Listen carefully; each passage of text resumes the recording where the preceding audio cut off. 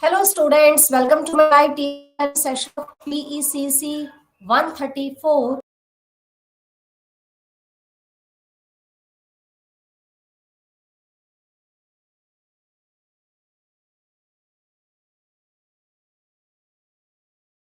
Types of inflation exist in economy and what is the meaning of inflation? This topic we have done in previous session. In today's session, we will discuss about inflation and Phillips curve. And what are the main effects of inflation? You know that inflation means a continuous, a persistent rise in price level. When price increases continuously for the long time period, that is called inflation. And inflation has so many types. Like there may be creeping inflation. According to the rate, we can explain different types of inflation like creeping inflation, and walking inflation, running inflation, galloping inflation, hyperinflation, and there are major two main broad categories in which we can divide this in demand pull inflation and second cost push inflation. And inflation, sometimes inflation is good for the economy, but sometimes it is bad. Hyperinflation and mild inflation or creeping inflation when inflation rate lies in between of 2 to 4% or below 10% or in two digit. If inflation rate is below two digit number or only in a single digit number, that is good for the economy. But when inflation rises to 200% or 100%, that's that the currency goes down, the power of money also falls. Now, in this session, we'll discuss about inflation and Phillips curve. Hyperinflation. You know that hyperinflation is that inflation in which price level is by 100% or by 200%. Economics occurs when a country experiences very high, accelerating, and perceptibly unstoppable rates of inflation. Two things happens as a consequence. One is general price level of goods and services increases, meaning currency losses its real value of economic items. And you know that monetary inflation is a totally monetary phenomenon because money supply rises, then price level also rises by same ratio or proportionately according to Irving Fisher. And the value of money half. Price level will also double, but the value of money will half. And vice versa, if money supply half, price level will be half and value of money will be double. And hyperinflation is a situation in which economy, when price level rises continuously at a very higher rate and money loses its real value. That is called inflation. Next is hyperinflation examples. You know that we have done this in hyperinflation exists in so many countries, existed in so many countries like in Germany in 1923 and Zimbabwe in 2008, Hungary in 1946 and Venezuela currently almost 1 million% prices doubling every few weeks, 20 millions boilers for fast food meal. And for 1 dozen eggs in Venezuela, you can buy 1 for 1 dozen eggs in US at the same price. Minimum wage equal to 1.61 US dollars.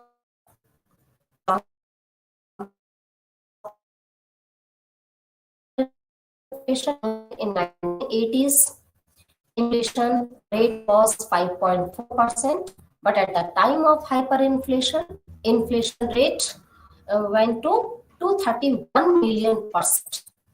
And in 1980, largest currency denomination was $20, and in 2008 2009, largest currency denomination is lie in between of 100 trillion, and unemployment rate at that time, which was 10.8%.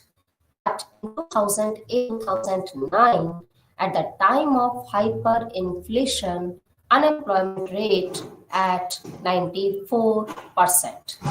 That is high. Next, now what is deflation? We have studied about inflation. Inflation is a continuous percent rise in price level. What is the meaning of deflation? Deflation is a situation when price level falls continuously for the long time period. It means deflation is totally inverse of inflation. In case of inflation, price level rises, and in case of deflation, price level falls. So deflation means reduction of price level. It causes falling prices, and it usually accompanies for and supply and demand, then deflation situation occurs. Inflation generally occurs at when aggregate demand greater than supply. When people are demanding more and more goods and services, but the supply of services is in short or in less quantity, then will go up. Then inflation problem will occur. And deflation situation, when supply excess is for services, then yes, will further reduce the production level. In case of deflation, output level will decrease. Employment level will also decrease. When employment decreases, then income will also decrease. So in case of deflation, income level, output level, and employment level all will economy go in state of depression or recession. Inflation, economy will reach situation of, but you know that inflation is for the economy. In case of deflation, when price level falls, the value of money, which is inversely related with the price level, at that time, value, so it increases the value of money.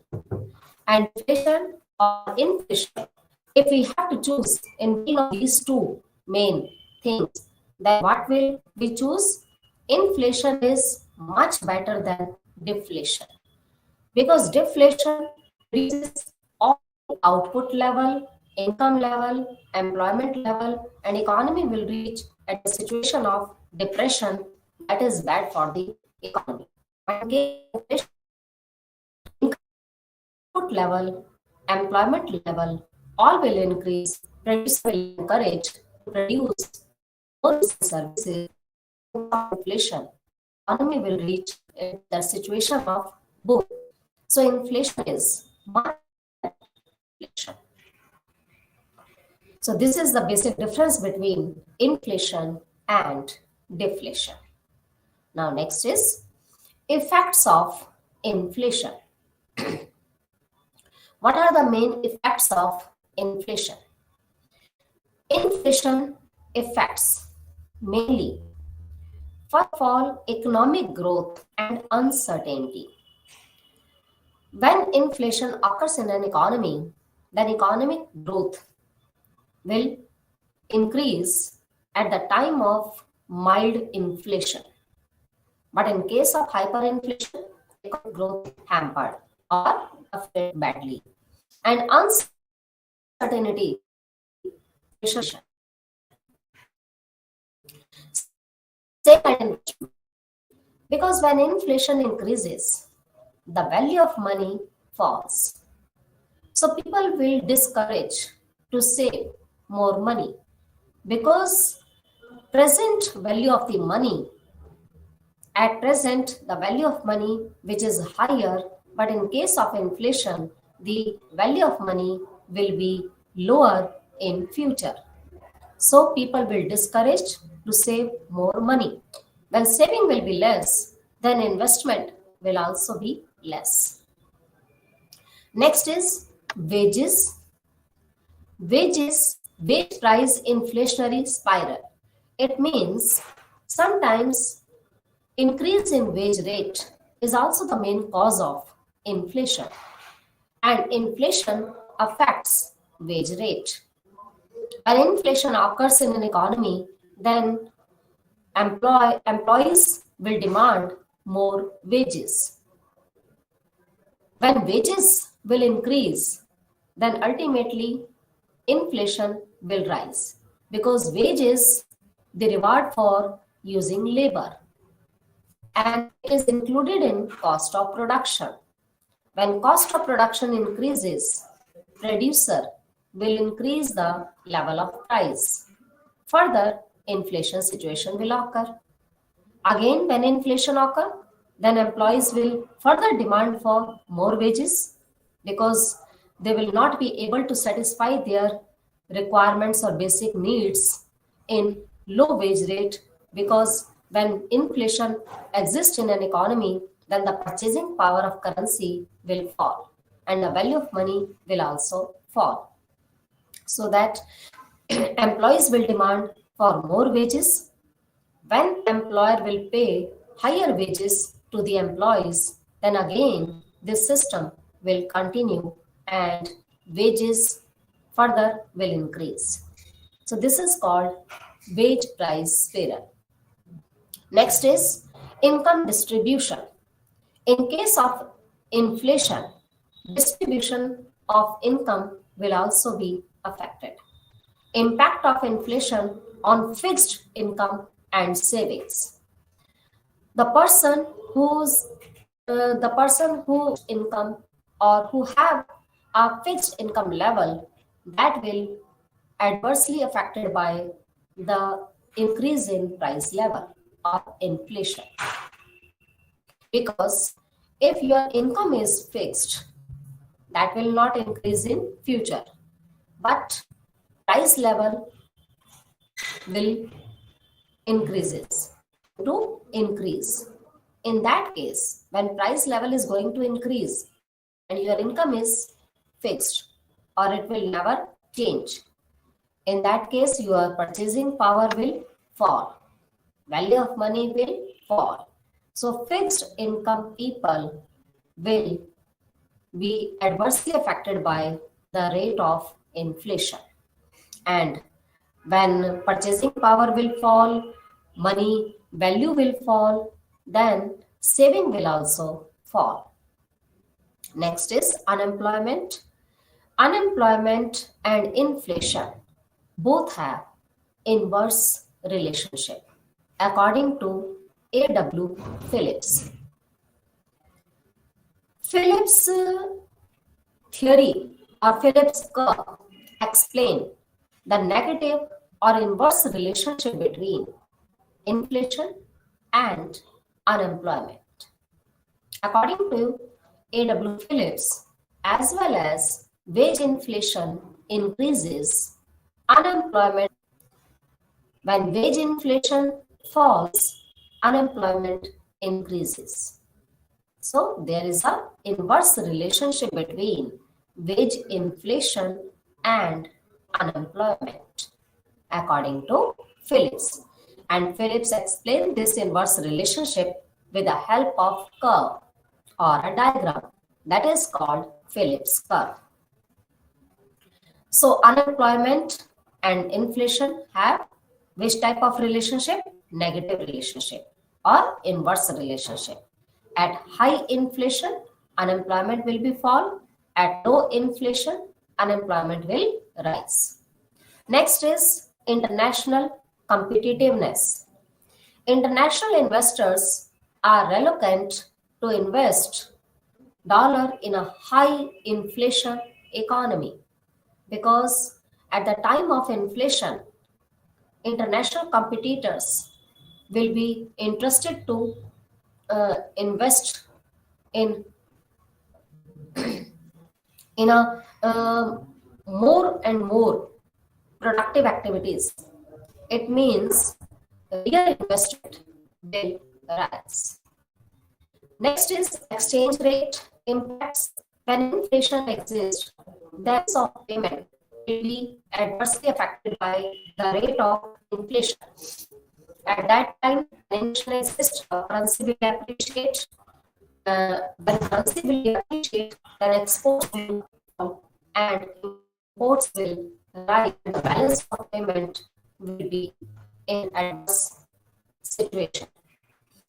And interest rate, at the time of inflation, interest rate will fall because saving will be discouraged. When people have no income, value of money falls, inflation until at that interest rate will fall. These are the impacts of inflation. Now next is impact of inflation. Inflation, you know that it has some positive effects and some negative effects. What are the negative effects of inflation? Number one is inflation. Since you know that inflation gives benefit to the country and some investors. Benefits to investors are and first recipient of the inflated money. Big cartel. Cartel means group of few sellers. Big cartels destroy small sellers. In case of inflation, borrowers' situation will be good than lenders. So debtor situation will be good in case of inflation and creditor situation will be inverse of in case of inflation. Inflation may reduce the severity of economic pressures and Tobin effect. In case of inflation, it can increase investment level because when inflation increase, it means aggregate demand is more than aggregate supply. When demand is increasing, then producer will encourage to produce more goods and services. Then production level will rise, investment will rise, employment level will rise, and further income level will also rise. So these are the positive impacts of inflation. But now, what are the negative effects of inflation? Negative effects of inflation are number one is in case of inflation, black marketing or hoarding will increase. Some suppliers will hoard or they will do black marketing and artificially they can rise the price level. Distortion of relative prices situation will also exist at the time of inflation. Increased risk and higher uncertainties.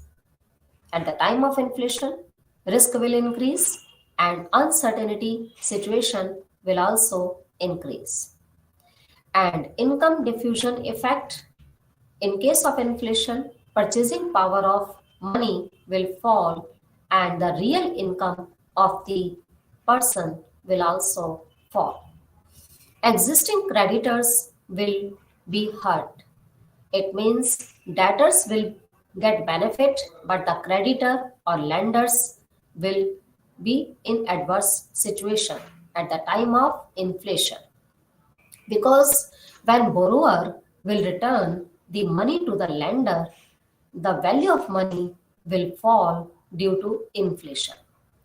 So we can say that in case of inflation, creditor or lender situation will be bad and borrower situation will be good, because when borrower uh, borrow money in previous year, then the value of money will be higher than today. Next is fixed income people will also affected adversely in case of inflation. Next is increased consumption ratio at the early stages of inflation. You know that inflation generally exists at that time when demand is more than supply. It means consumption ratio will increase at the early stage of inflation. It will lower national saving. National saving is the summation of private saving plus public saving. If we add private saving, which is made by private individual person, and public saving is made by government or public institutions, and if we add both types of saving like public saving and private saving, then we can get national saving. And at the time of inflation, national saving will decrease, and it will create the illusion or confusion of making profits. Illusion of making profits, because when price level rises, then consumer has to pay more price for buying limited quantity of goods and services, and it's a illusion. We are paying more, but ultimately producer is not getting more because the value of money will fall. If you have 1,000 rupees or 2,000 rupees and the value of money is equivalent to 100 rupees, then it's the illusion of making profit that you are getting more. When your purchasing power of currency is lower, then if you are earning more, how can you say that your profit will rise? Next is causes, malinvestment, tax brackets, and business cycles. In case of inflation, business cycle situation will exist. Business cycle has four stages. One is boom, second is recession, third is depression, and fourth is recovery. You know that business cycles are wave like fluctuations, and it occurs according to the different situation which exist in an economy. When inflation exists, then boom situation will also exist. And in case of deflation, depressions will exist. So business cycles have boom, recession, depression, and recovery, which occurs. Next is currency debasement. The value of currency will be lower and imports will be higher, exports will be lower. When our currency appreciated due to inflation, in that case other countries will not buy our product, because price level if increases in domestic market, then foreigners will not be attracted to buy our product. In that case, our exports will fall and imports will rise. And if imports rises, then our import bill will also rise, and payment will be more than receipts. In this case, balance of payment will be unfavorable, and balance of payment will be unfavorable, and that will not be good for the economy. And in case of inflation, rising prices of imports also. So these are negative effects of inflation. So in this, we have studied that inflation has some positive effects, but negative effects are more than positive effects. Now next is effects of inflation on production. Now how inflation affects the production level. You know that when inflation exists in an economy, it will be adversely affect on capital formation. Capital formation means investment or increase in the net capital assets. Reduction in saving. When inflation occurs, then saving will reduce as cost of living rises. Less saving will lead to less investment, and less investment means low capital formation rate. When capital formation rate will be lower, then production will be distorted and production will also be lower. Inflation distort production by diverting resources to the production of non-essential goods or higher profit goods. From essential goods have lower profit margin, and non-essential goods, which are luxurious goods and which are demanded by few people, that will be at higher profit margin. So production distortion situation will exist at the time of inflation. Inflation distort the production by diverting resources to the production of non-essential goods to from high essential goods. Next is blackmail and hoarding will exist at the time of inflation. Speculation, people will be interested to invest their money in share market or in bonds or patent documents because real investment and but financial investment will encourage, will increase. So speculation will increase in case of profit oriented pressures to profit in case of inflation, they will rise artificially. Sometimes they will artificially rise of those product whose supply is in abundant quantity, but they will hoard or they will do black marketing and artificially they will rise the price level and quality will be deteriorated or decreases. Now next is, in this chart we can say that inflation also affects distributors. In effects of inflation in distributors, decrease in customer purchases. When inflation increases, then customer purchases will decrease. Wages and employees turnover also affected by inflation. You know that fixed wages will be affected badly, and it will increase the inventory cost, and the cost of production will also rise. Delivery cost will increase, and investment capacity will decrease. So these are the main effects of distributors of inflation.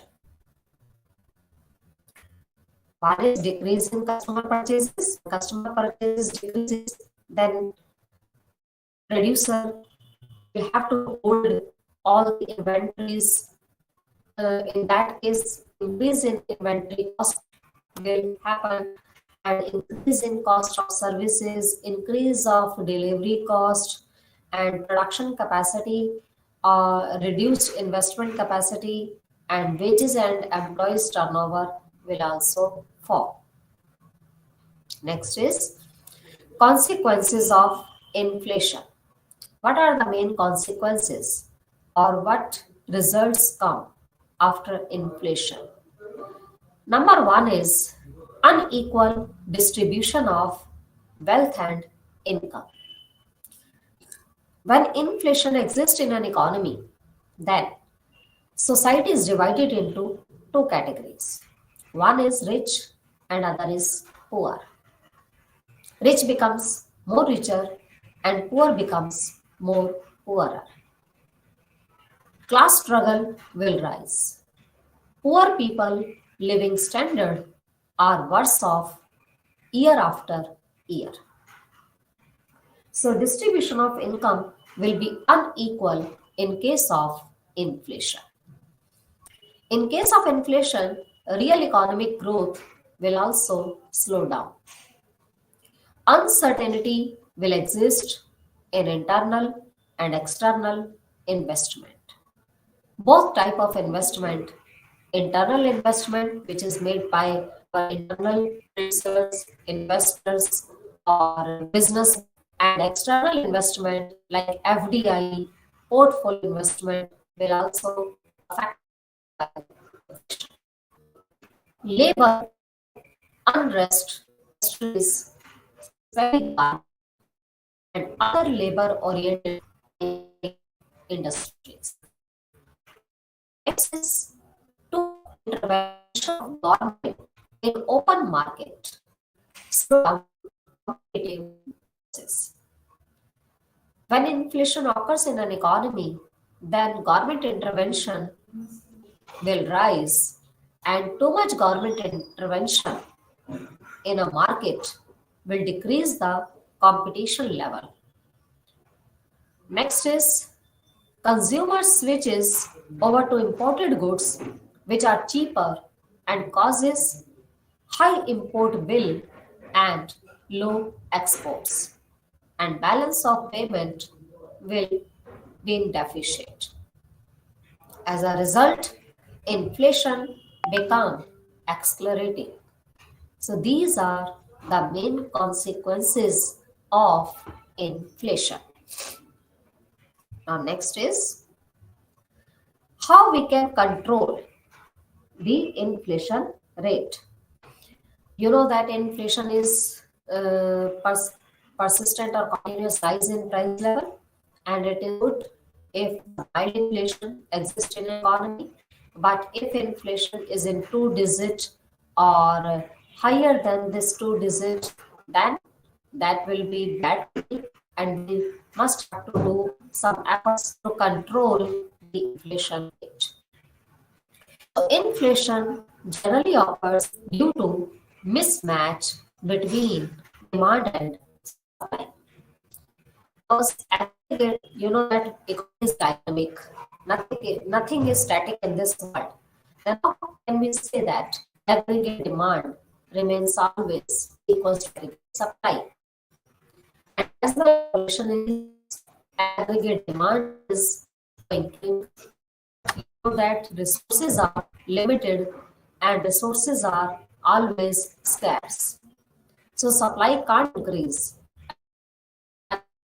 According to the increasing, there is a mismatch between demand and supply. That's why inflation situation exists in an economy. And in case of mismatch situation, disequilibrium situation occur. And measures to control inflation mean we must have to reduce the demand or increase in supply to correct, because if demand is more than supply, then we should cut down the demand and supply we should increase. If we increase demand, then demand and supply can be again reach at the situation of equilibrium, and we can remove this disequilibrium situation. And government can follow two types of main policies like monetary policy and fiscal policy. Monetary policy and fiscal policy also helps to control the inflation situation. Monetary policy is that policy which is made by RBI. RBI has full control over supply of money. RBI can increase the supply of money and RBI can decrease the supply of money. And RBI can also control the credit creation process. So RBI has a power to control the inflation situation or to handle deflation situation. And fiscal policy is that policy which is made by government, in which government can use its main tools like public revenue, public expenditure, and public debt. By these tools, government can control inflation and the situation of deflation also. And what are the main monetary policy instruments? There are two main instruments of monetary policy. One is quantitative instrument and other is qualitative instrument. Quantitative instruments are like bank rate, open market operation, cash reserve ratio, statutory liquidity ratio, repo rate, reverse repo rate. All these are included in quantitative instrument. And qualitative instruments are like margin requirements, rationing of the credit, moral suasion, and direct action. By these two instruments, RBI can control the situation of inflation and deflation. Now, next is measures of inflation. How we can control this inflation? One is monetary measure, next is fiscal measures, and next is price control.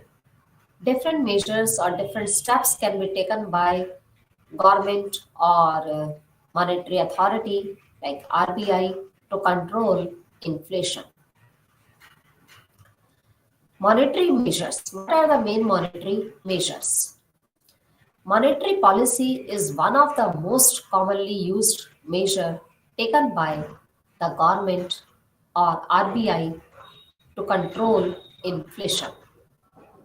In monetary policy, central bank increases rate of interest. When rate of interest increases, then borrowing will be more expensive. Borrowing for commercial bank, it means interest rate will increase not on saving, interest rate will increase on borrowings from commercial for commercial banks. This would reduce money supply in the market, which in turn control inflation. In quantitative instrument, first point is bank rate. Bank rate is that rate at which RBI provides loans and advance facilities to the commercial bank. When bank rate increases, it means loan will become more expensive. The loan which is taken by commercial bank from the RBI, if bank rate increases, then loan will become more expensive or costly. Commercial bank will take less loan from the RBI and give less loan to the public. So public purchasing power will also fall. And if purchasing power of the public will fall, then their demand will also fall. So in case of inflation, we should reduce the aggregate demand and we should try to increase the supply of the goods and services. Then we can eliminate the disequilibrium situation and reach at again equilibrium position. So if RBI increases the rate of interest on borrowings for commercial banks, this would reduce money supply in the market, which in turn control inflation. Next is fiscal measures. And again, we can discuss about so many measures we can use for controlling inflation, like bank rate, open market operation. Open market operation is that tool of monetary policy in which RBI can sell or buy securities from the public and to the public. In case of inflation, RBI will sell the securities to the public so that purchasing power of the public will reduce and the demand will also reduce and inflation can be controlled. And CRR is cash reserve ratio. Cash reserve ratio is that ratio at which commercial bank has to keep their total amount of deposits, the certain percentage of their deposited amount with RBI. If CRR increases, credit creation power of the commercial bank will reduce and inflation will be controlled. And if CRR decreases, then credit creation will increase or lending capacity of the commercial bank will also increase. Next is repo rate. Repo rate is same as bank rate, but the difference is that bank rate is for the longer time period and repo rate is related with short time period. And qualitative instruments like margin requirements, moral suasion, rationing of the credit, and direct action. RBI can use this qualitative instrument for controlling inflation, in which number one is margin requirement. You know that RBI, whenever commercial banks provide loans and advance facilities to the public, then they will always take some mortgage or pledge or securities against loan. When the mortgage or pledge amount or securities amount will rise, then borrowing will be more expensive and people will take less loan from the commercial bank. Their purchasing power will reduce and their demand will also reduce. Because the main goal of RBI is, in case of inflation, to control the purchasing power of the public and to reduce the purchasing power of the public by increasing the interest rate on borrowings.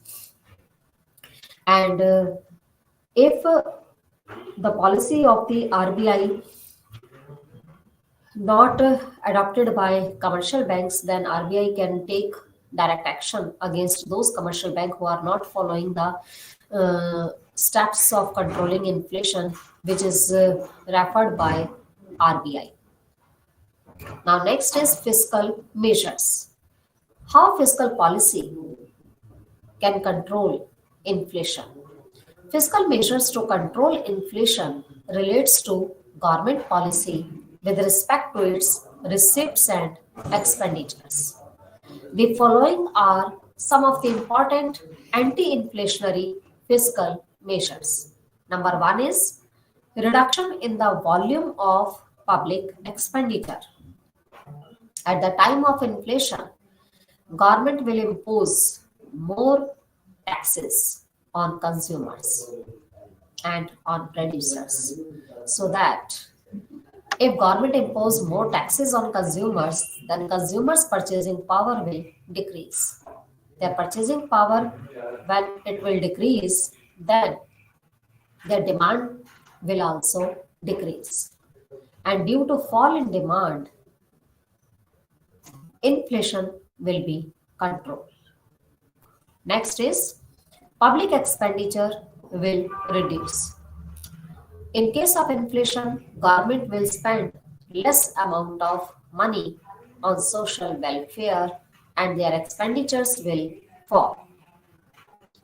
Public expenditures, why government cut this expenditure? You know that one person expenditure is another person income. If government reduces the public expenditure, then purchasing power of people will also fall. And purchasing power of people fall, then their demand will fall and inflation will be controlled. Next is government will increase the tax rate, introduction of new taxes, and bringing more people under the coverage of taxes. All these measures will be taken by government to control inflation. So these are called fiscal measures. Now next is control of inflation. You know that monetary policy, fiscal policy, and other measures we can adopt uh, for controlling the inflation rate.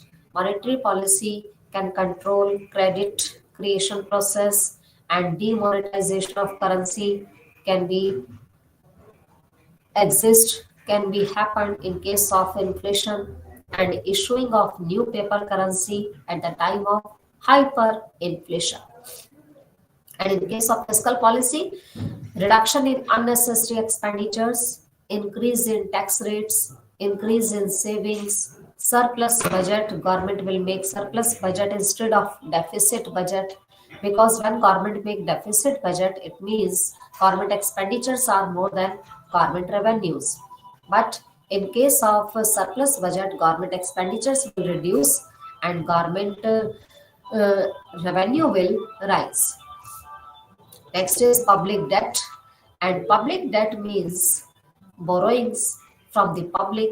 In case of inflation, government will take more borrowings from the public, so that purchasing power of the people will reduce. Next is other measures to increase production. Producers should try to increase the production level so that the mismatch in between of demand and supply can be removed, and rational wage policy should be adopted by the government or authority, and price control, black marketing should be stopped, and artificial hoardings or shortage should be controlled. Then inflation can be controlled.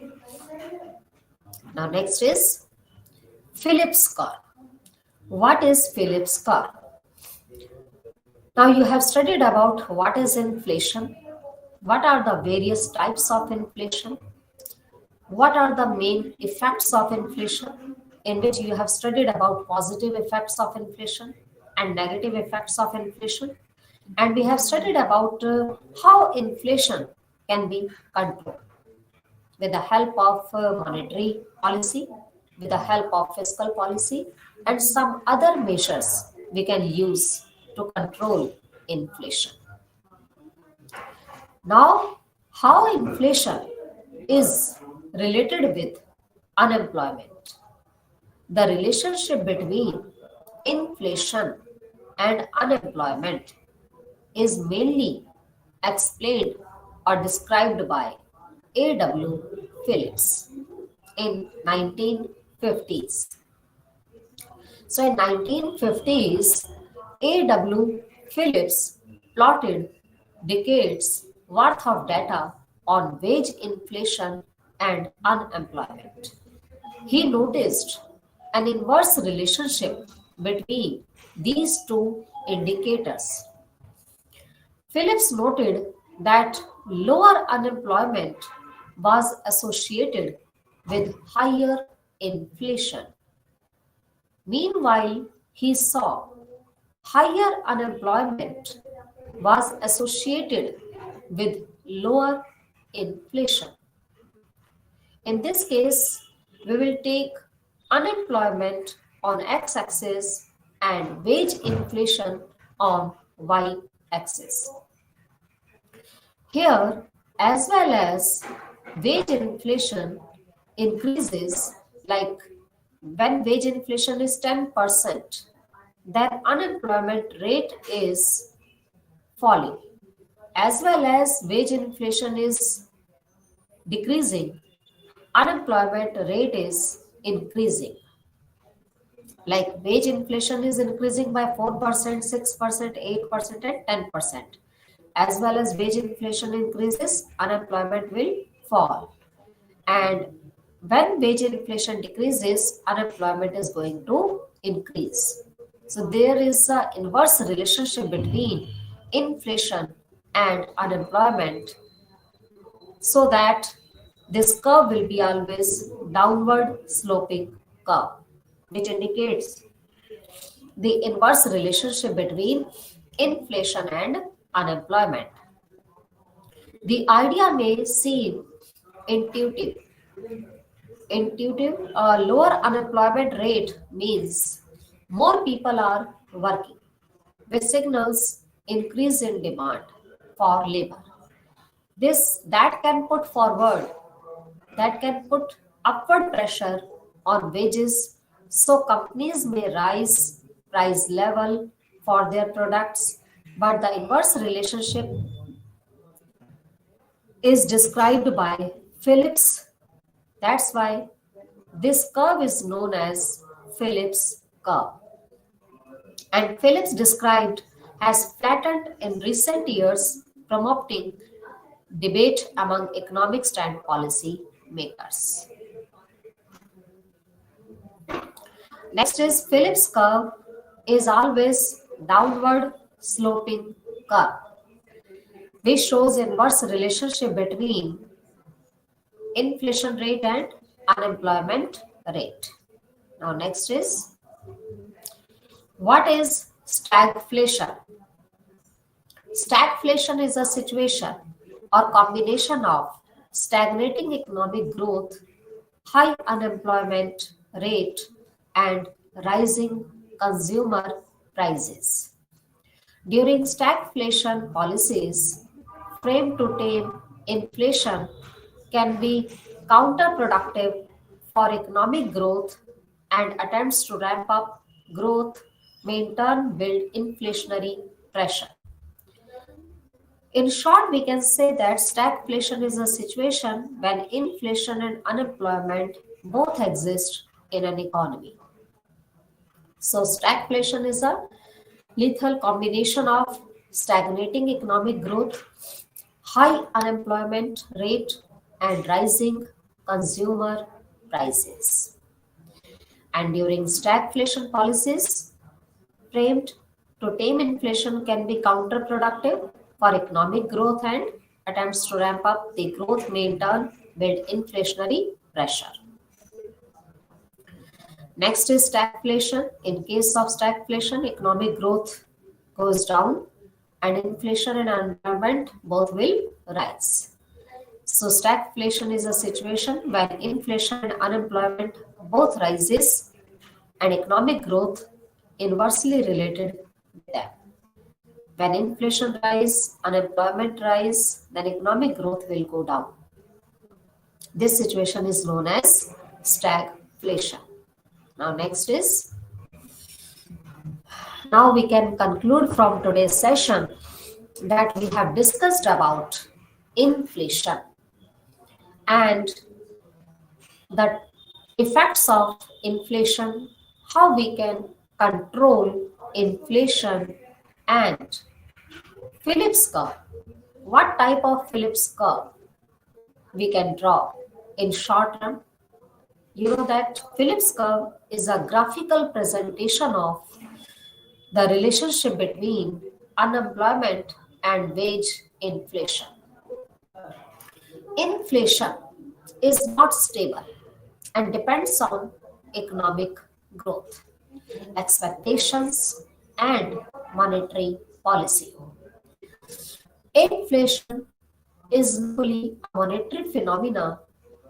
According to Milton Friedman, it's a totally monetary phenomena because whenever money supply rises, price rises, money supply falls, price falls. But you know that in case of demand pull inflation, inflation occurs when aggregate demand is more than supply. And in cost push inflation, inflation rises when cost of production increases.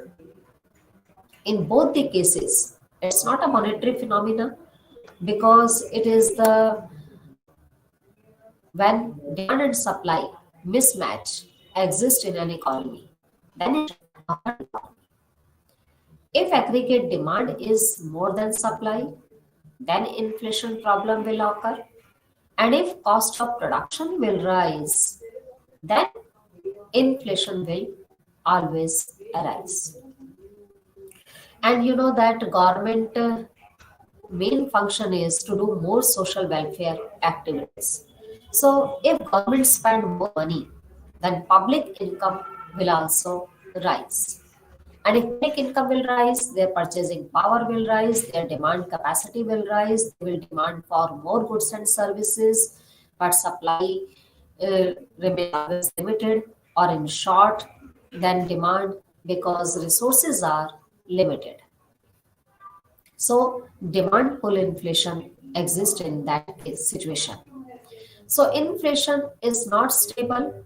It's not always remains in a static way, and it depends upon economic growth. If economy is growing at a faster rate, so inflation must be exist at that time. And monetary policy is that policy which is made by Reserve Bank of India and control the supply of money, can uh, s- increase the supply of money. So monetary policy can easily control the supply of money, and fiscal policy can also control this supply of money. How fiscal policy can control? Fiscal policy, in this policy, government will impose more taxes on consumers so that their purchasing power will reduce, will demand for less goods and services. In this situation, uh, demand will be less, and it will again reach an equilibrium situation, and demand and supply will be equal, because no problem of inflation, no problem of deflation exists in an economy if demand and supply remains always equal. According to classical economics, demand and supply remains always equal, and no problem of overproduction and no problem of underproduction exist in an economy according to JB.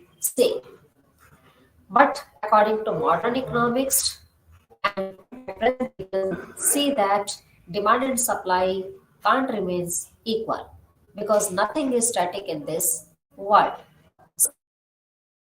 Dynamic situation world where demand may be greater than supply and supply may be greater than demand.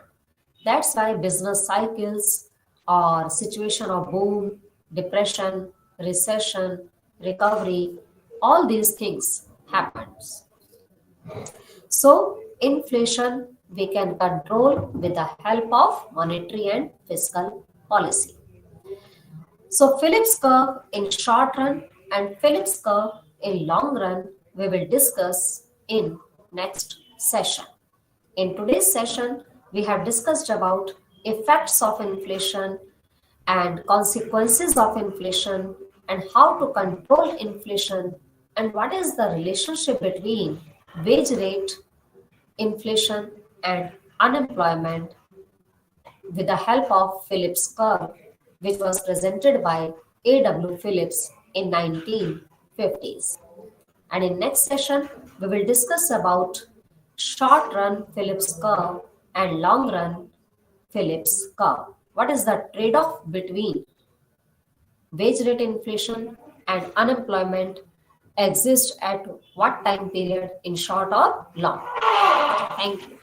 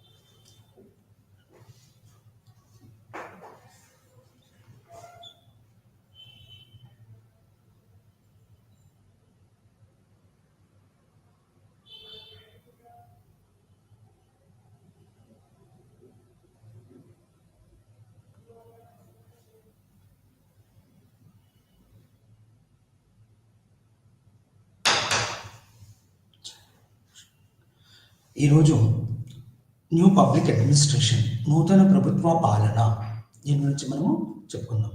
నూతన ప్రభుత్వ పాలన అర్థం చేసుకోవడానికి ముందు ప్రభుత్వ పాలన యొక్క స్వభావాన్ని అర్థం చేసుకోవడం చాలా ముఖ్యం.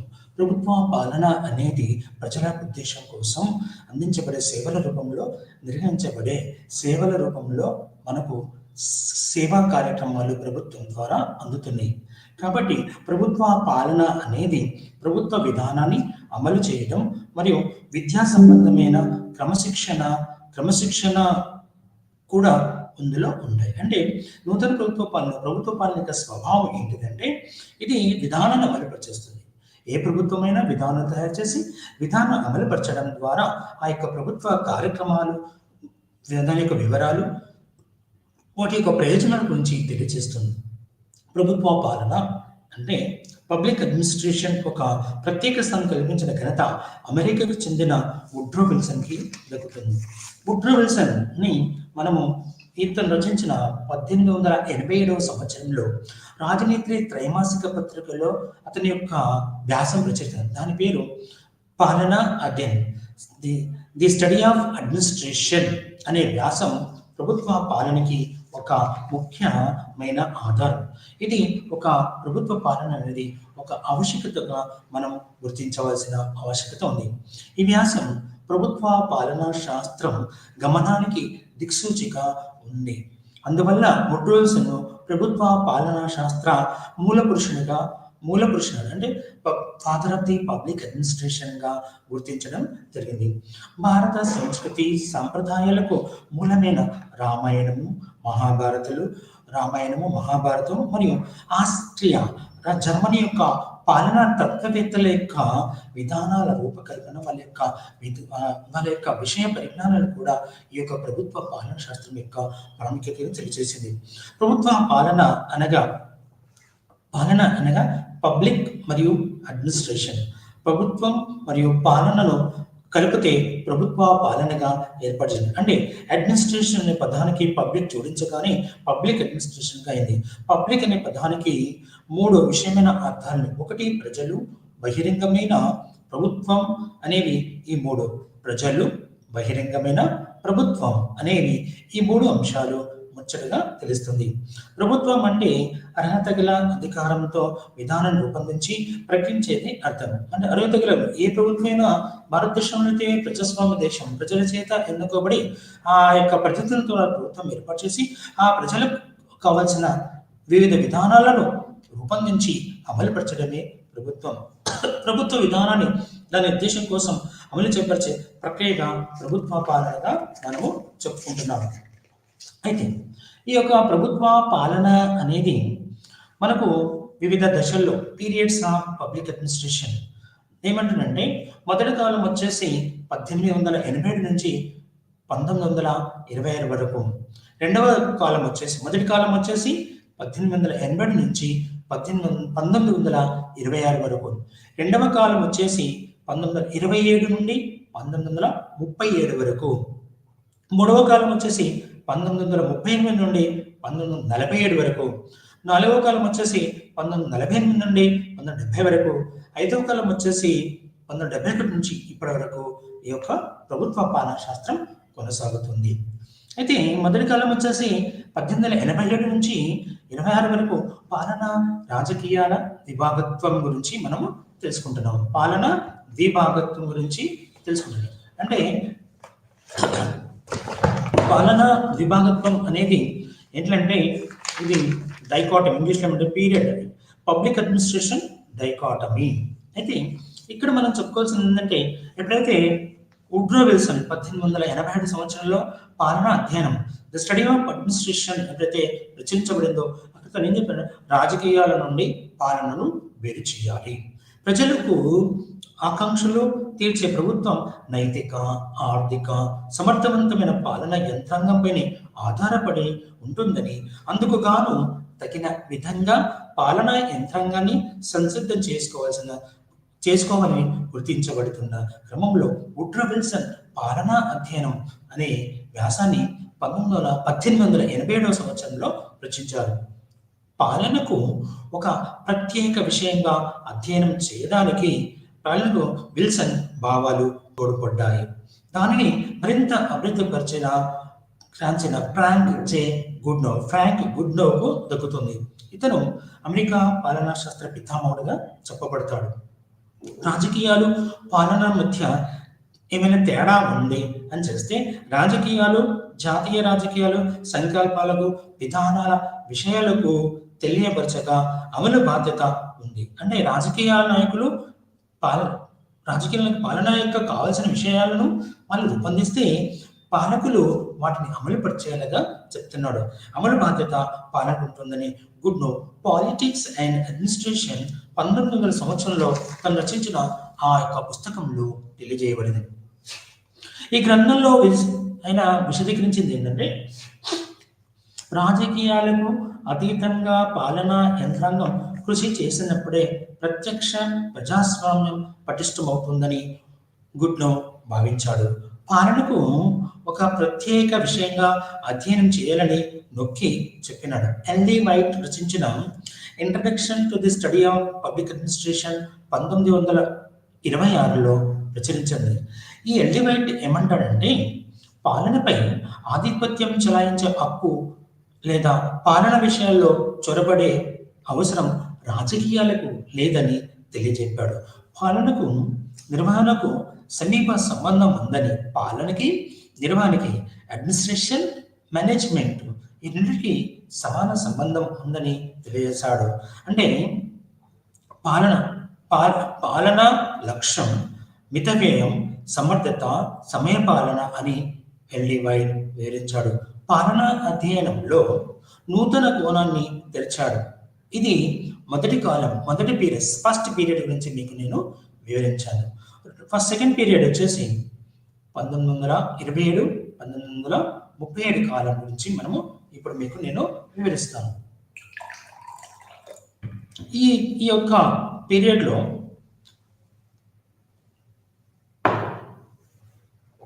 ఈ యొక్క కాలంలో పాలనా సూత్రాల గురించి వివరించబడ్డాయి. అందుగా చెప్పాలంటే సమర్థవంతమైన నిర్వహణ, సమర్థవంతమైన పాలన పర్యాయాలుగా తెలియనపచ్చింది. పాలనా పద్ధతులు, విధులు, సంస్కృతులు, పరిసరాలు, వ్యవస్థ నిర్మాణంలో సంబంధం లేకుండా ఎలాంటి పరిస్థితుల్లోనైనా అమలు చేసే సూత్రాలు అవసరం. పారిశ్రామిక సమాజాలు ఏర్పడడం మూలంగా వాటి యొక్క నిర్వహణ కోసం ఈ యొక్క పాలన సూత్రాలను ఏర్పాటు చేశారు. పారిశ్రామిక రెవల్యూషన్ అతిపెద్దదిగా ఉత్పత్తి చేయడం. అంటే పారిశ్రామిక రెవల్యూషన్ అంటే పరిశ్రమల్లో అధిక ఉత్పత్తిని పెంచడం గురించి చేసిన కొన్ని దేశాలు ఈ యొక్క విధానం నుంచి ఆందోళన చెందుతున్నాయి. అంటే దీనిలో పరిశ్రమలు వేగవంతమైన విస్తరణ అవసరమని అనేక సమస్యలు, ఎప్పుడైతే వేగవంతంగా పనులు నడుస్తున్నాయో వాటి కోసం అనేకమైన సమస్యలు ఉత్పన్నమయ్యాయి. వాటి యొక్క నివారణ కోసం ఈ యొక్క పాలనా సూత్రాలను ఏర్పాటు చేయబడ్డాయి. అందులో భాగంగానే ఎఫ్డబ్ల్యూ టైలర్ సైంటిఫిక్ ప్రిన్సిపల్స్ అంటే శాస్త్రీయ నిర్వహణ సూత్రాలను అతను అందించాడు. దానికన్నా పూర్వమే హెన్రీ ఫెయిర్, ఇతను ఫ్రెంచ్ శాస్త్రవేత్త, ఇతని రచనలన్నీ ఫ్రెంచ్లో ఉండడం వల్ల ఆ తర్వాత ఆంగ్లంలో దాన్ని తర్జుమా చేసే వరకు ఇతన్ని నిర్వహణ శాస్త్ర పితామహుడిగా చెప్తామని. ఇతను రచించిన సూత్రాలు, ముందులో అతను రచించిన ఈ కాలంలో అతను నిర్వాహకులు ఎలా ఉండాలి, వారి యొక్క అభిప్రాయాలు చాలా ప్రాముఖ్యతను పొందాయి. ఈ కాలంలో ప్రభుత్వ పాలన చరిత్రలో సూత్రాలు స్వర్ణ అధ్యయనం, ఇట్ ఈస్ ఏ గోల్డెన్ ఎరాగా మనం చెప్పవచ్చు. ఇది గౌరవప్రదమైనగా మనం ఉన్నత స్థాయిని చేకూర్చిందని మీకు తెలియజేస్తున్నాను. అయితే ఇక్కడ మళ్ళీ మనకు మూడో అధ్యాయంలో వచ్చేసరికి ప్రభుత్వ పాలనా శాస్త్రం అనేది చాలా విధానం. దీనికి మనకి చెప్పేది ఏంటంటే, మూడో పీరియడ్లో ఇక్కడ వివిధ విధానాల్లో దీనికి ఏమంటారంటే, వీటిలో 1937 అంటే ఇక్కడ సంప్రదాయ సిద్ధాంతానికి సవాలుగా చెప్పబడింది. ఇందులో 1938లో రచించిన సైమన్ ఇచ్చిన ది ఫంక్షన్స్ ఆఫ్ ఎగ్జిక్యూటివ్ లాంఛనప్రాయం కానీ లాంఛనప్రాయ సమూహాలు ఉంటాయని, అలాగే మేయో పరిషత్తును విస్తృతపరిచి వ్యవస్థ అంటే క్రమానుగత శ్రేణి ఆధారంగా పనిచేస్తున్నాయని చెప్పారు. ఇందులో ఈ యొక్క లాంఛనప్రాయం వ్యవస్థలను అర్థం చేసుకోవడానికి చెస్టర్ బర్నార్డ్ యొక్క వివరాలు కూడా మనకు తెలుసు. లాంఛనప్రాయాన్ని గురించి తెలియజేస్తున్నాడు. ఇక ఈ యొక్క 45 దశల ఆరంభం నుంచి పాలన సిద్ధం 2 విషయాలపై కేంద్రీకృతమైంది. ఒకటి రాజకీయాల ద్విభాగత్వ సమస్య మొదటిగా వచ్చేది పాలన రాజకీయాల ద్విభాగత్వ సమస్య ఒకటి కాగా, నిర్వహణ సామర్థ్యాల సూత్రాన్ని పెంపొందించడానికి 2వ అంశంగా చెబుతున్నారు. ఈ 2 విషయాలపై తీవ్ర వాదోపవాదాలు ఉన్నాయి. 1946లో సందర్భంలో అనేక మంది పరిశోధకులు తమ పరిశోధన ద్వారా 2 అంశాలను విమర్శించారు. అంటే రాజకీయాలు పాలన వేరే అంశంపై వివిధ పాలనా నిపుణులు తత్వవేత్తలు రచించిన వ్యాసాలు ఈ గ్రంథంలో పొందపరచబడ్డాయి. రాజకీయాల ప్రమేయం లేకుండా పాలనను చూడడం అసాధ్యమని, అవి ఆర్థిక విషయాలైనా ఉద్యోగ విషయాలైనా విధాన విషయాలైనా అమలుకు సంబంధించిన వాటిని రాజకీయ రహితంగా మనము చెప్పవచ్చని తెలియజేయబడుతుంది. ఇక వీటితో పాటు మన పాలన ప్రవర్తనపై కొన్ని విషయాల గురించి మనము ఇప్పుడు తెలుసుకుందాం. ఇది వచ్చేసి మనకు 3వది వచ్చేసి 1938 నుండి 1947 వరకు ఇది తెలియజేస్తుంది. ఈ యొక్క విధానంలో పబ్లిక్ అడ్మినిస్ట్రేషన్ షెడ్యూల్ అయిన వ్యాసం రాబర్ట్ థాల్ తన యొక్క 2 వ్యాసాలను పాలన సమర్థన విమర్శించాయి. ఒకటి అయితే the science of administration 3 problems అనే వ్యాసాలు 1947లో ప్రచురించాయి. ఈ 2 వ్యాసాలు తన యొక్క సైమన్ యొక్క ఆల్బర్ట్సన్ పబ్లిక్ అడ్మినిస్ట్రేషన్ రివ్యూ, మొదటిది సైమన్ రచన యొక్క పబ్లిక్ అడ్మినిస్ట్రేషన్ రివ్యూ, రెండవది వచ్చి రాబర్ట్ థాల్ యొక్క the science of administration 3 problems అనే వ్యాసాలు 1947లో ప్రచురించబడ్డాయి. వీటిలో ప్రమాణబద్ధంగా ఎదుర్కోలేకపోవడం అంటే ప్రజలకు ఎదురయ్యే సమస్యలను ప్రమాణబద్ధంగా ఎదుర్కోలేని పరిస్థితులు వచ్చాయి. అయితే ఇందులో 3 ప్రధాన సమస్యలు రాబర్ట్ ఉంచాడు. ఒకటి, విభిన్న సంస్కృత వ్యవస్థలలో ఉన్న పాలనా తులకను అర్థం చేసుకోకుండా పాలనను శాస్త్రము పిలవలేమని థాల్ అభిప్రాయం. అలాగే Herbert Simon the administrative behaviour అనే పుస్తకంలో నిర్ణయకరంపై గుణాత్మకమైన విశ్లేషణ జరిపి ప్రత్యామ్నాయ నమూనాలను దాదాపుగా అతను చేశాడు. సైమన్ ఈ యొక్క పాలనా సూత్రాలను ఒక సమ్మతులుగా కొట్టి పాడేశారు. అయితే వీటిని పాలనా సూత్ర నిబద్ధతను వాటిని ఉపయోగితను పరీక్ష తట్టుకుని నిలబడలేక పోయాయని, అనేక అసమర్థతలు వ్యవస్థ సిద్ధాంతంపై ఒక శాస్త్రానికి వీల్లేదని చెప్పబడ్డాయి. వ్యవస్థ నిర్మాణంలో మానవ అంశం ప్రాధాన్యత మేయో ప్రారంభించిన దాని క్రమబద్ధంలో వ్యవస్థలో అమలుపరచలేక ఘనత సైమన్కు దక్కుతుంది. ఇక మనకు పీరియడ్ వచ్చేసి the crisis identity public administration 1950లో ఏదైతే ఉందో ఇప్పటిదాకా మీకు నేను వివరించాను. వ్యవస్థీకృత నమూనా మానవ అంశాల గురించి ఎక్కడైతే ఈ వ్యవస్థలో the crisis and public administration policies there.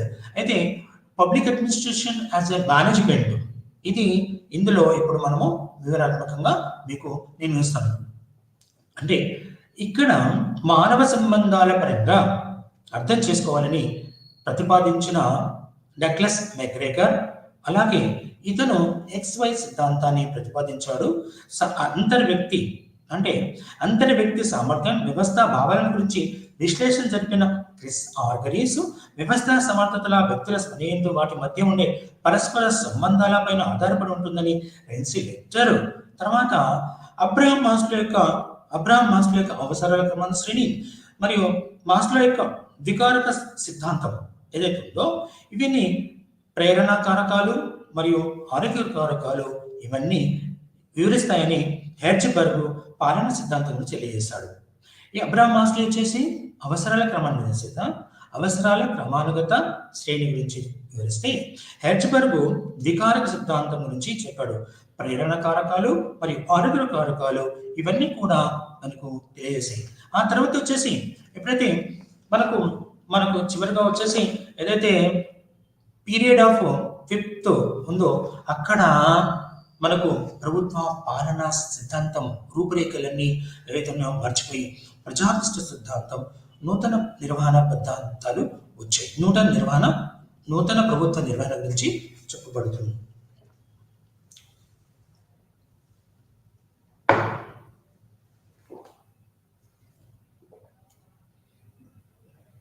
అయితే వివిధ దేశాలు మనకు వచ్చే ఈ పీరియడ్ ఏంటంటే వచ్చేసి 5వ పీరియడ్ ఏదైతే ఉందో మనకు ఇందులో ఏమంటారంటే ప్రజాభిష్ట సిద్ధాంతం. ఇది వివిధ దేశాల ప్రభుత్వాలు నూతన సాంకేతిక సామాజిక సవాళ్లు మార్కెట్ పోటీని తట్టుకోవడానికి వీలుగా పాలనను తమ పరిస్థితులకు అనుగుణంగా అన్వయించుకున్నాయి. అయితే దీనిలో నూతన ప్రభుత్వ పాలన, ప్రజాభిష్ట సిద్ధాంతం, ప్రభుత్వ నిర్వహణ వంటి వివిధ భావనలు పాలన సిద్ధాంతం పరిణామ క్రమంలో చోటు చేసుకున్నాయి. ప్రజాభిష్ట భావన అర్థశాస్త్రంలో ఒక భాగం. అర్థశాస్త్రాన్ని మార్కెట్ రహిత న్యాయీకరణ కంటే పాలనకు సంబంధించిన నిర్వహణకు అన్వయించడమే ప్రజాభిష్ట సిద్ధాంతం. ఈ సిద్ధాంతాన్ని రాజకీయాలకు సంబంధించిన ఆర్థిక సిద్ధాంతంగాను విధాన నిర్ణయాన్ని అందించే ప్రజా సిద్ధాంతాలుగా అన్వయించడం జరిగింది. అయితే ఈ ప్రజా సిద్ధాంతాన్ని కొరసంగా 1980లో ముందుకు వచ్చే సిద్ధాంతమే విస్తృతంగా పాలనా పద్ధతులు అనేక విధానాలుగా రూపు చెందాయి. అయితే ఈ యొక్క ప్రభుత్వ పాలనా శాస్త్రం ఎప్పుడైతే 1970 తర్వాత ఏమిచ్చిందంటే NASPAA, national association of school of public administration. మళ్ళీ ఒకసారి చెప్తాను. 1970 దశకంలో ఇలా ప్రభుత్వ పరిణామ క్రమంలో ఎన్నో మార్పులు చెందుతూ 1970 దశకం నుంచి ఏమొచ్చిందంటే NASPAA, national association of schools of public administration అనేది ఈ యొక్క అమెరికా దేశంతో పాటు వివిధ ప్రపంచ దేశాలన్నింటినీ కూడా ఒక విధానంలోనికి మార్చాయి. అయితే ఈ యొక్క ప్రభుత్వ పాలనా శాస్త్రంలో ఇప్పుడు వచ్చిన నూతన ప్రభుత్వ పాలన విధానంలో ఈ గవర్నెన్స్ అనేది అతి ముఖ్యమైనది.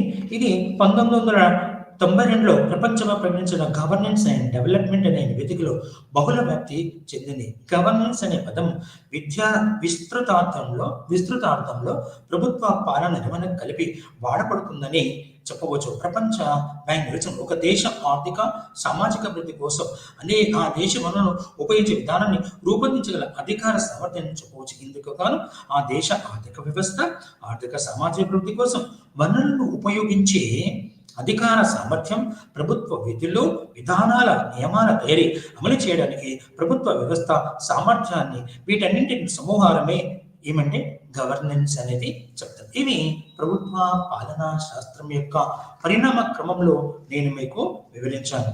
ఆ తర్వాత మనకు వచ్చేసి మొత్తం ప్రభుత్వ పాలనా శాస్త్రం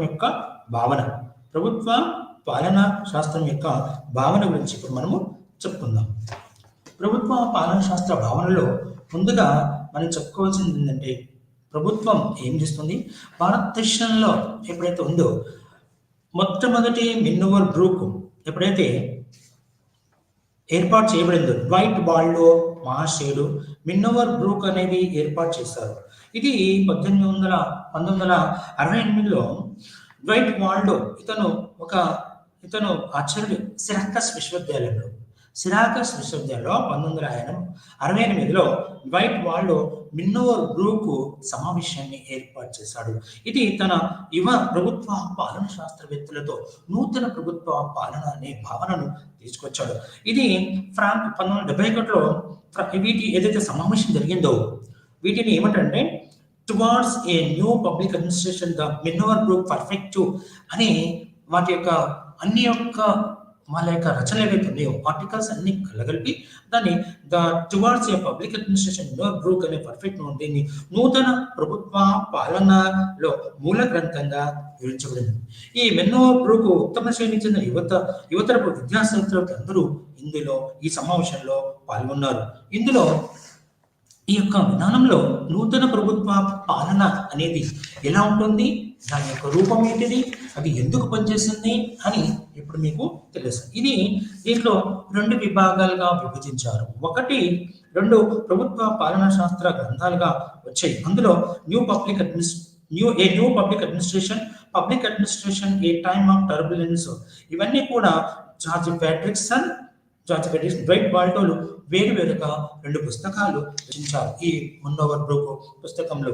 అయితే ప్రభుత్వ పాలన రాజకీయ సిద్ధాంత సమస్యనే అనే దానికి మాలిస్ సైర్ అనే వ్యాఖ్య నూతన ప్రభుత్వ పాలకులు తమ సొంత విధానాలను సొంత నినాదానంగా స్వీకరించడం.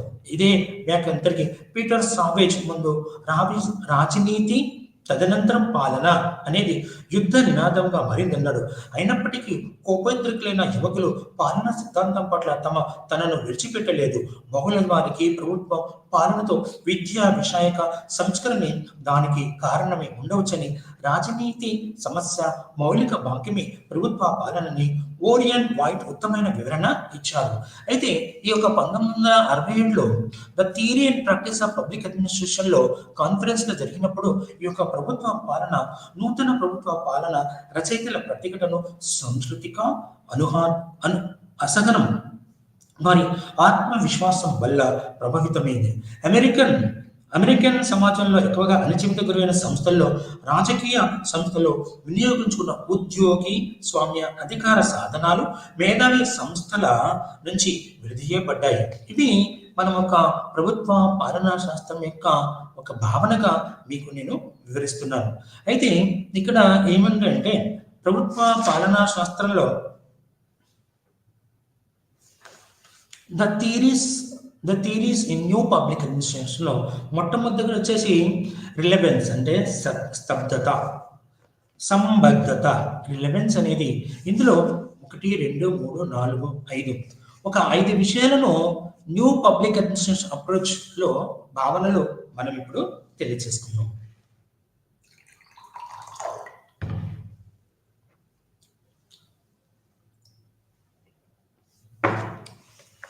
అయితే సంబద్ధత అంటే రిలవెన్స్ లో ఏం చెప్తున్నానంటే, ప్రభుత్వ పాలనా శాస్త్రం సంబద్ధతకు సన్నిహితమైనదిగా ఎప్పుడు గౌరవించడం జరిగింది. ప్రభుత్వ పాలనా శాస్త్రం సంబద్ధతకు సన్నిహితమైనదిగా ఎప్పుడు గౌరవించడం జరిగింది. ప్రభుత్వ పాలన ఎంతో కాలంగా ప్రభుత్వ నిర్వర్తనకు మెరుగుపరిచేదిగా ప్రసిద్ధికెక్కింది. అయితే ప్రభుత్వ పాలనా శాస్త్రం నేడు మున్నోవర్ బ్రూక్ సమావేశంలో పలువురు అభిప్రాయపడ్డారు. టువర్డ్స్ న్యూ పబ్లికేషన్ గ్రంథంలో మొదటి అధ్యాయం ప్రభుత్వ పాలనా శాస్త్ర అధ్యాయానికి సంబద్ధత పునరుద్ధరణ చేయబడింది.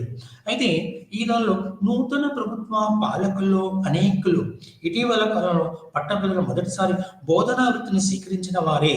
అయితే అధ్యాపకులు వారు ప్రభుత్వ పాలనలోని ఉద్యోగి బృంద పాలన, బడ్జెట్ మెలకువలు మరియు పాలనా చర్య ఉత్పన్నమయ్యే రాజకీయ ప్రామాణిక ఇబ్బందులను బహిరంగంగా ఎదుర్కొని చర్చించే పాఠ్యాంశం కావాలని చెప్పారు. అంటే విజ్ఞానం ఎందుకు అనే పాత ప్రశ్నకు లేవనెత్తి కొందరు ప్రభుత్వ పాలనా శాస్త్ర సంబద్ధతను వేరొక పంథాలు పేర్కొన్నారు. దీనిని ఉద్దేశం కేవలం రాజకీయ అధికారం తరపున ఉద్యోగాలు నిర్వర్తించిన పాలన విజ్ఞానాన్ని విమర్శించడం జరిగింది అనేది చెప్పారు. అయితే ఇందులో ఈ యొక్క ఉదాహరణ 3, 4, 5 సంబద్ధతను గురించి సంబంధించి నూతన పోకడలను సంబంధించిన ప్రయత్నమే నూతన పోకడలు మారినట్టే సంబద్ధత భావాలు కూడా మారుతాయి. అంటే రిలవెన్స్ లో అనేది ఏం చెప్తున్నారంటే ప్రభుత్వ పాలనా శాస్త్రం ప్రశ్నలు వేశారు. ప్రభుత్వ శాస్త్ర పరిజ్ఞానంలో ఇమిడి ఉన్న సామాజిక నైతిక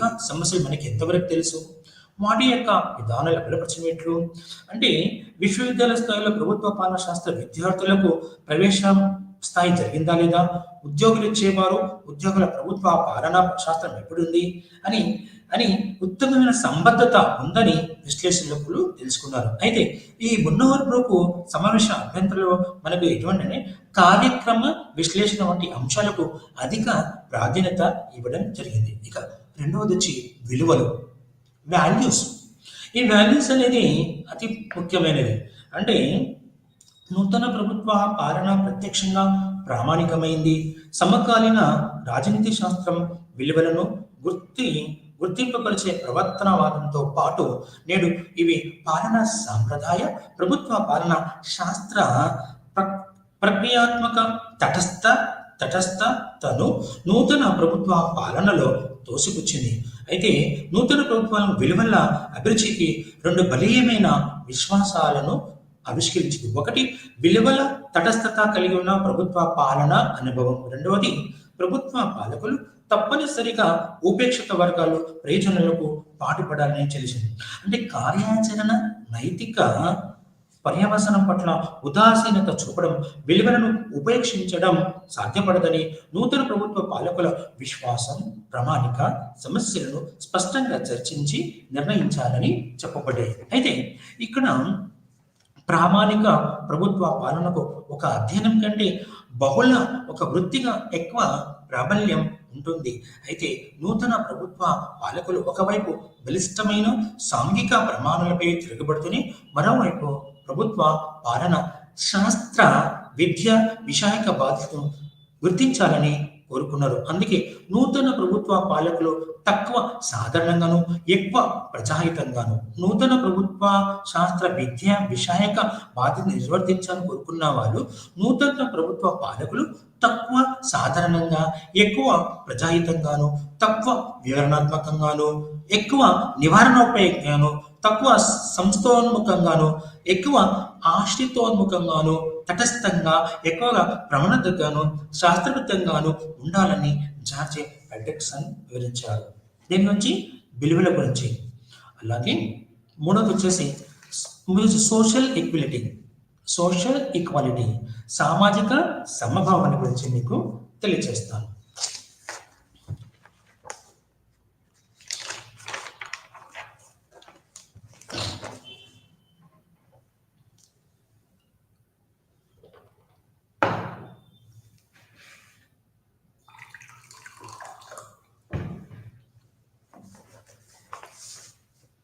ఇక్కడ సామాజిక సమభావన అనేది ఎలా ఉందంటే, విలువలను ప్రాధాన్యతనిచ్చే నూతన ప్రభుత్వ పాలన ఏ విలువలకు సంబంధించిన సేవలు అందించాలో ఖచ్చితంగా నిర్ణయించుకోవాల్సి ఉంటుంది. విలువలు అంటే ఎలాంటి విలువలు ఇవ్వాలంటున్నాం, వాటిని ఖచ్చితంగా ముందే తెలుసుకోవాలి. ప్రభుత్వ పాలనకు ప్రధానంగా పంపిణీ సంబంధ విధులతో అవినాభావ సంబంధం ఉంది. అంతేకాక ప్రభుత్వ సంస్థల్లో రాజకీయ ఘర్షణలు, జయాపజయాలు, ఫలితాలు ఎప్పటికప్పుడు గమనిస్తూ ఉండాలి. అయితే నూతన ప్రభుత్వ పాలన ఉద్యమకారులకు ఈ విషయంలో భిన్నాభిప్రాయాలు ఉన్నాయి. గరిష్ట స్థాయి సామాజిక న్యాయాన్ని సమర్థిస్తూ మరియు వ్యవస్థ లోపల బయట ఉన్న ఆర్థిక, సామాజిక, మానసిక పరమైన ఈతి బాధలను తగ్గించి వారి జీవన అవకాశాలను పెంపొందించేందుకు ప్రభుత్వ వ్యవస్థ ప్రధాన ఉద్దేశం. అయితే ఏమిటంటే ఇక్కడ జీవన అవకాశాలను పెంపొందించడానికి సామాజికంగా ప్రజలను ప్రభుత్వ వ్యవస్థ ఒక ప్రధాన ఉద్దేశంగా పనిచేయాలి. అయితే ప్రభుత్వ పాలకులకు సామాజిక న్యాయపరమైన పూర్తి యథార్థ అవగాహన ఉండాలని తెలియజేయబడింది. ఇలాంటి పాత్ర బహుముఖ ప్రభుత్వ ఉద్యోగులు ఆదర్శ స్వీయ సమయస్ఫూర్తి కలిగి ప్రవర్తించేటట్లు ఈ యొక్క సామాజిక గురించి తెలియజేయబడుతుంది. అయితే వ్యక్తిగత నష్టాల గణన పద్ధతిని ఆవిష్కరించాల్సి ఉంటుంది. అయితే ఈ నూతన ప్రభుత్వ పాలనలో ఈ అమలు పరచాలంటే వ్యక్తిగత లాభ నష్టాల గణన పద్ధతిని కూడా చేయాలి. అయితే బహుళముఖ రాజనీతి శాస్త్ర ప్రత్యేక ప్రయోజనాలను సర్దుబాటు చేయాలనే ఉద్దేశంతో సామాజిక న్యాయపరమైన దృక్కోణాన్ని మనకు తెలిసింది. అంటే అల్ప సంఖ్యాకుల దోపిడీని నివారించి మార్పు కోసం ప్రయత్నించి ప్రభుత్వ పాలన చివరకు అల్పసంఖ్యాకులను ఎన్నిక చేస్తుందని చెప్పారు. అల్పసంఖ్యాకులు ఎవరైతే మతపరంగానో భాషాపరంగానో నివసిస్తున్నారో ప్రపంచంలో ఏ దేశంలో, భారతదేశంలో అల్పసంఖ్యాకులు ఉన్నారు. వాళ్ళు మహమ్మదీయులు, క్రైస్తవులు, పారసికులు, సిక్కులు, బౌద్ధులు, జైనులు. వీళ్ళు మతపరమైన మతపరమైన అల్పసంఖ్యాకులు. అలాగే భాషాపరంగా భారతదేశంలో వివిధ రాష్ట్రాలని మొత్తము 29 రాష్ట్రాల్లో మనకి 28 రాష్ట్రాలు ప్రస్తుతం. అంటే జమ్మూ కాశ్మీర్ తీర్చేయడంతో ఈ 28 రాష్ట్రాలు కూడా ఒక్కొక్క రాష్ట్రంలో ఒక్కొక్క భాషకు సంబంధించిన ఉంటారు. వాళ్ళు కూడా ఉదాహరణకి తెలంగాణ తీసుకుంటే హైదరాబాద్, ఆంధ్రప్రదేశ్, తెలంగాణలో వివిధ ప్రాంతాల భాషలను తెలుగు, తమిళము, కన్నడ, మలయాళీ, మరాఠీ మరియు ఒడిస్సా మన ఉత్తర భారతదేశంలో వివిధ భాషల వాళ్ళు కూడా హైదరాబాద్లో అంటే వాళ్ళు కూడా అల్పసంఖ్యాక వర్గాలుగా మనము భాషాపరంగా మతపరంగా ఎవరైతే నివసిస్తారో వారి యొక్క అభివృద్ధి కూడా అంతే ముఖ్యమని మనము తెలుసుకోవాలి. రాజకీయ నైతిక ఇబ్బందులను కలిగిస్తుంది. అంటే ఇది నేడు ఇది తార్కికంగా సమమే కానీ ఆచరణలో అతి ప్రమాదకరమైన రాజకీయ నైతిక ఇబ్బందులు కలిగిస్తుంది. అందుకే ఇలాంటి పాలనవాదకుల్లో అసాధ్యం సామాజిక న్యాయంతో చేస్తుంది. అయితే ఇక చేంజ్ అనేది ముఖ్యం. చేంజ్ మార్పు, ఎక్కడ మార్పు ఉండాలి? ఈ నూతన ప్రభుత్వ పాలనలో మార్పు అతి ముఖ్యమైనది. ఎక్కడికైనా మార్పు అనేది అవసరం.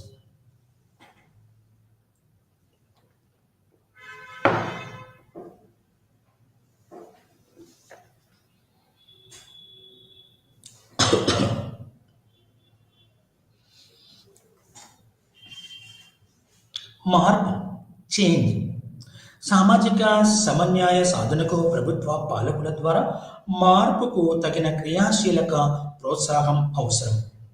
ప్రభుత్వ వ్యవస్థలోని యథాస్థితి కేవలం బలిష్ట వర్గాల ప్రయోజనాలకు అనుకూలంగానే పనిచేస్తుంది. అయితే నూతన ప్రభుత్వ పాలనను శాస్త్ర సారస్వత పఠన మూలంగా మార్పు కోసమనే అభిప్రాయం ఏర్పడింది. మార్పు అనేది పాలన అనవాయితీలను తోసిపుచ్చే సాధనంగా ఉన్నత ఉత్సాహవంతమైన న్యాయబుద్ధిని ధృవీకరించేది. అంటే ఉత్సాహవంతమైన న్యాయబుద్ధిని ధృవీకరించేదిగా శాశ్వత సంస్థలకు తలబొగ్గి బానిస భావాన్ని తిరస్కరించేదిగా ఉంటుంది. ప్రభుత్వ పాలన తిరిగి అధికారయుతమైన ప్రయోజనాల ఆధిపత్యంలోకి రాకుండా నిరోధించడానికి మార్పు అనేది అవసరం.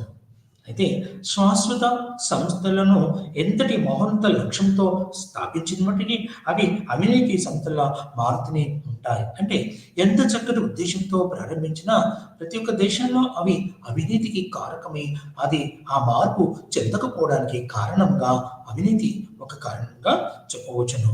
అయితే అలాంటి సంస్థలు శాస్త్రకరముకు తాముగా కొనసాగే అధికార కేంద్రాలుగా ఆవిర్భవిస్తాయి.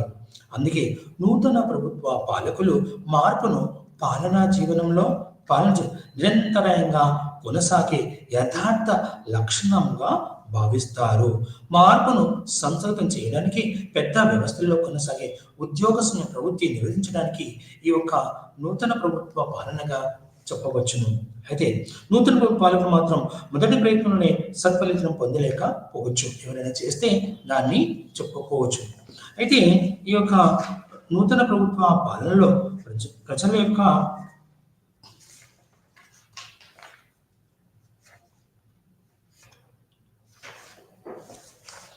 Features of new public administration అంటే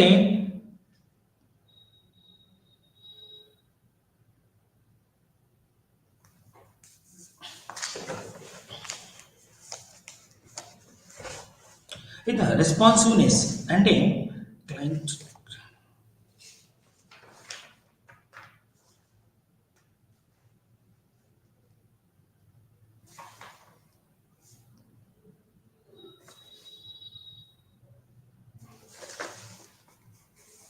ఈ నూతన ప్రభుత్వ పాలన యొక్క లక్షణాలు ఎలా ఉన్నాయో ఇప్పుడు నేను మీకు వివరిస్తాను. అయితే ఈ నూతన ప్రభుత్వ పాలన అనేది నేడు జీవన విధానంతో పాటు ప్రపంచ దేశాల యొక్క విధానాల రూపకల్పన, వివిధ వక్తల యొక్క వాళ్ళ యొక్క అభిప్రాయాలన్నీ కూడా ఈ యొక్క నూతన ప్రభుత్వ పాలనల యొక్క గురించి తెలియజేయబడ్డాయి. అయితే మనకు తెలుసుకోవాల్సిన విషయం ఏంటంటే ఈ నూతన ప్రభుత్వ పాలనలో ప్రభుత్వ విధానాలు ఏంటిది.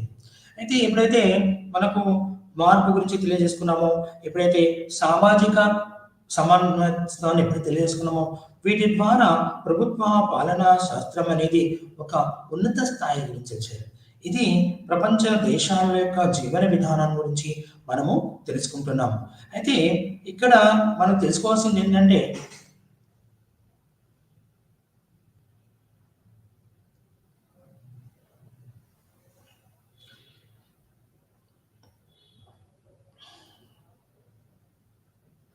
ఇక్కడ మనకు ఎప్పుడైతే ఈ చేంజ్ గురించి తెలియజేసుకున్నామో, విలువల గురించి, తర్వాత చివరిగా వచ్చేసి దీన్ని నిర్వహణ మరియు కార్మికుల సంబంధాలు. నిర్వహణ అంటే ఏంటిది? ఈ నిర్వహణలో సమర్థత మరియు మానవీయ గణనల గురించి తెలియజేయబడింది. సమర్థత మరియు మానవీయ పరిగణనలు, ఇవి రెండింటికి సమాన ప్రాధాన్యత ఉండాలి అని తెలియదు. ఈ కొత్త విధానం మరియు మరియు విజయాన్ని సాధించడానికి సామర్థ్యం మరియు మానవ సంబంధాల ప్రమాణంగా రెండింటిపై దృష్టి సారించాలని ఈ యొక్క నూతన ప్రభుత్వ దృక్కోణంలో మనము తెలియదు థీమ్స్. అయితే పబ్లిక్ అడ్మినిస్ట్రేషన్ యొక్క లక్షణాలు, features of new public administration అంటే ఇందులో మొట్టమొదటి ప్రతిస్పందన, రెస్పాన్సివ్నెస్, ఎలా ప్రతిస్పందించారు, ఎవరు ప్రతిస్పందన అనేది పరిపాలన, సామాజిక, ఆర్థిక, రాజకీయ మరియు సాంకేతిక వాతావరణం మరింత సందర్భోచితంగా ఉండాలి. అంటే ఏ దేశంలోనైనా సామాజిక పరంగా మరియు ఆర్థిక, రాజకీయ మరియు సాంకేతిక, నేడు సాంకేతికత ఉంచారు. ఈ మూడు చాలా ముఖ్యమైనది. సామాజిక అంటే ఆ దేశంలో నివసిస్తున్న మతాలు మరియు కులాలు, జాతుల గురించి. ఆర్థికం, దేశం అది పటిష్ట స్థాయిలో ఉందా మరియు ఉన్నత స్థాయిలో ఉందా, మాధ్యమిక స్థాయిలో ఉందా, తక్కువ స్థాయిలో తెలుసుకోవడం. రాజకీయ వ్యవస్థ, భారతదేశంలో నేడు ప్రపంచంలో భారతదేశ పరిపాలన అతి ముఖ్యమైనది. భారతదేశం అనేది ప్రపంచ దేశాల్లో అతిపెద్ద ప్రజాస్వామ్య దేశం. ఇందులో అయితే సామాజిక, ఆర్థిక, రాజకీయ, సాంస్కృతిక, సాంకేతిక విధానాలు నేడు ఎంతో అభివృద్ధి చెందుతున్నాయి. ఇది భారతదేశంలో ఔన్నత్యం తెలియజేస్తుంది. అలాగే ఇది సాంకేతిక వాతావరణానికి మరింత సందర్భోచితంగా ఉండేలా ప్రభుత్వ పరిపాలన కొన్ని అంతర్గత మరియు బాహ్య మార్పులను తీసుకురావాలని తెలియజేస్తుంది. ఇది జరగాలంటే పరిపాలన మరింత సరళంగా మరియు వివిధ మార్పులకు అనుగుణంగా ఉండాలి. అంటే ఏ చదువుకున్న వ్యక్తి అయినా ప్రభుత్వ విధానాలు చదివి అర్థం చేసుకోవాలి. ఆ యొక్క దేశం యొక్క విధి విధానాల రూపకల్పనలో ఈ యొక్క సందర్భం అనేది, ప్రతిస్పందన అనేది ప్రజలు మరియు సామాజికంగా ఉన్న వివిధ అణగారిన వ్యవస్థలు కూడా వాటి నుంచి ఆ యొక్క విధానం నుంచి ప్రతిస్పందన పొందే విధానంగా అర్థమయ్యేలాగా తెలియచేయాలి. అంటే ఇది జరగాలంటే పాలన మరింత సరళంగా, అంటే తెలుసుకోవడానికి ప్రతి సామాన్య పౌరుడు కూడా అది ఆ యొక్క పరిజ్ఞానం కలిగి ఉండాలని చెప్తుంది. క్లయింట్ సెంట్రిటీ. క్లయింట్ అంటే మనకు డాక్టర్కు ఒక పేషెంట్ క్లయింట్, ఒక లాయర్కి ఒక ఎవరికైతే అన్ని అతను క్లయింట్, ఒక ఇంజనీర్ క్లయింట్, అంటే ఏదైనా బిల్డింగ్ కన్స్ట్రక్షన్. అయితే ఈ యొక్క అడ్మినిస్ట్రేటర్ యొక్క అంటే పరిపాలకుల యొక్క ప్రభావాన్ని ప్రభుత్వ దృక్కోణం మాత్రమే కాకుండా పౌరుల నుండి అంచనా వేయాలి. పరిపాలన చర్యలు జీవిత నాణ్యతను మెరుగుపరచడానికి ఈ ఒక క్లయింట్ సెంట్రిటీ, అంటే ఒక ఆశ్రితుడు ఎలాగే డాక్టర్కి పేషెంట్ ఎట్లా ఉంటాడో అలాగే ఈ యొక్క వ్యవస్థ కూడా ఒక ఆశ్రితుడు లాగానే దాని యొక్క రూపము చేయాల్సి ఉంటుంది. అంటే ప్రజలు అనేవాడు వాటి మీద చాలా ప్రభావం చూపించి వాటిని ఒక హేతుబద్ధంగా నిర్వహించగలాలి. దీన్ని బట్టి మనకు తెలిసింది ఏంటంటే ఈ యొక్క క్లయింట్ సెంట్రిటీ, ఈ క్లయింట్ సెంట్రిటీ అనేది చాలా ముఖ్యమైనదిగా మనకు తెలియజేయడం జరుగుతుంది.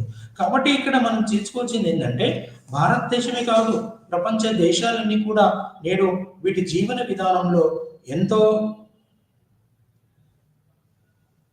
రూపురేఖ, అంటే structural changes in administration. Structural changes అంటే దాని యొక్క రూపములో మార్పు చేయడం, దాని యొక్క ఏదైతే రూపం ఉందో దానిలో మార్పు తీసుకురావడానికి చేస్తున్నాడు. అంటే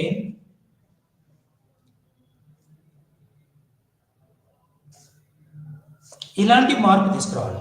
నేడు జీవన విధానంలో ప్రభుత్వ విధానంలో నూతన ప్రభుత్వ పాలన యొక్క రూపకల్పన చేయడానికి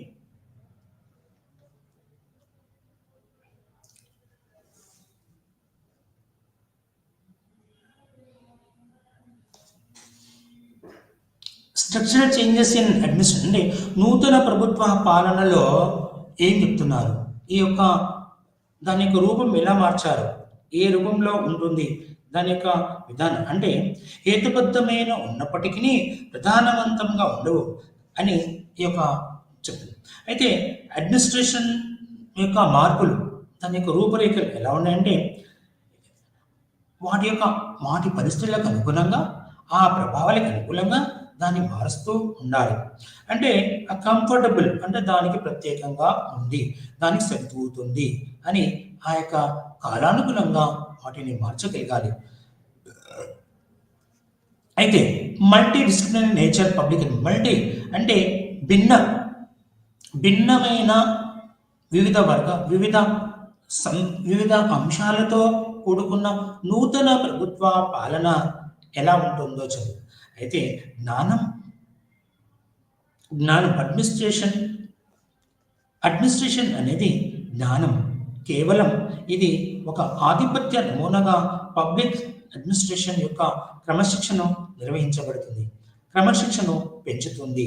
అలాగే వాటిని క్రమశిక్షణ పెరుగుదలను నిర్ధారించడానికి రాజకీయ, సామాజిక, ఆర్థిక నిర్వహణ మరియు మానవ సంబంధాల విధానాల అవసరం. నేడు జీవన విధానంలో చెప్తున్నట్టు మనకి ఏం చేస్తున్నారంటే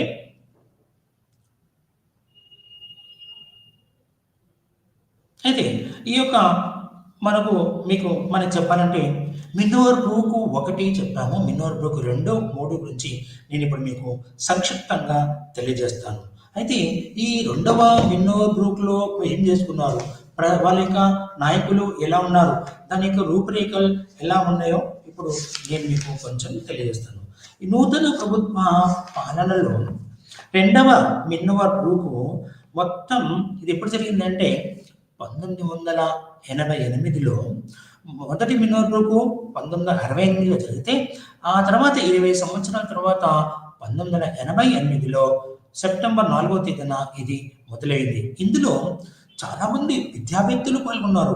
వివిధ శాస్త్రాలు, రాజనీతి శాస్త్రం, అర్థశాస్త్రం మరియు చరిత్ర, మనోవిజ్ఞాన శాస్త్రం యొక్క నిపుణులు కూడా పాల్గొన్నారు. ఇందులో కొందరు ఉద్యోగులు, కాంట్రాక్టివిటీ, ప్రైవేటు వ్యవస్థల వ్యక్తులు ఈ యొక్క ప్రభుత్వ అనేది పాలన సరళీకరణ విస్తృతంగా జరుగుతూ ఉద్యోగాలను కాంట్రాక్ట్కి ఇవ్వడము, లేకపోతే ప్రైవేట్ వ్యక్తులు ప్రభుత్వ కార్యకలాపాలకు పల్లికుంచడం వంటి పద్ధతులు అప్పటికే ప్రారంభమై భారతదేశంలో కూడా కాంట్రాక్ట్ వ్యవస్థ ఉంది. నేడు తెలంగాణ, ఆంధ్రప్రదేశ్లో కాంట్రాక్ట్ లెక్చరర్స్ ఉన్నారు, కాంట్రాక్ట్ ప్రొఫెసర్లు పనిచేస్తున్నారు, కాంట్రాక్ట్ ఇచ్చారు ఈ కాలానికి ఇంతవరకు అనే విధానం విద్యా వ్యవస్థలో ఎట్లా ఉందో పరిపాలన వ్యవస్థలో కూడా కాంట్రాక్ట్ అంటే ప్రజల యొక్క పాలనను కాంట్రాక్ట్ ఇచ్చేసి వాళ్ళ యొక్క లక్ష్యాలను నెరవేరుస్తున్నారు. అంటే ఇక్కడ మొదటి మినోర్ బ్రూక్ వీటిలో 2వ సమావేశంలో మొత్తము 11 అంశాల గురించి వీళ్ళు చర్చించారు. ఒకటి అందులో నీకు సముచితంగా సమన్వయంగా కొన్ని విషయాల నుంచి సంక్షిప్తంగా మీకు నేను తెలియజేస్తాను. ఇది 2వ ఏమంటారంటే ప్రజాస్వామిక విలువలు ఉండాలి, అంటే అవసరాన్ని బట్టి ప్రభుత్వ పాలన ముందుకు తీసుకువెళ్ళాలి. నైతికత్వ, నాయకత్వం, జోగీకరణం అనేవి ప్రభుత్వ పాలనకు ఎంతో ఆవశ్యకత చెప్పారు. సాంప్రదాయ ప్రవర్తన అంశాల గురించి చర్చించారు. వివిధ శ్రామిక వర్గాల మధ్య సమాజంలో కొనసాగుతున్న వైవిధ్యం ఒక ప్రధాన చర్చగా కొనసాగింది. సమావేశంలో తీవ్రమైన చర్చ జరిగిన అంశం ఏమిటంటే స్వల్పకాలిక లక్ష్యాలు, ప్రభుత్వం పనిచేస్తున్న పద్ధతి అత్యంత క్లిష్టంగా ఉన్నందున పాలనా సౌకర్యం చెందుతున్న వ్యవస్థల భిన్నత్వం వల్ల దీర్ఘకాల లక్ష్యాల గురించి కాకుండా స్వల్పకాలిక లక్ష్యాలపైనే కేంద్రీకరించాలని చెప్పారు. ప్రభుత్వ పాలన వృత్తిపరమైన నైతికత లేదా విషయపరమైన సంకుచిత్వ ప్రభుత్వ పాలన విషయాంతర అధ్యయనంగా అభివృద్ధి చేయడానికి రూపొందించబడింది. అయితే వ్యాపార దృక్పథం పాలన అభివృద్ధి పరచడానికి ఈ సమావేశం పూర్తిగా తిరస్కరించింది. మనం విన్నవరకు రెండవ సమావేశంలోని ముఖ్యమైన అంశాల గురించి మీకు నేను తెలియజేస్తున్నాను. ఉద్యోగ వ్యాపార దృక్పథంగా పాలన అభివృద్ధి చెందడానికి సమావేశం పూర్తిగా తిరస్కరించింది. ప్రభుత్వ పాలన సమాజాభివృద్ధికి దోహదపడే అంశం తప్ప ప్రైవేట్ వ్యాపారంతో పోటీపడే ప్రభుత్వ రంగ సంస్థల చూడడం సరికాదని ప్రకటించారు. అయితే ఉద్యోగ వ్యవస్థల్లో పెరుగుతున్న అసమానతను సమావేశం గుర్తించింది. ఏమంటే ఉద్యోగ వ్యవస్థ అసమానతలు ఉన్నాయి, వాటిని గుర్తించింది. ఉద్యోగస్తులలో సామర్థ్యం పెంచడానికి నూతన పద్ధతులను గుర్తించాలి. నూతన పద్ధతి గుర్తించాలని, అధికోత్పత్తి సాధనకు దోహదపడిన ఉద్యోగస్తులను గుర్తించి గౌరవించాలని ఈ సమావేశం సూచించింది. సాంకేతిక అవసరాన్ని గుర్తించినప్పటికీ కొన్ని అంశాలైన artificial intelligence, AI, artificial intelligence, designing, expert system వదిలిన వాటిని మాత్రమే సమావేశం కొన్ని అంశాల్లో నేడు వివిధ దేశాలు, ప్రపంచంలోని అన్ని దేశాలు కూడా ఆర్టిఫిషియల్ ఇంటెలిజెన్సీ అంటే నేడు దీని యొక్క ప్రత్యేకత సంతరించుకుంది. ప్రతి ఒక్క విధానంలో ఆర్టిఫిషియల్ ఇంటెలిజెన్స్ని ఉపయోగించి ఆ యొక్క దేశాలు అభివృద్ధిని కొనసాగించడానికి ప్రయత్నం చేస్తున్నాయి. ప్రభుత్వం ఏమి చేయాలని విషయాలపై ప్రత్యేక దృష్టిని సాధించబడలేదు. విధాన ఎజెండాలను పాలనాధికారులు ప్రమేయం అంతగా ఉండడం లేదనే విషయం చర్చల్లో ఉండడం గమనిస్తే రాజకీయాలు పాలన విభాగత్వం కొనసాగుతుందనే భావించాలని ఈ రెండవ సమావేశంలో గుర్తించారు. చివరిగా ప్రభుత్వ పాలనలో పొందపరుచుకుంటున్న నూతన అంశాలను సమావేశం గుర్తించి ఎయిడ్స్ దుష్ప్రచారాలు, న్యూక్లియర్ టెస్టు, బడ్జెట్, వ్యాపార వ్యవధిలు మొదలైనవి కూడా పాలనాధికారి పనిచేస్తున్న ప్రస్తుత స్థితి కంటే సంక్లిష్టమైన, వైవిధ్యభరితమైనదిగా ఈ సమావేశంలో వ్యక్తపరచడం జరిగింది.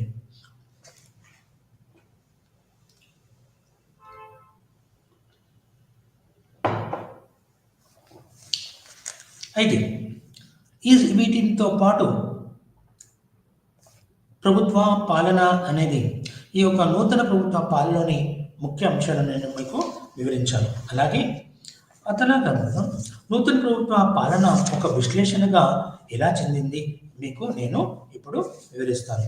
దీంట్లో నూతన ప్రభుత్వ పాలన అనేది ఏం చేస్తుందంటే, దీంట్లో అభివృద్ధి చెందుతున్న దేశాలకు ఈ సమావేశంలో వ్యక్తపరిచిన అభిప్రాయాలు ఒక చర్యగా అమలు చేయవలసిన విషయంగా ప్రస్ఫుటించాయి. ప్రభుత్వ పాలన దిశ నిర్దేశాన్ని ఇచ్చే మార్గదర్శకాలుగా మాత్రం ఉండచాలని చెప్పబడింది.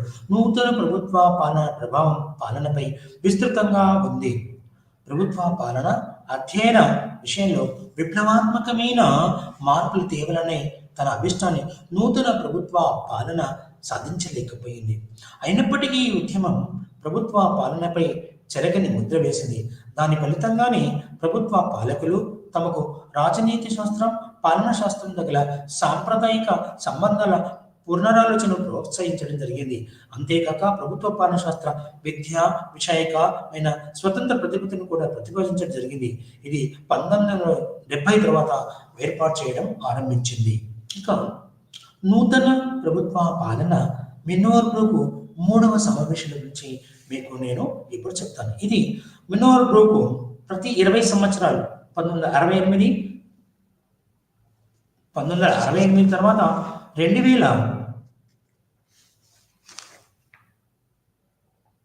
1968 మొదటి సంవత్సరం అయితే, రెండవ సంవత్సరం 1988 తర్వాత మూడవ సమావేశం 2008. అంటే ప్రతి సమావేశానికి మధ్య 20 సంవత్సరాల అంతరం ఉంది. నూతన ప్రభుత్వ పాలన 3వ మినోర్బ్రూక్ సమావేశాలు 2008లో న్యూయార్క్ నగరం మినోర్బ్రూక్ ప్రాంతంలో సైకరిస్ విశ్వవిద్యాలయంలో జరిగాయి. దీనికి రోజ్ మేరీ జి లేరీ సంధానకర్తగా అంటే చైర్మన్గా వ్యవహరించారు. ఈ యొక్క సమావేశంలో వివిధ దేశాలకు చెందిన ప్రతినిధులు, జాతులకు చెందిన మొత్తం 55 మంది విభిన్న వయస్కులతో కూడిన పాలనా నిపుణులు, బోధకులు, పరిశోధకులు ఇందులో పాల్గొన్నారు. అంటే ఈ సమావేశంలో వాళ్ళు ఏం చేశారంటే ప్రభుత్వ పాలన ఏం చేసిందంటే ఈ యొక్క మున్నోవర్ గ్రూప్ లో వివిధ విషయాల నుంచి చేసింది.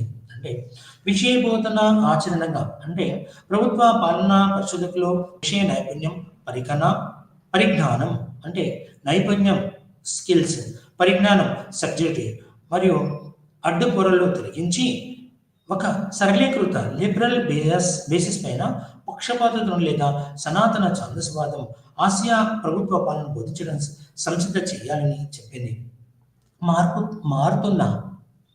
మారుతున్న మార్కెట్ శక్తుల ప్రభావం వలన ప్రభుత్వ పాలనశాస్త్రం దాని ప్రక్రియను అర్థశాస్త్రం మార్చివేస్తుందా అంటే కొంతవరకు దాని మీద ప్రభావం చూపిందనే చెప్పుకోవచ్చు. ఇక్కడ కొన్ని ప్రధానమైన అంశాల మీద మనము చూడదు. విషయబోధక ఆచరణ సంబంధాలు, ప్రజాస్వామ్య నిర్వహణ సామర్థ్యం, విత్త నిర్వహణ, ప్రపంచీకరణ, తులనాత్మక దృక్పథం, సమాచార సాంకేతిక పరిజ్ఞానం నిర్వహణ, న్యాయ రాజనీతి, ప్రభుత్వ పాలన నిర్వహణ, నాయకత్వం, పరిశోధన పద్ధతులు, బహుశాస్త్ర సమూహాల సామర్థ్యం, అంచనా, ప్రభుత్వ పాలనా విలువలు, సైద్ధాంతికత, సామాజిక సమానత్వం, సమాన న్యాయం, పారదర్శకత, జవాబుదారం ఇవన్నీ కూడా మూడవ సమావేశం. విన్నోవర్ గ్రూప్ మూడో సమావేశంలో వీటి గురించి వాళ్ళు చర్చించారు. వీటి పన్నిట్లమే తులనాత్మక అధ్యయన ప్రాధాన్యత, వాస్తవ ఉపయుక్తమైన పరిశోధన పద్ధతులు, ప్రక్రియలో బహుముఖ ధోరణి, ప్రభుత్వ పాలనను పునర్నిర్మించడం ఇవన్నీ కూడా వీటి యొక్క మూడవ మిన్నర్ గ్రూప్ నుంచి. అయితే ఈ యొక్క మూడవ మిన్నర్ గ్రూప్ దృక్కోణం ఎలా చెందిందో ఇప్పుడు మీకు నేను వివరిస్తాను.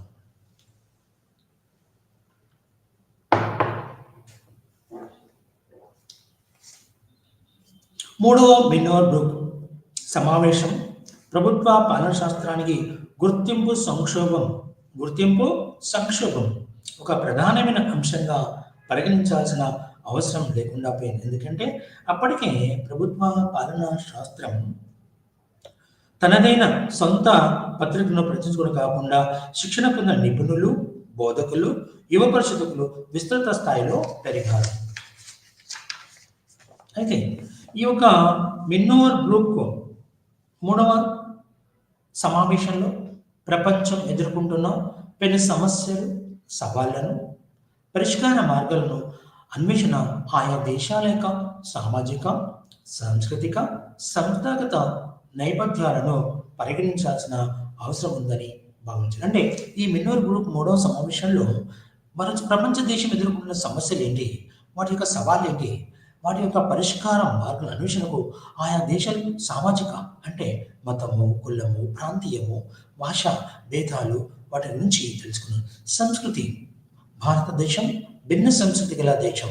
ప్రపంచ దేశాలలో ఎన్ని సంస్కృతులు ఉన్నాయో అంతకంటే ఎక్కువగా భారతదేశంలో భిన్న సంస్కృతులు ఉన్నాయి, భాషలు ఉన్నాయి, వాటి యొక్క ఆచార వ్యవహారాలు చాలా భిన్నంగా ఉన్నాయి. అందుకనే ప్రపంచ దేశాల పరిపాలన వేరు, భారతదేశ పరిపాలన వేరు. ఆసియా దేశంలో ఆసియా సంస్కృతులు విభిన్న, ప్రపంచ యూరప్, ఆఫ్రికా, లాటిన్ అమెరికా సంస్కృతుల కంటే ఆసియా సంస్కృతులు భిన్నంగా ఉంటాయి, సాంప్రదాయపరంగా ఉంటాయి. అది ఒక మతంగాను, ఒక కులంగాను, ఒక ప్రాంతంగాను ఏర్పాటు చేయబడ్డాయి. సంస్థాగత నేపథ్యాలను పరిగణించాలి. అంటే ఆ సంస్థలు ఎలా వచ్చాయి, దాని వల్ల నేపథ్యం ఎలా ఉంది అనే విధానంగా ఈ యొక్క మిన్నోవర్ గ్రూప్ మూడవ సమావేశంలో జరుగుతుంది. అంటే పెరుగుతున్న ఉగ్రవాదం,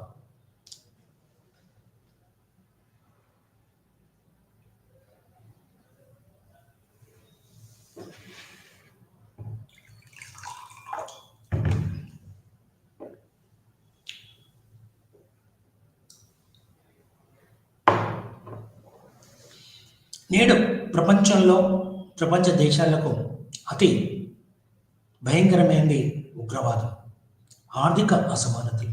నేడు ప్రపంచంలో ఏదైతే ఇస్లామిక్ ద్వారా జిహాదీ ఉందో అది నేడు భారతదేశం, వివిధ ప్రపంచ దేశాల్లో కూడా ఇది పెను సవాలుగా మారింది ఉగ్రవాదం, ఆర్థిక అసమానతలు, వాతావరణ అసమతుల్యత. ఎక్కడైతే నేడు ఉదాహరణ ప్రత్యేక ఆర్థిక అసమానతతో పాటు వాతావరణ అసమానత. అంటే ఒక జమ్మూ కాశ్మీర్లో గుల్మార్గ్ అనే ప్రాంతం ఉంది. అక్కడ ఇప్పటికీ మంచు పడాలి, కానీ అక్కడ వేడి ఉంది. 12 సెల్సియస్ల వేడితో నేడు ఉష్ణోగ్రతలో మార్పు చెందడంతో అక్కడున్న ప్రజల్లో మరియు భారతదేశ యొక్క శాస్త్రవేత్తల్లో ఒక ఒక విషయంగా చెప్పబడుతుంది. అంటే వాతావరణ మార్పులు ఎలా వచ్చాయి, ఆ వాతావరణ మార్పులు కూడా పాలన మీద ప్రభావం చూపుతాయి. అయితే వాతావరణ అసమతుల్యతలు పెరిగిపోవడం వల్ల ఎదురవుతున్న సవాళ్ళు వాటి పరిష్కార మార్గాలు ప్రధాన చర్చించారు, గుర్తించారు. వీటిని శాస్త్రీయ పద్ధతుల్లో నిర్మించుకోవడానికి ఒక ప్రాపంచిక దృక్కోణం అవసరమని, అంతేకాక వ్యవస్థీకృత విధులపర సంస్కరణలు లేదా రెండవ తర సంస్కరణలు ఉపయోగాన్ని గురించి విస్తృతంగా చర్చించారు. ఇది మినోర్ బ్రూక్లోని. అయితే ఇందులో మినోర్ బ్రూక్లో నాకున్న సమాచారం నేను తీసుకొచ్చిందంటే 3 E's. 1 E అంటే ఎకనామీ, 2 అంటే ఎఫిషియన్సీ, 3 అంటే ఎఫెక్టివ్నెస్. ఎకనామీ అంటే మిత వ్యయం. ఏదైనా వ్యవస్థ నడవాలన్నా బాగా ధనం అవసరం, వాటి మీద వ్యయాలు ఎక్కువ, అధిక వ్యయాలు అవుతున్నాయి. కానీ మిత వ్యయంతో వాటి యొక్క కార్యక్రమాలకు నిర్వహించి ఫలితాలు సాధించాలి.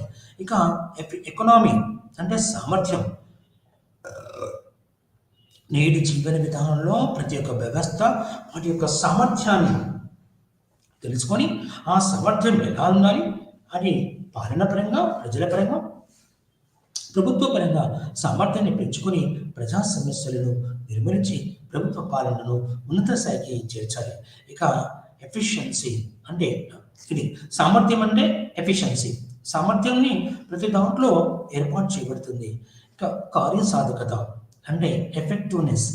ఏ కార్యక్రమాలు ఎప్పుడైతే ప్రభుత్వాలు ఏర్పాటు చేస్తున్నాయో ప్రజలకు వాటి అవసరాలను తీర్చడానికి ప్రోగ్రామ్స్, కార్యకలాపాలను రూపొందించి అమలుపరుస్తున్నారో ఈ 3 E's యొక్క ప్రత్యేకతలను మూడవ సమావేశంలో దీన్ని చివరిగా ఈ సమావేశంలో క్రోడీకరించారు. ఏమిచ్చారు? ఎకనామీ మితవ్యయం, సామర్థ్యం ఎఫిషియన్సీ, 3వది కార్యసాధకత ఎఫెక్టివ్నెస్ అనేవి చాలా ముఖ్యమైనవి. ఈ యొక్క మినోర్ బ్రూక్ సమావేశాల్లో మనం సంక్షిప్తంగా తెలియజేసుకోవాల్సింది ఏంటంటే, ఇందులో ఈ యొక్క సమావేశం యొక్క సారాంశం, కన్క్లూజన్స్ ఏం చెప్తున్నానంటే, ఈ యొక్క మినోర్ బ్రూక్ సమావేశంలో 1, 2, 3 సమావేశాలు ఏం చెప్తున్నారంటే, ప్రభుత్వ పాలనా శాస్త్రం నూతన ప్రభుత్వ పాలన అనేది పాలనా అంశాలతో మరింత ఔచిత్యం కోసం శ్రద్ధ పెట్టాల్సిన విషయాలపై లోతుగా చర్చించాలని.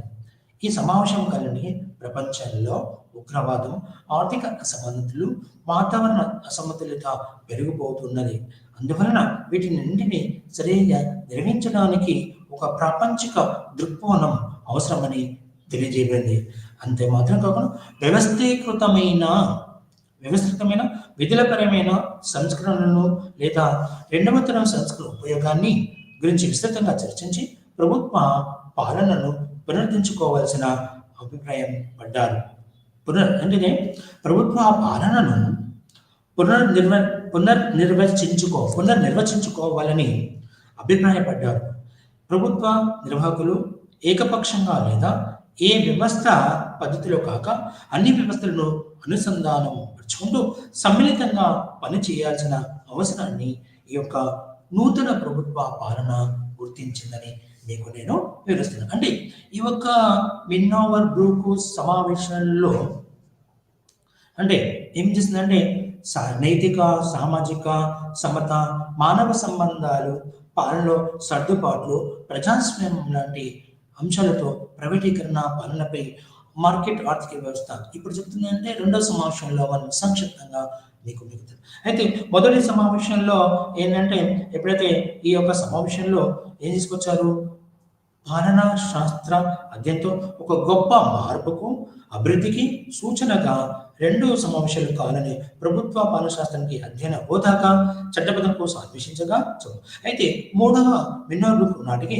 ప్రభుత్వ పాలన శాస్త్రం తనదైన వైవిధ్యతను ప్రత్యేకతను సంపాదించగలిగింది. నూతన ప్రభుత్వ పాలన ఆవిర్భావం సుదీర్ఘమైన సాంప్రదాయిక ప్రభుత్వ పాలన సిద్ధాంతం మరియు భావనలతో ఒక ప్రత్యామ్నాయ ధోరణిగా విన్నోర్బ్రుక్ సమావేశంలో పేర్కొన్న అంశాలే నూతన ప్రభుత్వ పాలనగా పరిగణించబడ్డాయి. ఇది నేను నా యొక్క పరిజ్ఞానంతో సేకరించిన వివిధ నూతన ప్రభుత్వ పాలన గురించి నేను మీకు వివరించాను. కాబట్టి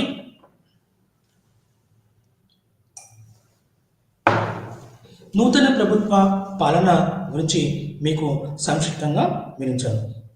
ఏమేమి చెప్పారంటే నూతన ప్రభుత్వ పాలన యొక్క రూపాలు చెప్పారు. దీని యొక్క ఫేజెస్ అంటే దీని యొక్క దాని గురించి నీకు వివరించాను. అలాగే ప్రభుత్వ పాలన నూతన ప్రభుత్వ పాలన యొక్క భావనలో గురించి చెప్పాను.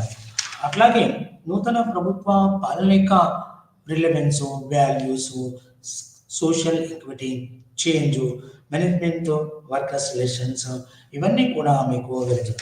ఫ్యూచర్స్ అంటే ఈ యొక్క లక్షణాలు నూతన ప్రభుత్వ లక్షణాల గురించి మీకు నేను తెలియజేస్తాను. వీటితో పాటు నాకున్న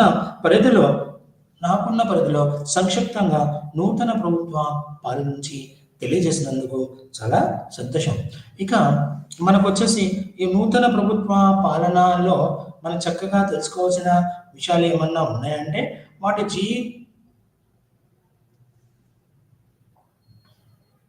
నూతన ప్రభుత్వ పాలన విషయ పరిజ్ఞానం ఎంతో ముఖ్యమైనది. అయితే ఇక్కడ చెప్పుకోవాల్సింది ఏంటంటే నూతన ప్రభుత్వ పాలన అనేది ప్రపంచీకరణలో ఈ యొక్క మారుతున్న రాష్ట్ర మరియు ప్రభుత్వ ప్రైవేటీకరణ అనేది చాలా ముఖ్యం. అయితే ప్రభుత్వ ప్రైవేటీకరణ, కాంట్రాక్ట్ మరియు ప్రభుత్వంలో ఏర్పడ్డ ప్రభుత్వం యొక్క పాత్ర అనేది ఇది పరిపాలన యొక్క సిద్ధాంతములు ఈ యొక్క అభ్యాసాన్ని వ్యాపారం మరియు ప్రభుత్వ రంగాన్ని సమతుల్యం చేయడం ద్వారా దీని గురించి మీకు తెలియజేస్తాను. ఇంతటితో నేడు మనం ఏదైతే చెప్పుకున్నామో నూతన ప్రభుత్వ పాలన వాటి యొక్క దృక్కోణం గురించి చక్కగా నేను వివరించగలిగాను.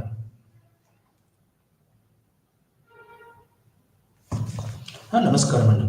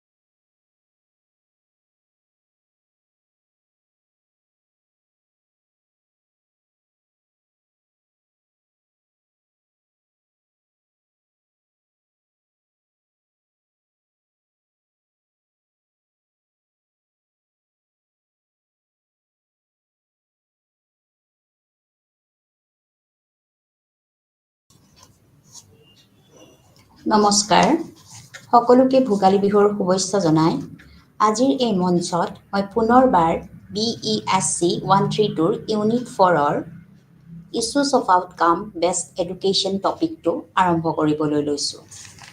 এইটো আমাৰ শিক্ষা বিষয়ৰ অতিকৈ গুৰুত্বপূৰ্ণ এটা বিষয় যে আমাৰ কি কি ইছ্যুজ থাকিব পাৰে আৰু ইয়াৰ ফলাফল কি হ'ব পাৰে, ইয়াৰ ভিত্তিত আমি শিক্ষা ব্যৱস্থা আমি কেনেকৈ ধৰণে ল'ম ইয়াৰ ওপৰতে আজি গুৰুত্ব দিয়া হ'ব। আমাৰ ইছ্যুজ বহুত আছে, শিক্ষাৰ আমাৰ বহুতো ইছ্যুজ আছে। ইতিমধ্যে মই আপোনালোকক আগৰ পাঠবিলাকত মই আলোচনা কৰিছিলোঁ যে কি কি ইছ্যুজ থাকিব পাৰে আৰু ইয়াৰ ফলাফল কি হ'ব পাৰে আৰু ইয়াৰ ভিত্তিত আমাৰ শিক্ষা ব্যৱস্থা কেনেকুৱা হ'ব লাগে এইটোৰ ওপৰত আমাৰ গুৰুত্ব প্ৰদান কৰি বহুতো ইছ্যুজৰ বিষয়ে ইতিমধ্যে আলোচনা কৰিছোঁ। গতিকে আজিৰ বিষয়টো অতিকৈ গুৰুত্বপূৰ্ণ বিষয়, কাৰণ ইয়াত কোৱা হৈছে যে শিক্ষাৰ্থীসকলক প্ৰদান কৰা শিক্ষাৰ মানদণ্ড অজস্ৰ চৰকাৰীৰ পদক্ষেপ আৰু প্ৰচেষ্টা স্বত্বেও এক গুৰুত্বপূৰ্ণ বিষয় হৈ আছে। গতিকে আজিৰ যিটো বিষয়, এই বিষয়টো অতিকৈ গুৰুত্বপূৰ্ণ, কিয়নো শিক্ষাৰ্থীসকলক প্ৰদান কৰা যিটো শিক্ষাৰ মানদণ্ড, আমাৰ শিক্ষাৰ্থীসকলক যিটো মানদণ্ডত প্ৰাথমিক পৰ্যায়ৰ পৰা মাধ্যমিক পৰ্যায়ৰ পৰা উচ্চ পৰ্যায়লৈ যিমানখিনি আমি বিষয়বস্তু প্ৰদান কৰোঁ, এই প্ৰদান কৰাৰ ক্ষেত্ৰত আমাৰ মানদণ্ড বা আমাৰ কোনটো স্কেলত আমি কোনটো বিষয়ত লৈ পেলাই তেওঁলোকৰ মানদণ্ড বা ষ্টেণ্ডাৰ্ড, এই মানদণ্ডত কি হৈছে অজস্ৰ চৰকাৰী পদক্ষেপ লোৱা হৈছে। চৰকাৰে বহুতো পদক্ষেপ হাতত লৈছে, কেন্দ্ৰীয় চৰকাৰেই হওক বা ৰাজ্যিক চৰকাৰেই হওক। এই যিটো পদক্ষেপ আৰু যি প্ৰচেষ্টা লোৱা হৈছে, যিবিলাক পলিচি পাইছিলোঁ, এই পলিচিসমূহৰ জৰিয়তে আমাৰ শিক্ষাৰ যিখিনি প্ৰচেষ্টা, এই প্ৰচেষ্টাই এক গুৰুত্বপূৰ্ণ বিষয় হিচাপে স্থান লাভ কৰিছে। গতিকে এইটো এটা গুৰুত্বপূৰ্ণ বিষয় যে আমি শিক্ষাৰ যিটো মানদণ্ড, এই মানদণ্ড অজস্ৰ চৰকাৰী পদক্ষেপ আৰু প্ৰচেষ্টা স্বত্বেও এক গুৰুত্বপূৰ্ণ বিষয় হৈ এতিয়াও ৰৈ আছে। কিয়নো এতিয়া কথাটো হৈছে, কিয়নো আমাৰ এটা গুৰুত্বপূৰ্ণ বিষয় হিচাপে এতিয়াও আমাৰ শিক্ষা ব্যৱস্থাটোক ধৰা হৈছে। ইমান দিন আগৰ পৰা ভাৰত স্বাধীনতা হোৱাৰ পৰা বৰ্তমান সময়লৈকে আমাৰ ইমানবিলাক পলিচিবিলাক হ'ল, ইমানবিলাক আইন হ'ল, তথাপিও আমাৰ চৰকাৰে বহুতো প্ৰচেষ্টা হাতত ল'লে শিক্ষাৰ মানদণ্ড উন্নত কৰিবৰ বাবে। গতিকে এই মানদণ্ডৰ ভিত্তিত আমাৰ শিক্ষা ব্যৱস্থা এতিয়াও বৰ্তমান এটা গুৰুত্বপূৰ্ণ বিষয় হৈয়ে থাকিলে।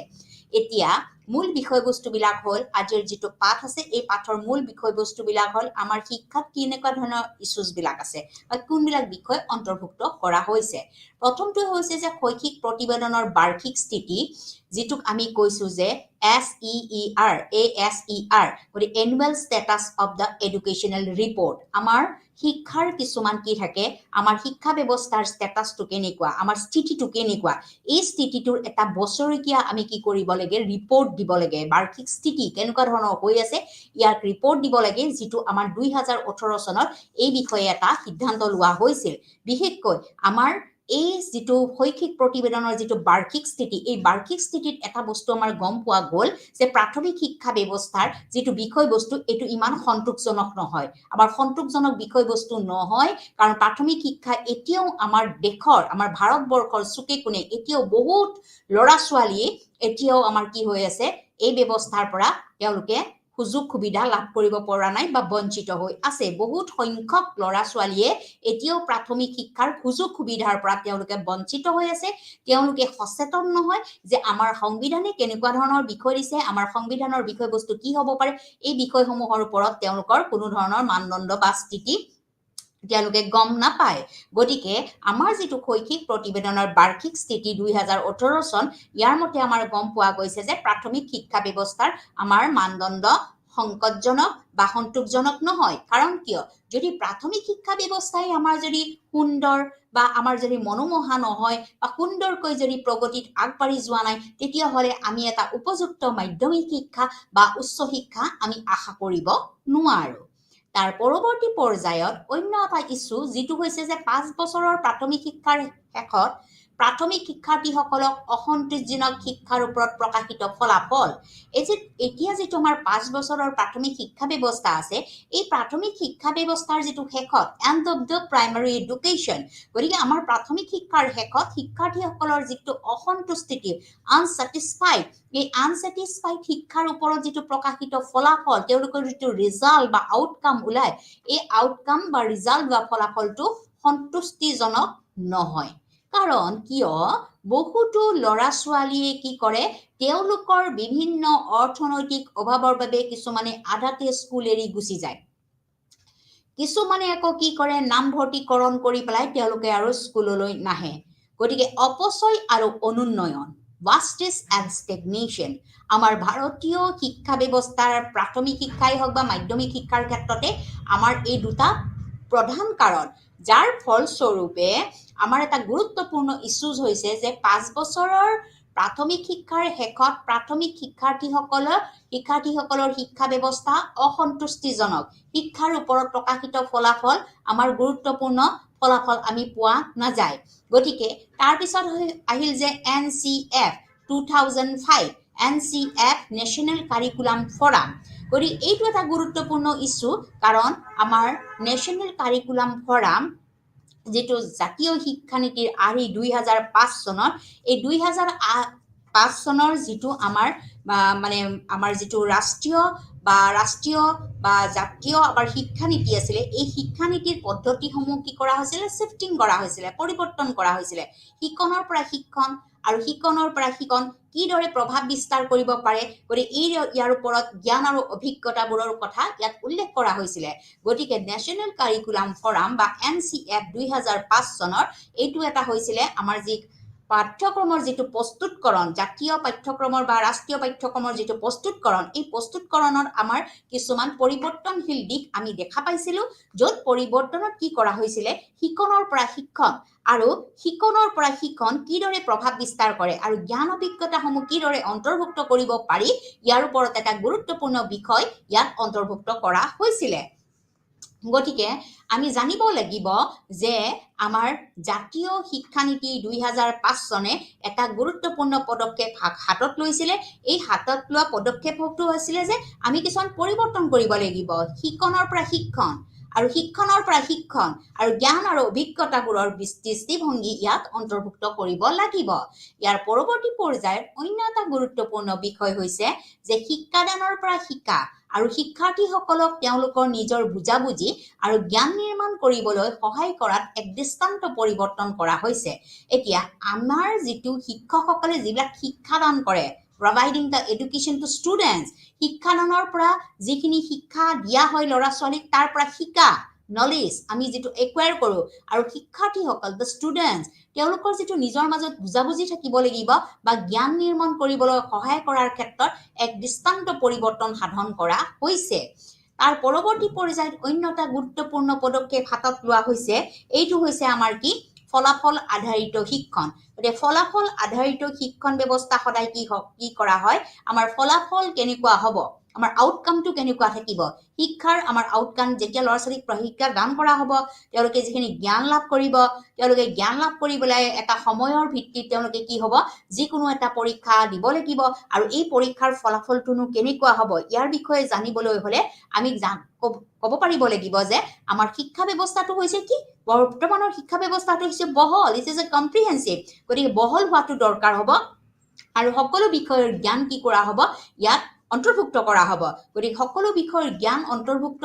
কৰি পেলাই ল'ৰা ছোৱালীসকলক তেওঁলোকৰ শাৰীৰিক হওক মানসিক হওক আৱেগিক হওক প্ৰত্যেকটো ক্ষেত্ৰতে আগবঢ়াই নিব পাৰিব লাগিব that means all round development গতিকে আমাৰ শিক্ষা ব্যৱস্থাৰ ফলাফল আমাৰ আধাৰিত শিক্ষণ ব্যৱস্থাৰ ওপৰতহে নিৰ্ভৰ কৰি হ'ব লাগিব ইয়াৰ পৰৱৰ্তী পৰ্যায়ত যেটো ফলাফল পোৱা যাব শিক্ষাৰ যেটো ফলাফল পোৱা যাব এই ফলাফলটো এক বিস্তৃত দৃষ্টিভংগীৰে গ্ৰহণ কৰিব লাগিব আৰু বিকাশৰ সকলো সূচক বিকাশ সাধন কেনেকৈ হ'ব বিকাশৰ ক্ষেত্ৰত আমাৰ কি বিষয়বস্তু ল'ব লাগিব বিকাশ সাধনৰ সকলো সূচক হৈছে যে জ্ঞানৰ দক্ষতা মনোভাৱ আৰু মূল্যবোধৰ শিক্ষাৰ ফলত অন্তৰ্ভুক্ত শিক্ষাৰ ফলাফলত অন্তৰ্ভুক্ত থাকিব লাগিব এতিয়া আমি ইতিমধ্যে আলোচনা কৰিছো যে আমাৰ শিক্ষা লাভ কৰাৰ পিছত আমাৰ কি হ'ব ফলাফল কেনেকুৱা হ'ব আউটকাম কেনেকুৱা হ'ব গতিকে এই ফলাফলৰ আধাৰিতত আমাৰ শিক্ষণ ব্যৱস্থা গতিকে এই যেটো ফলাফল থাকিব এই ফলাফলটো কি হ'ব লাগিব বিস্তৃত হ'ব লাগিব বিস্তৃতভাৱে আমাৰ ইয়াৰ দৃষ্টিভংগী গ্ৰহণ কৰিব লাগিব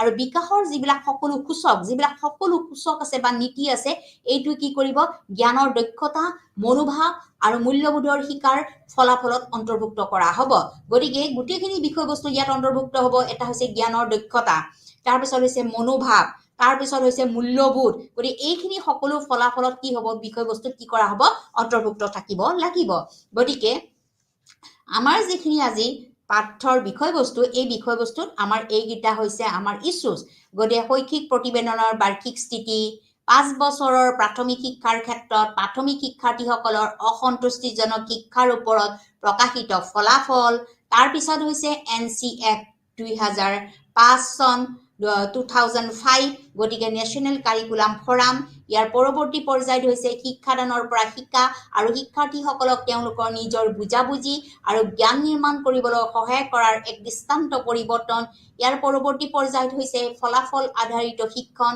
ইয়াৰ পৰৱৰ্তী পৰ্যায়ত হৈছে যে শিকাৰ ফলাফলবোৰে এক বিস্তৃত দৃষ্টিভংগী গ্ৰহণ কৰে আৰু বিকাশৰ সকলো সূচক যি হৈছে জ্ঞানৰ দক্ষতা মনোভাৱ আৰু মূল্যবোধ শিকাৰ ফলাফলত অন্তৰ্ভুক্ত কৰা হয় এইখিনি বিষয়বস্তু হৈছে আমাৰ কি আজিৰ পাঠৰ মূল দিশ ইয়াৰ পৰৱৰ্তী পৰ্যায়ত হৈছে যে NCERT NCERT হৈছে national council of educational research and training এই NCER যেটো NCERT এই NCERT সদায় কি কৰে OBB আউটকামৰ ফলাফলৰ ওপৰত গুৰুত্ব প্ৰদান কৰে গতিকে NCERT হেহতিয়াকৈ 2017 চনত প্ৰাথমিক পৰ্যায়ৰ বিষয় অনুসৰি আৰু CLS ৱাইছৰ শিক্ষাৰ ফলাফলত বিকশিত কৰিছে উচ্চ শিক্ষাৰ পৰ্যায়ত একে ধৰণৰ প্ৰচেষ্টা কৰা হৈছে আৰু UGCও কি কৰা হৈছে উচ্চ শিক্ষাৰ স্তৰত OBBৰ পৰামৰ্শ মানি লৈছে এতিয়া আমাৰ যেটো NCERT সদায় কি কৰে national council of educational research and training centre এইটো এটা কেন্দ্ৰীয় চৰকাৰৰ অধীনত এটা প্ৰতিষ্ঠান যি প্ৰতিষ্ঠানে সদায় প্ৰাথমিক শিক্ষাৰ ক্ষেত্ৰত গুণগত মানদণ্ডৰ ওপৰত বিকাশ সাধন কৰে তেওঁলোকৰ পাঠ্যক্ৰমৰ বিষয়বস্তুৰ ওপৰত গুৰুত্ব প্ৰদান কৰে বা বিষয় অনুযায়ী বা সাবজেক্ট অনুযায়ী বা ক্লাছ ওয়াইজ যিবিলাক প্ৰাথমিক শিক্ষাৰ কথা ইয়াত অন্তৰ্ভুক্ত কৰা হৈছিল অৰ্থাৎ ইয়াত সাবজেক্ট ওয়াইজ বিষয় অনুযায়ী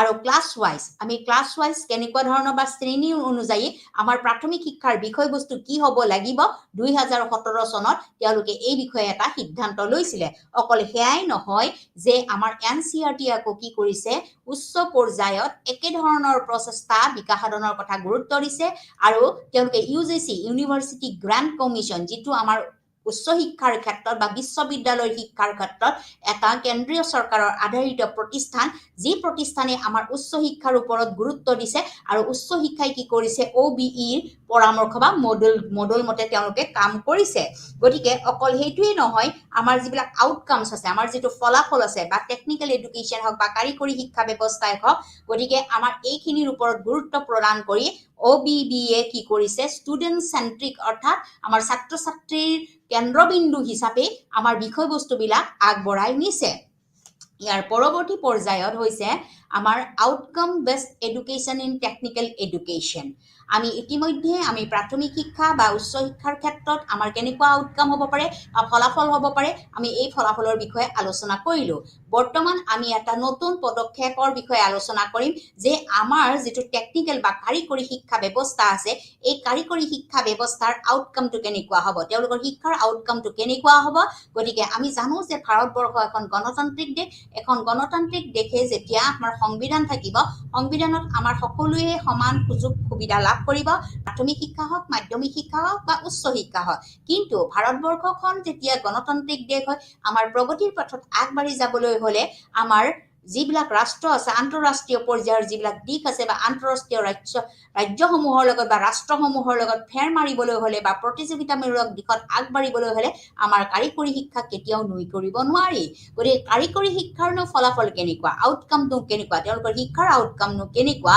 বা ফলাফল কেনেকুৱা হ'ব পাৰে এতিয়া এই বিষয়ে আলোচনা কৰিবলৈ লৈছো গতিকে এতিয়া কথাটো হৈছে আমাৰ যেহেতু কাৰিকৰী শিক্ষা ব্যৱস্থাই আমাৰ শিক্ষা ব্যৱস্থাত এক গুৰুত্বপূৰ্ণ স্থান লাভ কৰিছে ইয়াৰ প্ৰথমটো স্থান লাভ কৰাৰ ক্ষেত্ৰত বা ইয়াৰ গুৰুত্বপূৰ্ণ ভূমিকা আমাৰ প্ৰদান কৰাৰ ক্ষেত্ৰত ৰাষ্ট্ৰীয় স্বীকৃতি পৰিষদ যেতিয়া ৰাষ্ট্ৰীয় স্বীকৃতি পৰিষদে কি কৰিছে আমাৰ গুৰুত্বপূৰ্ণ NCAC গতিকে ৰাষ্ট্ৰীয় স্বীকৃতি পৰিষদে আমাৰ সকলো ধৰণৰ কাৰিকৰী শিক্ষাৰ নতুন পদক্ষেপ বা কাৰিকৰী শিক্ষাৰ বিষয়বস্তুৰ ওপৰত তেওঁলোকে গুৰুত্ব প্ৰদান কৰিছে তাৰ পিছত হল যে ইনষ্টিটিউশন OBE মডেল প্ৰত্যেকখন অনুষ্ঠান বা প্ৰতিষ্ঠানতে কি কৰা হ'ব OBBৰ মডেল আমি ব্যৱহাৰ কৰিব লাগিব OBE এৰ মডেলৰ জৰিয়তে OBE এৰ মডেল হৈছে আমাৰ কি ষ্টুডেন্ট সেন্ট্ৰিক গতিকে আমাৰ ছাত্ৰ ছাত্ৰীক কেন্দ্ৰবিন্দু লৈহে আমি OBE এডুকেশ্যন বা মডেল আমি প্ৰত্যেকখন ইনষ্টিটিউচনত আমি দিব পাৰো ইয়াৰ উপৰিও কি কৰা হৈছে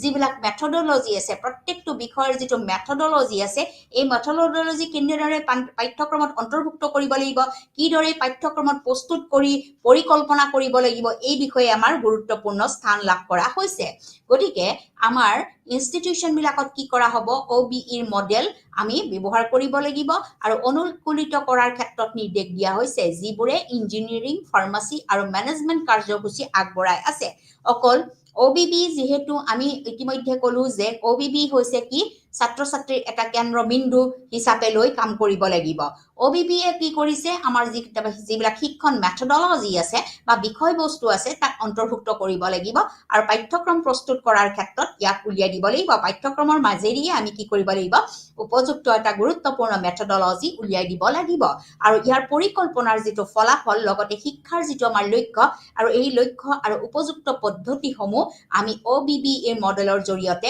আগবঢ়াই নিব লাগিব গতিকে OBE মডেলৰ জৰিয়তে সকলো ল'ৰা ছোৱালী বিভিন্ন কাৰ্যত কি হ'ব লাগিব জড়িত হ'ব পাৰিব বিভিন্ন কাৰ্যসূচীত তেওঁলোকে অন্তৰ্ভুক্ত কৰিব পাৰিব আৰু এই OBE মডেলত আমাৰ NAAC national assessment of aggregation commission যেটো আমাৰ উচ্চ শিক্ষাৰ ক্ষেত্ৰত অতিকৈ গুৰুত্বপূৰ্ণ বিষয় যেটো বিষয়বস্তু নহলে আমাৰ যিকোনো শিক্ষা ব্যৱস্থা উচ্চ শিক্ষা যদি আমাৰ নাকৰ অধীনত আমাৰ যদি ইনস্পেকশন নহয় তেওঁলোকক যদি পৰিচালিত বা নিৰ্দেশনা নহয় আৰু সেই অনুষ্ঠানবিলাক সাধাৰণতে কি কৰা হয় বাতিল কৰা হয় গতিকে আমাৰ ৰাষ্ট্ৰীয় স্বীকৃতি পৰিষদে আমাৰ কি কৰিছে বিশেষভাৱে আমাৰ ফাৰ্মাসী হওক আমাৰ ইঞ্জিনিয়াৰিং কোৰ্স হওক বা ম্যানেজমেন্টৰ কাৰ্যসূচীৰ ক্ষেত্ৰত এক গুৰুত্বপূৰ্ণ পদক্ষেপ আগবঢ়াই থৈ গৈছে গতিকে OBE ষ্টুডেন্টৰ ক্ষেত্ৰত আৰু যুক্তমাকৰ ক্ষেত্ৰতো তেওঁলোকৰ কেনেকুৱা ধৰণৰ পৰীক্ষা ব্যৱস্থা হ'ব তেওঁলোকৰ পাৰফৰমেন্স দক্ষতাৰ ওপৰতো এক গুৰুত্বপূৰ্ণ পদক্ষেপ বা ভূমিকা গ্ৰহণ কৰি আহিছে গতিকে এতিয়া কথা হ'ল যেটো আমাৰ স্কুল এডুকেশ্যন আছে স্কুল বা আমাৰ বিদ্যালয়ৰ যেটো শিক্ষা আছে এই শিক্ষাৰ ক্ষেত্ৰত আমাৰ সিস্টেমেটিক ইস্যুসমূহনো কি আমি কি ধৰণে পদ্ধতিগত আমাৰ বিষয়বস্তু বা পদ্ধতিগত দিকসমূহ কি আমাৰ স্কুল এডুকেশ্যনৰ পদ্ধতিগত দিকসমূহ কি আমি সকলোৱে জানো যে আমাৰ বিখ্যাত শিক্ষাবিদ আমাৰ বিখ্যাত দাৰ্শনিক বা বিখ্যাত সমাজবিদ জন ডিউৱে কৈছিল কি যে স্কুল এখন ক্ষুদ্ৰ সমাজ the school is a miniature society গতিকে এই স্কুলখনত কি কৰা হয় বিভিন্ন ঠাইৰ পৰা প্ৰত্যেকজন ল'ৰা ছোৱালী স্কুললৈ আহে আৰু এজন শিক্ষকে কি কৰে সেই স্কুলখন আমাৰ শিক্ষকসকলে কি কৰে প্ৰতিনিধিত্ব কৰে আৰু এই যিবিলাক ল'ৰা ছোৱালী বিভিন্ন ঠাইৰ পৰা বিভিন্ন অঞ্চলৰ পৰা আহে তেওঁলোকে বৃহত্তৰ সমাজৰ পৰা আহা একোজন প্ৰতিনিধি গতিকে তেওঁলোকে স্কুললৈ কিয় আহে তেওঁলোকে শিক্ষা ল'বলৈ আহে আৰু শিক্ষাৰ জৰিয়তে তেওঁলোকে কি কৰে সমাজক এক জ্ঞানৰ পোহৰ বিলায় গতিকে আমাৰ স্কুল শিক্ষা বা স্কুল এডুকেশ্যন বা বিদ্যালয়ৰ শিক্ষাটো হৈছে এইকাৰণে অতিকৈ গুৰুত্বপূৰ্ণ বিষয়বস্তু যিহেতু আমি বিদ্যালয় অতীজৰে পৰা এখন ক্ষুদ্ৰ সমাজ হিচাপে পৰিচালিত হৈছে বা ক্ষুদ্ৰ সমাজ হিচাপে ধৰা হয় গতিকে এই সমাজখনৰ লৈকে বিভিন্ন পৰ্যায়ৰ ল'ৰা ছোৱালী বিভিন্ন পৰ্যায়ৰ বিভিন্ন বয়সৰ ল'ৰা ছোৱালী আহে আৰু তেওঁলোকে কি আহে শৈক্ষিক সমস্যাসমূহ সমাধান কৰিবলৈ আহে আৰু শিক্ষকজনে কি কৰে এই শৈক্ষিক সমস্যা সমাধান কৰাৰ বাবে তেওঁলোকে প্ৰতিনিধিত্ব কৰে যাক আমি সিস্টেমেটিক ভাৱে আগবঢ়াই নিয়াত এক গুৰুত্বপূৰ্ণ ভূমিকা গ্ৰহণ কৰা হয় গতিকে আমি কি পদ্ধতিগত দিকসমূহ বা লক্ষ্যসমূহ ইয়াত আগবঢ়াম গতিকে আমি কি ইস্যুজ লম গতিকে প্ৰথমটো ইস্যুজ হৈছে যে গুণগত মানদণ্ডৰ শিক্ষকৰ অভাৱ এতিয়া স্কুল এডুকেশ্যন বা বিদ্যালয়ৰ শিক্ষা ভালদৰে পৰিচালিত হ'বলৈ হলে আমাৰ কি লাগিব গুণগত মানদণ্ড থকা শিক্ষক লাগিব যিয়ে ইতিমধ্যে বিভিন্ন প্ৰশিক্ষণ বিভিন্ন পৰ্যায়ৰ বিভিন্ন বিষয়ৰ প্ৰশিক্ষণ বা দক্ষতা বা প্ৰফেশনাল কোৱালিটিজ তেওঁলোকৰ আছে বা তেওঁলোকৰ অভিজ্ঞতা আছে এক্সপেৰিয়েন্স আছে যাক আমি কি কওঁ গুণগত মানদণ্ডৰ শিক্ষক বুলি কওঁ কিন্তু আমাৰ ভাৰতীয় শিক্ষা ব্যৱস্থাৰ আমাৰ প্ৰাথমিক শিক্ষা হওক বা যিকোনো আমাৰ স্কুল পৰ্যায়ৰ বা বিদ্যালয় পৰ্যায়ৰ শিক্ষা ব্যৱস্থাই হওক তাত যেটো পদ্ধতিগত দিক এই পদ্ধতিগত দিশত আমি এটা অভাৱ বাৰুকৈ দেখা পাওঁ যিটো হৈছে যে গুণগত মানদণ্ডৰ শিক্ষকৰ অভাৱ এতিয়া গুণগত মানদণ্ডৰ শিক্ষকৰ অভাৱ আমি নিৰ্মূল কৰিবলৈ হলে আমি প্ৰত্যেকজন শিক্ষককে কি কৰিব লাগিব প্ৰশিক্ষণপ্ৰাপ্ত কৰি তুলিব লাগিব গতিকে উপযুক্ত প্ৰশিক্ষণ আৰু অভিজ্ঞতাৰ জৰিয়তেহে আমি গুণগত মানদণ্ড শিক্ষকৰ অভাৱ আমি কি কৰিব পাৰিম নিৰ্মূল কৰিব পাৰিম গতিকে ভাৰতীয় স্কুল এডুকেশ্যনৰ বা বিদ্যালয় শিক্ষাৰ ক্ষেত্ৰত প্ৰথমটো পদ্ধতিগত আমাৰ দিক বা ইস্যুজ হৈছে কি গুণগত মানদণ্ডৰ শিক্ষকৰ অভাৱ আৰু যিটো কথা আমাৰ ৰাইট টু এডুকেশ্যন 2007 কৈছিলে যে আমাৰ শিক্ষাৰ যি আমাৰ অধিকাৰ আইন শিক্ষাৰ অধিকাৰ আইন 2007 চনেও কৈছিলে বৰ্তমান সময়লৈকে আমাৰ শিক্ষা ব্যৱস্থাত অপ্ৰশিক্ষণপ্ৰাপ্ত শিক্ষকৰে আমাৰ কাৰ্য চলি আছে গতিকে শিক্ষকসকলক আমি প্ৰশিক্ষণপ্ৰাপ্ত কৰি তুলিব লাগিব তেওঁলোকৰ বিষয়বস্তুসমূহ আমি ট্ৰেইন আপ কৰিব লাগিব প্ৰশিক্ষণৰ জৰিয়তে তেওঁলোকে কি বস্তু কি মাধ্যমেৰে কি পদ্ধতিৰে তেওঁলোকে ল'ৰা ছোৱালীক পাঠদান কৰিব পাৰিব লাগিব এই বিষয়বস্তুটোৰ অভাৱ এতিয়াও আমাৰ ভাৰতীয় শিক্ষা ব্যৱস্থাৰ স্কুল এডুকেশ্যনত আমি দেখিবলৈ পাওঁ দ্বিতীয়টো গুৰুত্বপূৰ্ণ পদ্ধতিগত দিশ হৈছে স্কুল শিক্ষাৰ ক্ষেত্ৰত বা বিদ্যালয় শিক্ষাৰ ক্ষেত্ৰত যে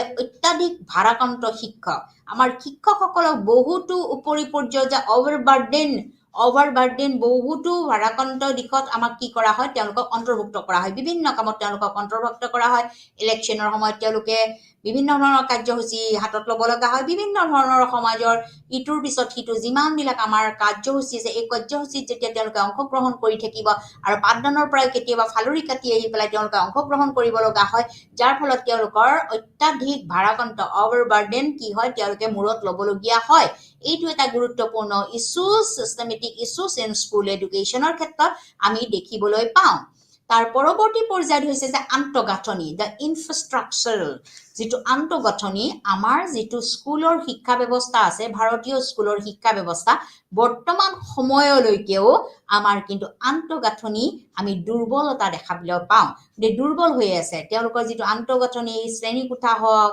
বা ব্লেকবোৰ্ড হওক ভিতৰত থকা যিবিলাক আমাৰ বৈষয়িক বস্তু হওক ডেস্ক বেঞ্চ চেয়াৰ বা শিক্ষকৰ যিখিনি যাৱতীয় বিষয়বস্তু হল বা আমাৰ কাৰিকৰী দিশত কম্পিউটাৰ চিষ্টেম হওক বিভিন্ন ধৰণৰ ফেচিলিটিজৰ পৰা বা অসুবিধাৰ পৰা এতিয়াও বঞ্চিত হৈ আছে গতিকে আমাৰ বৰ্তমান সময়লৈকে কি হৈছে বৈষয়িক আন্তঃগাঁথনি এতিয়ালৈকে আমাৰ বিকাশ সাধন হোৱা নাই গতিকে আমাৰ আন্তঃগাঁথনিও হৈছে কি আমাৰ চিষ্টেমেটিক এটা ইস্যুজ ইন স্কুল এডুকেশ্যন গতিকে স্কুল এডুকেশ্যন পূৰ্ণ গতিত আগবাঢ়িবলৈ হলে বা এটা বিকাশ সাধন দিশ পাবলৈ হলে বা গুণগত মানদণ্ডৰ দিশটো আগবঢ়াই নিবলৈ হলে আমাৰ কি হ'ব লাগিব আন্তঃগাঁথনি অতি মজবুত আৰু গধুৰ হ'ব লাগিব গতিকে আমাৰ এতিয়াও বৰ্তমান সময়ত কি হৈ আছে আমাৰ বিদ্যালয় শিক্ষাৰ ক্ষেত্ৰত আন্তঃগাঁথনি এতিয়াও দুৰ্বল হৈ আছে ইয়াৰ পৰৱৰ্তী পৰ্যায়ত হৈছে যিবিলাক দুৰ্বল শ্ৰেণীৰ প্ৰতিনিধিত্বৰ অধীনত আমাৰ ভাৰতবৰ্ষ বিভিন্ন জাতি জনজাতি উপজাতিৰে আমাৰ ভৰপূৰ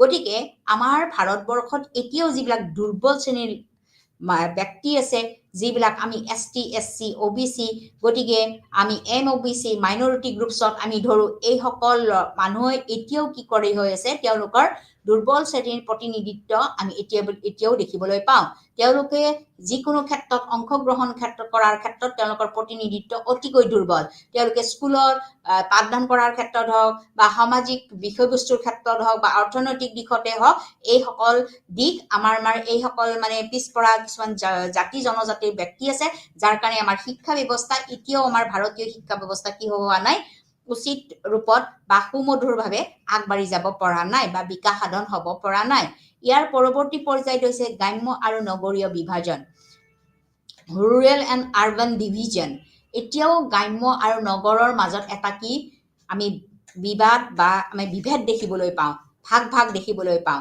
গ্ৰাম্য অঞ্চলৰ এতিয়াও বিদ্যালয়বিলাক বহুত পিছ পৰি আছে কিন্তু আমাৰ নগৰ অঞ্চলত আমাৰ যিবিলাক স্কুল বা বিদ্যালয় আছে এই বিদ্যালয়সমূহ বহুত উচ্চ মানদণ্ডৰ যদি আমি তুলনামূলকভাৱে আমি গ্ৰাম্য অঞ্চললৈ যাওঁ এতিয়াও গ্ৰাম্য অঞ্চলৰ বহুতো স্কুল এডুকেশ্যনৰ শিক্ষা ব্যৱস্থা কিন্তু ইমান টনকিয়াল নহয় বা ইমান বিকাশ সাধনৰ প্ৰগতিত আগবাঢ়ি যাব পৰা নাই গতিকে গ্ৰাম্য আৰু নগৰ অঞ্চলৰ এই বিভাজনটোৱে আমাৰ কি হৈছে এটা চিষ্টেমেটিক ইছ্যুজ ইন স্কুল এডুকেশ্যনৰ গতিকে পদ্ধতিগত দিশৰ ক্ষেত্ৰত আমি এই দিশটো দেখিবলৈ পাওঁ মই আকৌ এবাৰ কৈছো যে আমাৰ যি বিদ্যালয় শিক্ষা আছে এই বিদ্যালয় শিক্ষা হৈছে আমাৰ অতিকৈ গুৰুত্বপূৰ্ণ শিক্ষা ব্যৱস্থা গতিকে বিদ্যালয় শিক্ষা আমি ভালদৰে আগবঢ়াই নিবলৈ হলে আমি বিভিন্ন পৰ্যায়ত আগবঢ়াই নিবলৈ হলে আমাৰ কিছুমান কি লাগিব দিক আমি বিকাশ সাধন কৰিব পাৰিব লাগিব বা উন্নত মানদণ্ডৰ হ'ব লাগিব যেটো ভাৰতীয় শিক্ষা ব্যৱস্থাৰ আমাৰ স্কুল এডুকেশ্যনত আমি এতিয়াও দেখিবলৈ পোৱা নাযায়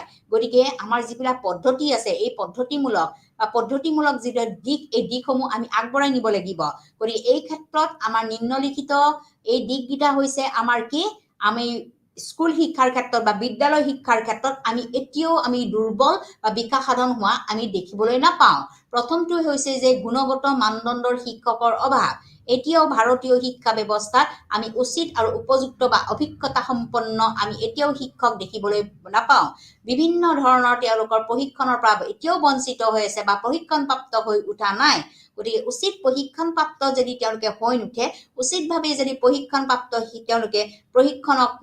তেওঁলোকে প্ৰশিক্ষণ লৈ পেলাই আগবাঢ়ি নাযায় তেতিয়াহ'লে আমাৰ শিক্ষাৰ গুণগত মানদণ্ড আমি বিকাশ সাধন কৰিব নোৱাৰিম গতিকে শিক্ষাৰ গুণগত মানদণ্ড বিকাশ সাধন কৰিবলৈ হ'লে আমাৰ শিক্ষকজন কি হ'ব লাগিব তেওঁ প্ৰফেচনেলি তেওঁ বৃত্তীয়ভাৱে যেহেতু এটা শিক্ষাটো হৈছে এটা কি নবলিছ প্ৰফেশ্যন শিক্ষকতাৰ জবটো হৈছে নবলিছ প্ৰফেশ্যন গতিকে আদৰ্শবাদ এটা আমাৰ চাকৰি গতিকে এই প্ৰফেশ্যনটো এই বৃত্তিটো মধুৰভাৱে বা প্ৰগতিমূলকভাৱে আগবঢ়াই নিবলৈ হ'লে তেওঁৰ কিন্তু কি লাগিব well experience হ'ব লাগিব বা অভিজ্ঞতা থাকিব লাগিব তেওঁ প্ৰশিক্ষণপ্ৰাপ্ত হ'ব লাগিব তেতিয়াহে আমাৰ শিক্ষাৰ গুণগত মানদণ্ড বিকাশ সাধন হ'বলৈ পাৰিব 2 নম্বৰটো হৈছে অত্যাধিক ভাৰাক্ৰান্ত শিক্ষক আমাৰ শিক্ষকসকলৰ ওপৰত বৰ্তমান সময়ত সমাজৰ হওক বা ৰাজনৈতিক ক্ষেত্ৰত হওক বিভিন্ন ক্ষেত্ৰত তেওঁলোকে অংশগ্ৰহণ কৰিবলগীয়া হয় যাৰ ফলত তেওঁলোকে অত্যাধিক অভাৰবাৰ্ডেন তেওঁলোকৰ মূৰৰ ওপৰত আহি পৰে যাৰ ফলৰ পৰা শিক্ষাৰ পৰা তেওঁলোকে শিক্ষা বা পাঠদান কৰাৰ পৰা তেওঁলোকে আঁতৰি আহিবলগীয়া হয় গতিকে বিভিন্ন সময়ত তেওঁলোকে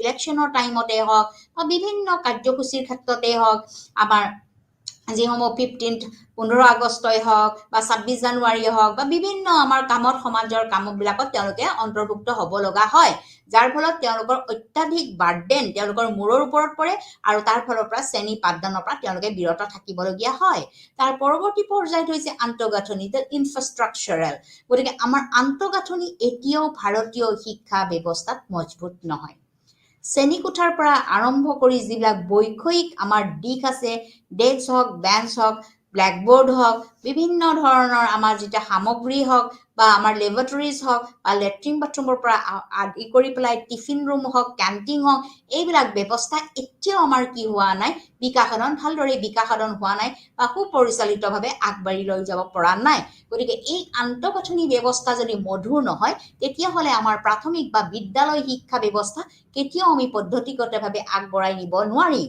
গতিকে বিদ্যালয় শিক্ষাৰ পদ্ধতিগতভাৱে আগবঢ়াই নিবলৈ হ'লে আমাৰ এইটো কি হ'ব লাগিব এটা গুৰুত্বপূৰ্ণ পদক্ষেপ হাতত ল'ব লাগিব এইটো হৈছে আমাৰ কি এটা সিস্টেমেটিক ইস্যুজ যাৰ ইন স্কুল এডুকেশ্যন তাৰ পৰৱৰ্তী পৰ্যায়টো হৈছে দুৰ্বল শ্ৰেণীৰ প্ৰতিনিধিত্বৰ অধীনত আমাৰ ভাৰতবৰ্ষত বহুতো দুৰ্বল শ্ৰেণী বা পিছপৰা জাতি জনজাতি উপজাতিৰ ব্যক্তি আছে যিসকলে এতিয়াও তেওঁলোকে সচেতন নহয় যে বিদ্যালয় শিক্ষা ল'ব লাগিব বা স্কুল এডুকেশ্যন ল'ব লাগিব বা প্ৰাথমিক শিক্ষাত নামভৰ্তিকৰণ কৰিব লাগিব এতিয়াও তেওঁলোকে বিভিন্ন অৰ্থনৈতিক কাৰণত হওক বা বিভিন্ন সামাজিক কাৰণত হওক এতিয়াও কিন্তু আমাৰ দুৰ্বল শ্ৰেণীৰ প্ৰতিনিধিত্ব কৰাটো আমি নিম্নমানৰ দেখিবলৈ পাওঁ যিটোৱে আমাক কি কৰে আমাৰ বিদ্যালয় শিক্ষাৰ ক্ষেত্ৰত প্ৰভাৱ বিস্তাৰ কৰে ইয়াৰ পৰৱৰ্তী পৰ্যায়ত হৈছে যে গ্ৰাম্য আৰু নগৰীয় বিভাজন এতিয়া গ্ৰাম্য অঞ্চলত যিবিলাক বিদ্যালয় আছে আৰু আৰবান স্কুলত যিবিলাক বিদ্যালয় আছে এই বিদ্যালয়সমূহৰ মাজত আমি এটা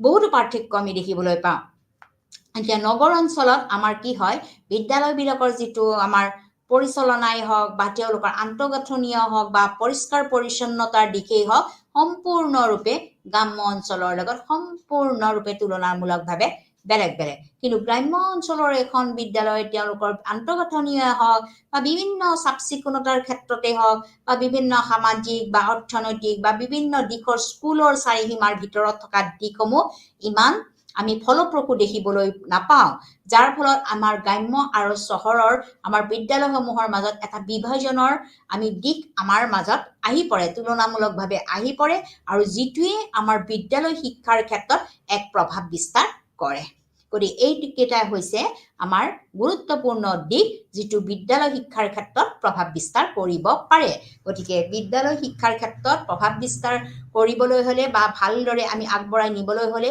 এই যিখিনি অভাৱ এই অভাৱখিনি আমি কি কৰিব লাগিব নিৰ্মূল কৰিব লাগিব ইয়াৰ পৰৱৰ্তী পৰ্যায়ত হৈছে যে আমাৰ উচ্চ শিক্ষাৰ ক্ষেত্ৰত কি সিস্টেমেটিক ইস্যুজ আমি দেখিবলৈ পাম ইতিমধ্যে বিদ্যালয় শিক্ষাৰ ক্ষেত্ৰত আমি কি ইস্যুজ আমি পালো এইকেইটা ইতিমধ্যে আলোচনা কৰিলো এতিয়া আমাৰ হৈছে যে উচ্চ শিক্ষাৰ ক্ষেত্ৰত আমি কি পদ্ধতিমূলক দিশসমূহ আমি দেখিবলৈ পাওঁ এতিয়া আমি জানো যে প্ৰাথমিক শিক্ষাৰ পিছত আমাৰ মাধ্যমিক শিক্ষা অৱতীৰ্ণ হৈ পেলাই মাধ্যমিক শিক্ষাৰ এজন ছাত্ৰ বা ছাত্ৰীয়ে উত্তীৰ্ণ হয় পোন প্ৰথমৰ বাবে ৰাওনা হয় কিহলৈকে উচ্চ শিক্ষালৈকে গতিকে উচ্চ শিক্ষা যেতিয়া ৰাওনা হ'ব উচ্চ শিক্ষাই কি কৰিব তেওঁলোকক জ্ঞানৰ বিকাশ সাধন কৰাত সহায় কৰিব আৰু সমাজত এটা নিৰ্দিষ্ট স্থান তেওঁলোকে লাভ কৰিব পাৰিব যিকোনো এটা উচ্চ শিক্ষাৰ আমি বৃত্তি লাভ কৰিবলৈ হলে প্ৰত্যেকজন ছাত্ৰ ছাত্ৰীয়ে কি ল'ব লাগিব উচ্চ শিক্ষাত তেওঁলোকে অৱতীৰ্ণ হ'ব লাগিব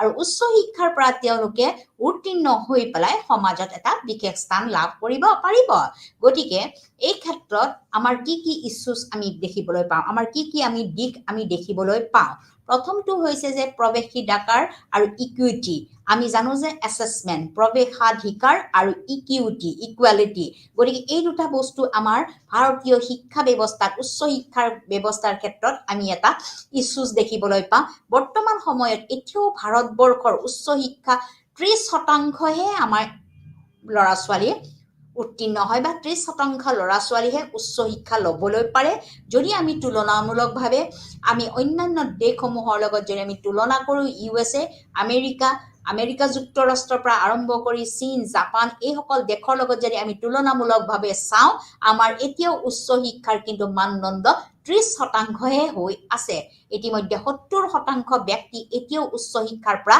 বঞ্চিত হৈছে বা তেওঁলোকে উচ্চ শিক্ষা ল'ব পৰা নাই তেওঁলোকে যিটো কেনেকৈ প্ৰৱেশ কৰিব এন্ট্ৰি কৰিব এই ক্ষেত্ৰত তেওঁলোকৰ কি হৈ আছে আমাৰ এটা সমস্যা হৈ আছে আৰু ইকুইটি আৰু সমানে কি কৰিব পৰা নাই আমাৰ সমানতা লাভ কৰিব পৰা নাই সফলভাৱে তেওঁলোকে আগবাঢ়ি যাব পৰা নাই দ্বিতীয়টো হৈছে যে আমাৰ মানদণ্ড আমাৰ যিটো মানদণ্ড the standard of higher education উচ্চ শিক্ষাৰ যিটো মানদণ্ড এই মানদণ্ডটো আমাৰ কেনেকুৱা হ'ব লাগিব এতিয়া উচ্চ শিক্ষাৰ মানদণ্ড নিৰ্ভৰ কৰিব আমাৰ বিভিন্ন দিশৰ ওপৰত শিক্ষকসকলৰ কোৱালিটিৰ ওপৰত নিৰ্ভৰ কৰিব UGCৰ ওপৰত নিৰ্ভৰ কৰিব আৰু NAAC আমাৰ UGC university grant commission NAAC national assessment of aggregation commission এই সকলে যদি আমাৰ এছেছ কৰি পেলাই সেই বিশ্ববিদ্যালয়খন বা মহাবিদ্যালয়খনৰ স্থান নিৰ্ভৰ কৰে শিক্ষকসকলৰ কোৱালিফিকেশ্যন চোৱা হয় গতিকে এইখিনি আমি কিন্তু এতিয়াও উচ্চ শিক্ষাৰ ক্ষেত্ৰত আমি এটা অভাৱ দেখিবলৈ পোৱা যায় গতিকে এইটো হৈছে আমাৰ এটা গুৰুত্বপূৰ্ণ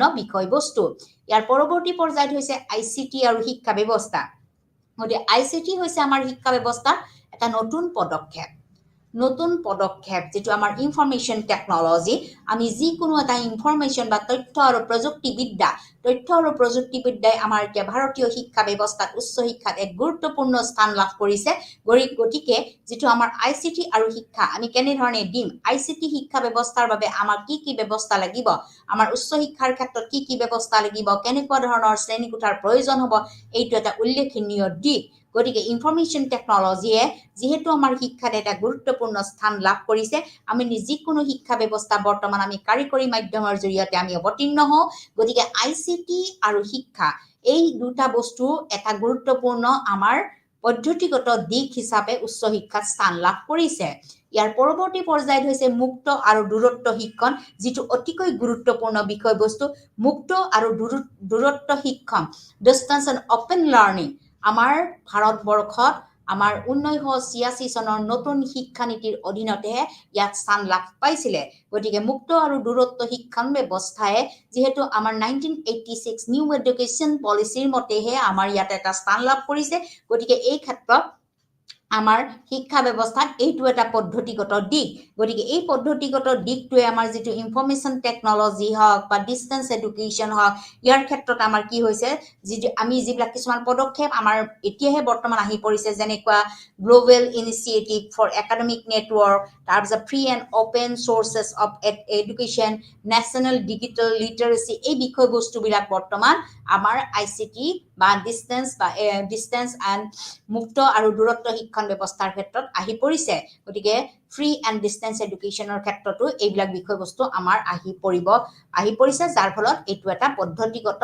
দিক হিচাপে উচ্চ শিক্ষাৰ পদ্ধতিগত দিক হিচাপে ইয়াক অন্তৰ্ভুক্ত কৰা হৈছে তাৰ পৰৱৰ্তী পৰ্যায়ত হৈছে আমাৰ কেনেকুৱা ব্যৱস্থা দ্য টিচাৰ এডুকেশ্যন গতিকে শিক্ষক শিক্ষণ ইতিমধ্যে কৈছো আমি শিক্ষকসকলক প্ৰশিক্ষণ প্ৰাপ্ত কৰি তুলিবলৈ হলে আমাৰ শিক্ষক শিক্ষণ ব্যৱস্থা থাকিব লাগিব টিচাৰ ট্ৰেইনিং ইনষ্টিটিউচন থাকিব লাগিব এই টিচাৰ ট্ৰেইনিং ইনষ্টিটিউচন সমূহৰ জৰিয়তে প্ৰত্যেকজন শিক্ষককে প্ৰফেশনেলি হওক বা তেওঁলোকক টেকনিক্যালি হওক বা এডুকেশ্যনেলি তেওঁলোকক কি কৰিব লাগিব ৰিফ্ৰেছ কৰি তুলিব লাগিব তেওঁলোকক পুনৰ উদ্যম পাঠ্যক্ৰমৰ জৰিয়তে আৰু ট্ৰেইনিঙৰ জৰিয়তে প্ৰশিক্ষণৰ জৰিয়তে তেওঁলোকক প্ৰশিক্ষণপ্ৰাপ্ত শিক্ষক কৰি তুলি তেওঁলোকে যাতে নিজৰ প্ৰফেশনটো খুব ভালদৰে আগবঢ়াই নিব পাৰে ইয়াৰ ওপৰত গুৰুত্ব প্ৰদান কৰা হয় গতিকে শিক্ষক শিক্ষণো হৈছে আমাৰ উচ্চ শিক্ষাৰ আটাইতকৈ গুৰুত্বপূৰ্ণ এটা ইস্যুজ তাৰ পৰৱৰ্তী পৰ্যায়ত হৈছে যে ভকেশ্যনেল এডুকেশ্যন ইতিমধ্যে মই আপোনালোকক আগৰ পাঠবিলাকত কৈ আহিছো যে আমাৰ 1952 আৰু 53 চনৰ মাধ্যমিক শিক্ষা আয়োগৰ পৰা আৰম্ভ কৰি আমাৰ ভাৰতীয় শিক্ষা আয়োগৰ পৰা আৰম্ভ কৰি 1964-66 নিউ এডুকেশ্যন পলিচিৰ পৰা আৰম্ভ কৰি 1986 1992 তাৰপিছত ৰাইট টু এডুকেশ্যন 2007 হওক ইয়াৰ পৰা আৰম্ভ কৰি পেলাই একদম 2020 লৈকে আমাৰ যিমানবিলাক শিক্ষাৰ পলিচি আছে প্ৰত্যেকখন পলিচিয়ে কি কৈছে যে আমাৰ ভকেশ্যনেল শিক্ষা ব্যৱস্থা থাকিব লাগিব বিশেষকৈ আমাৰ মাধ্যমিক পৰ্যায়ৰ শিক্ষা ব্যৱস্থা কি হ'ব লাগিব ভকেশ্যনেলাইজেশ্যন হ'ব লাগিব দা ভকেশ্যনেলাইজেশ্যন ইন সেকেন্ডাৰী এডুকেশ্যন এতিয়া মাধ্যমিক শিক্ষা যেটো আমাৰ ভকেশ্যনেল হ'ব লাগিব এই ভকেশ্যনেলৰ দিকটো আমাৰ কিন্তু উচ্চ শিক্ষাটো আমাৰ থাকিব লাগিব এতিয়া আমি কি ধৰণৰ ভকেশ্যনেল আমি এডুকেশ্যন দিম কি ধৰণে আমি বৃত্তীয় শিক্ষা দিম এইটো এটা গুৰুত্বপূৰ্ণ বিষয়বস্তু আমি বহু সময় দেখা পোৱা যায় আমাৰ যিবিলাক অৰ্থনৈতিকভাৱে পিছপৰা ছাত্ৰ-ছাত্ৰী আছে যিবিলাক অৰ্থনৈতিকভাৱে পিছপৰা ছাত্ৰ-ছাত্ৰী আছে বা তেওঁলোকক আমি কি কৰা হয় ভকেশ্যনেলি আমাৰ কিছুমান বৃত্তীয় শিক্ষাৰ কোৰ্স দিয়া হয় বা পাঠদান কৰা হয় তেওঁলোকে যাতে পাঠদান কৰি উঠিয়ে কোনো এটা বৃত্তিত তেওঁলোকে অৱতীৰ্ণ হ'ব পাৰে আৰু নিজকে আত্মনিৰ্ভৰশীল হ'ব পাৰে এইটোৱেই হৈছে ভকেশ্যনেল শিক্ষাৰ মূল উদ্দেশ্য গতিকে ভকেশ্যনেল শিক্ষা ব্যৱস্থা আমি কেনেকৈ উচ্চ শিক্ষাত প্ৰদান কৰিম ইয়াৰ পদ্ধতিগত দিকসমূহ কি হ'ব এইটো এটা গুৰুত্বপূৰ্ণ ইস্যুজ ইয়াৰ পৰৱৰ্তী পৰ্যায়ত হৈছে যে ৰাজহুৱা ব্যক্তিগত অংশীদাৰিত্ব আমাৰ কিছুমান ৰাজহুৱা অনুষ্ঠান আছে আৰু কিছুমান প্ৰাইভেট অনুষ্ঠান আছে গতিকে পাব্লিক আৰু প্ৰাইভেট এই প্ৰাইভেট আমি যিকোনো শিক্ষা ব্যৱস্থা কিছুমান শিক্ষা অনুষ্ঠান হৈছে আমাৰ প্ৰাইভেট আৰু কিছুমান আমাৰ শিক্ষা ব্যৱস্থা হৈছে পাব্লিক গতিকে এই গোটেইখিনি বস্তু আমাৰ কি হ'ব লাগিব এটা পাৰ্টনাৰশ্বিপ তেওঁলোকৰ অংশীদাৰিত্বৰ মাধ্যমেৰে আৰ্হিৰ জৰিয়তে আগবঢ়াই নিব লাগিব ৰাজহুৱা যিখিনি অনুষ্ঠান থাকে বা ব্যক্তিগত অনুষ্ঠান থাকে তেওঁলোকৰ মাজত যদি যোগসূত্ৰ স্থাপন নহয় তেতিয়াহ'লে আমাৰ শিক্ষা ব্যৱস্থাত এক ব্যাপক ক্ষতি হয় গতিকে ভাৰতীয় শিক্ষা ব্যৱস্থাৰ উচ্চ শিক্ষাৰ মানদণ্ড যথেষ্ট পৰিমাণে আগবঢ়াই নিবলৈ হলে ৰাজহুৱা আৰু ব্যক্তিগত খণ্ডৰ সকলোবিলাক অনুষ্ঠানৰ মাজত কি থাকিব লাগিব অংশীদাৰ থাকিব লাগিব পাৰ্টনাৰশ্বিপ থাকিব লাগিব তেতিয়াহে আমাৰ উচ্চ শিক্ষা আমি আগবঢ়াই নিয়াত সহায়ক হয় ইয়াৰ পৰৱৰ্তী পৰ্যায়ত হৈছে যে উচ্চ শিক্ষাৰ স্থায়িত্ব শাসন আৰু দায়বদ্ধতা যেটো অটনমি এণ্ড একাউণ্টেবিলিটি আমাৰ উচ্চ শিক্ষাৰ ক্ষেত্ৰত থাকিব লাগিব গতিকে উচ্চ শিক্ষাই যেহেতু আমাৰ যিকোনো বিষয়বস্তু আগবাঢ়ি নি সামাজিক স্থিতি লাভ কৰাত সহায় কৰে গতিকে উচ্চ শিক্ষা কেতিয়াবা আমাৰ স্থায়িত্ব শাসন হ'ব লাগিব যেনেকৈ আমাৰ অসমত কটন ইউনিভাৰ্চিটি বড়োলেণ্ড ইউনিভাৰ্চিটি তেওঁলোকে হৈছে কি স্থায়িত্ব শিক্ষিত একোখন বিশ্ববিদ্যালয় গতিকে উচ্চ শিক্ষাৰ মানদণ্ড অতি গুৰুত্বপূৰ্ণ বিকাশ সাধন দিশত আগবঢ়াই নিবলৈ হলে আমাৰ উচ্চ শিক্ষা কি থাকিব লাগিব স্থায়িত্ব শাসন থাকিব লাগিব আৰু ইয়াৰ প্ৰতি এটা দায়বদ্ধ থাকিব লাগিব একাউণ্টেবিলিটি থাকিব লাগিব প্ৰত্যেকটো অথৰিটিৰে বিশ্ববিদ্যালয়ৰ অথৰিটি কি থাকিব লাগিব দায়িত্ববদ্ধ থাকিব লাগিব গতিকে উচ্চ শিক্ষা আমি স্থান ভালদৰে আগবঢ়াই নিবলৈ হলে ইতিমধ্যে মই কৈছোৱে যে আমাৰ ভাৰতবৰ্ষৰ উচ্চ শিক্ষা এতিয়াও আমাৰ 30% 30% ব্যক্তিহে ইয়াতে অন্তৰ্ভুক্ত হৈ আছে 70% এতিয়াও আমাৰ উচ্চ শিক্ষাৰ পৰা আমাৰ এতিয়াও আঁতৰি আছে গতিকে উচ্চ শিক্ষাৰ মানদণ্ড অতি বিকাশ সাধন হ'বলৈ হলে বা প্ৰগতিমূলক দিশত আগবঢ়াই নিবলৈ হলে উচ্চ শিক্ষাৰ বিষয়বস্তু কি হ'ব লাগিব স্থায়িত্ব শাসনৰ আৰু ইয়াৰ প্ৰতি থাকিব লাগিব কি দায়বদ্ধতা এইখিনি হৈছে আমাৰ কি উচ্চ শিক্ষাৰ ক্ষেত্ৰত পদ্ধতিগত দিশসমূহ গতিকে মই আকৌ এবাৰ আপোনালোকক আলোচনা কৰাই দিছো প্ৰথমটো হৈছে যে প্ৰৱেশিকাকাৰ আৰু ইকুইটি প্ৰৱেশিকাৰ অৰ্থাৎ এন্ট্ৰেন্স তেওঁলোকে কেনেকৈ এন্ট্ৰি হ'ব উচ্চ শিক্ষাৰ ক্ষেত্ৰত গতিকে উচ্চ শিক্ষাৰ ক্ষেত্ৰত তেওঁলোকে আগবাঢ়ি যাবলৈ হলে প্ৰথমতে তেওঁলোকে জানিব লাগিব যে আমাৰ ভাৰতবৰ্ষৰ এতিয়াও কি হৈ আছে 70% ল'ৰা ছোৱালীহে 70% ল'ৰা ছোৱালী এতিয়াও উচ্চ শিক্ষাৰ পৰা বঞ্চিত হৈ আছে আৰু 30% ল'ৰা ছোৱালীহে এতিয়া আগবাঢ়ি গৈ আছে গতিকে আমি যদি পৃথিৱীৰ অন্যান্য আন্তঃৰাষ্ট্ৰীয় দেশসমূহৰ লগত আমি ফেৰ মাৰিবলৈ যাওঁ এতিয়াও কিন্তু আমাৰ উচ্চ শিক্ষাৰ মানদণ্ড পিছ পৰি আছে গতিকে আমাৰ আমেৰিকা যুক্তৰাষ্ট্ৰই হওক বা চাইনাই হওক বা জাপানেই হওক বা ফিনলেণ্ড হওক ছুইজাৰলেণ্ড হওক এইসমূহ দেশৰ লগত যদি আমি চাবলৈ যাওঁ এতিয়াও ভাৰতবৰ্ষৰ কিন্তু উচ্চ শিক্ষা 30%তে অৱতীৰ্ণ হৈ আছে ইয়াৰ পৰৱৰ্তী পৰ্যায়ত হৈছে উচ্চ শিক্ষাৰ মানদণ্ড এতিয়া উচ্চ শিক্ষাৰ মানদণ্ড আমি কেনেকৈ উন্নত মানৰ কৰি তুলিব পাৰিম এইটো এটা গুৰুত্বপূৰ্ণ দিশ যদি আমি উচ্চ শিক্ষাৰ মানদণ্ড উন্নত মানৰ কৰি তুলিব নোৱাৰো তেতিয়াহলে আমাৰ উচ্চ শিক্ষা বিকাশ সাধন কৰিব নোৱাৰিব বা ভাৰতবৰ্ষৰ লগতে ভাৰতবৰ্ষই অন্যান্য দেশসমূহৰ লগত তেওঁলোকে কি কৰিব নোৱাৰিব ফেৰ মাৰিব নোৱাৰিব ইয়াৰ পৰৱৰ্তী পৰ্যায়ত হৈছে আইচিটি আৰু শিক্ষা ব্যৱস্থা বৰ্তমান সময়ৰ যেহেতু শিক্ষা ব্যৱস্থা আমাৰ কি হৈছে ইনফৰমেশ্যন টেকনলজি আমি যেহেতু যে বিজ্ঞান আৰু প্ৰযুক্তিবিদ্যা ব্যৱহাৰ কৰিছো গতিকে আমাৰ আইচিটি আৰু শিক্ষা ব্যৱস্থাৰ মাজত এটা সুসম্পৰ্ক থাকিব পাৰিব লাগিব তেওঁলোকে আমাৰ গ্লোবেল ইনিচিয়েটিভ ল'ব লাগিব একাডেমিক ক্ষেত্ৰত আমাৰ কি হ'ব লাগিব free and open sources of education থাকিব লাগিব ইয়াৰ উপৰিও নেশ্যনেল ডিজিটেল লিটাৰেচি এই বিষয়ৰ ওপৰত এটা জ্ঞান থাকিব লাগিব এই বিষয়বস্তুখিনি হ'ব আমাৰ কি আইচিটি আৰু শিক্ষা ব্যৱস্থাৰ এটা গুৰুত্বপূৰ্ণ পদক্ষেপ গতিকে ইয়াৰ পৰৱৰ্তী পৰ্যায়ত হৈছে মুক্ত আৰু দূৰত্ব শিক্ষা ফ্ৰী এণ্ড ডিষ্টেন্স এডুকেশ্যন যেটো আমাৰ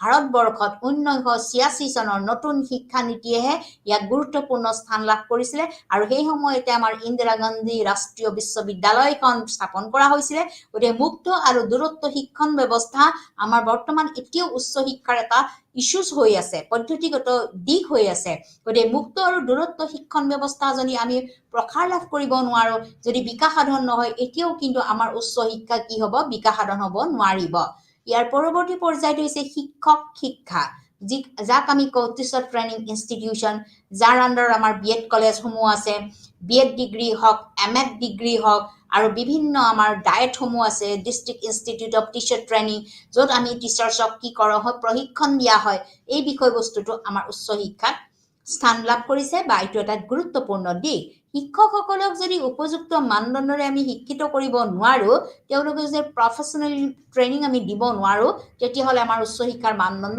এতিয়াও পিছ পৰি থাকিব উচ্চ শিক্ষাই যিহেতু আমাৰ কি কৰে এটা মানুহক প্ৰতিষ্ঠিত কৰে সমাজখনৰ এজন উচ্চ মানদণ্ডৰ বা উচ্চ বিষয়া হিচাপে প্ৰতিষ্ঠিত কৰে গতিকে উচ্চ শিক্ষাৰ ক্ষেত্ৰত থকা সকলোজন শিক্ষকে কি হ'ব লাগিব প্ৰশিক্ষণপ্ৰাপ্ত হ'ব লাগিব ইয়াৰ পৰৱৰ্তী পৰ্যায়ত হৈছে ভোকেশ্যনেল শিক্ষা ব্যৱস্থা ভোকেশ্যন ইতিমধ্যে মই কৈছো বিভিন্ন আমাৰ শিক্ষাৰ যিবিলাক পলিচি আছে যিসমূহ ইতিমধ্যে মই আলোচনা কৰিছিলো তাত কোৱা হৈছিল কি যে মাধ্যমিক শিক্ষা পৰ্যায়টো কি হ'ব লাগিব ভোকেশ্যনেল হ'ব লাগিব the secondary education must be vocationalization গতিকে সেকেন্ডাৰী এডুকেশ্যন মাধ্যমিক পৰ্যায়টো ভোকেশ্যনালাইজেশ্যন হোৱাৰ লগে লগে আমি উচ্চ শিক্ষাৰ ক্ষেত্ৰতো এইটো আমি এটা গুৰুত্বপূৰ্ণ পদক্ষেপ ল'ব লাগিব যে উচ্চ শিক্ষাৰ ক্ষেত্ৰতো আমাৰ ভকেশনাল শিক্ষা ব্যৱস্থা থাকিব লাগিব বা বৃত্তীয় শিক্ষা ব্যৱস্থা থাকিব লাগিব যাৰ জৰিয়তে আমাৰ কি হ'ব এই শিক্ষা ব্যৱস্থাই এক সুদূৰ প্ৰসাৰী লাভ কৰিব গতিকে ভকেশনাল বিষয়সমূহ কেনেকুৱা ধৰণৰ বিষয় আমি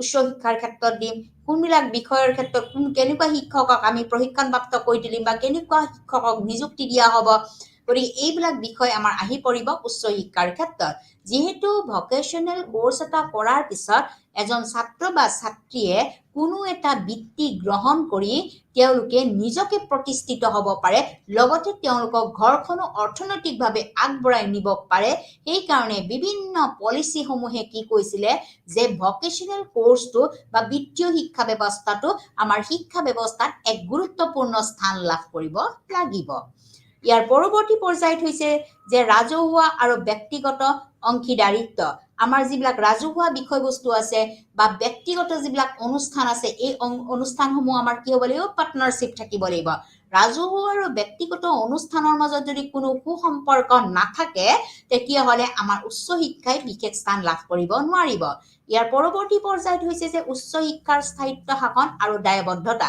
এইটো এটা গুৰুত্বপূৰ্ণ দিশ যে আমাৰ উচ্চ শিক্ষাৰ ব্যৱস্থাটো কি হ'ব লাগিব স্থায়িত্বকৃত হ'ব লাগিব আৰু ইয়াৰ প্ৰতি প্ৰত্যেকটো অনুষ্ঠান প্ৰতিষ্ঠানৰ কি থাকিব লাগিব দায়বদ্ধতা থাকিব লাগিব এতিয়া আমি যেটো পাঠ আজি আলোচনা কৰিলো এই পাঠটো আটাইতকৈ গুৰুত্বপূৰ্ণ আমাৰ বিষয়বস্তু যেটো গুৰুত্বপূৰ্ণ বিষয়বস্তু আমাৰ প্ৰত্যেকটো শিক্ষা ব্যৱস্থাতে এটা গুৰুত্বপূৰ্ণ স্থান লাভ কৰিছে the issues of outcomes based education issues of outcome in the school education issues of outcome in the আমাৰ higher education আমাৰ প্ৰাথমিক শিক্ষাৰ ক্ষেত্ৰত আমি কি ফলাফল পালো বা উচ্চ শিক্ষাৰ ক্ষেত্ৰত আমি কি ফলাফল পালো কেনেকুৱা ধৰণৰ দিশসমূহ ইয়াতে সংলগ্ন হৈ আছে কেনেকুৱা ধৰণৰ সমস্যাবিলাক ইতিমধ্যে আলোচনা কৰিলো এই গুটেইখিনি আলোচনা কৰি পেলা আমি এটাই ফলাফল পালো এতিয়া ফলাফলসমূহ মই আলোচনা কৰিবলৈ লৈছো সামৰণিখিনি যে আমি শিক্ষা যেটো এক গুৰুত্বপূৰ্ণ বিষয় হিচাপে আমাৰ সমাজত প্ৰতিষ্ঠিত হয় আৰু ইয়াত যিবোৰ উদ্বেগবোৰ থাকে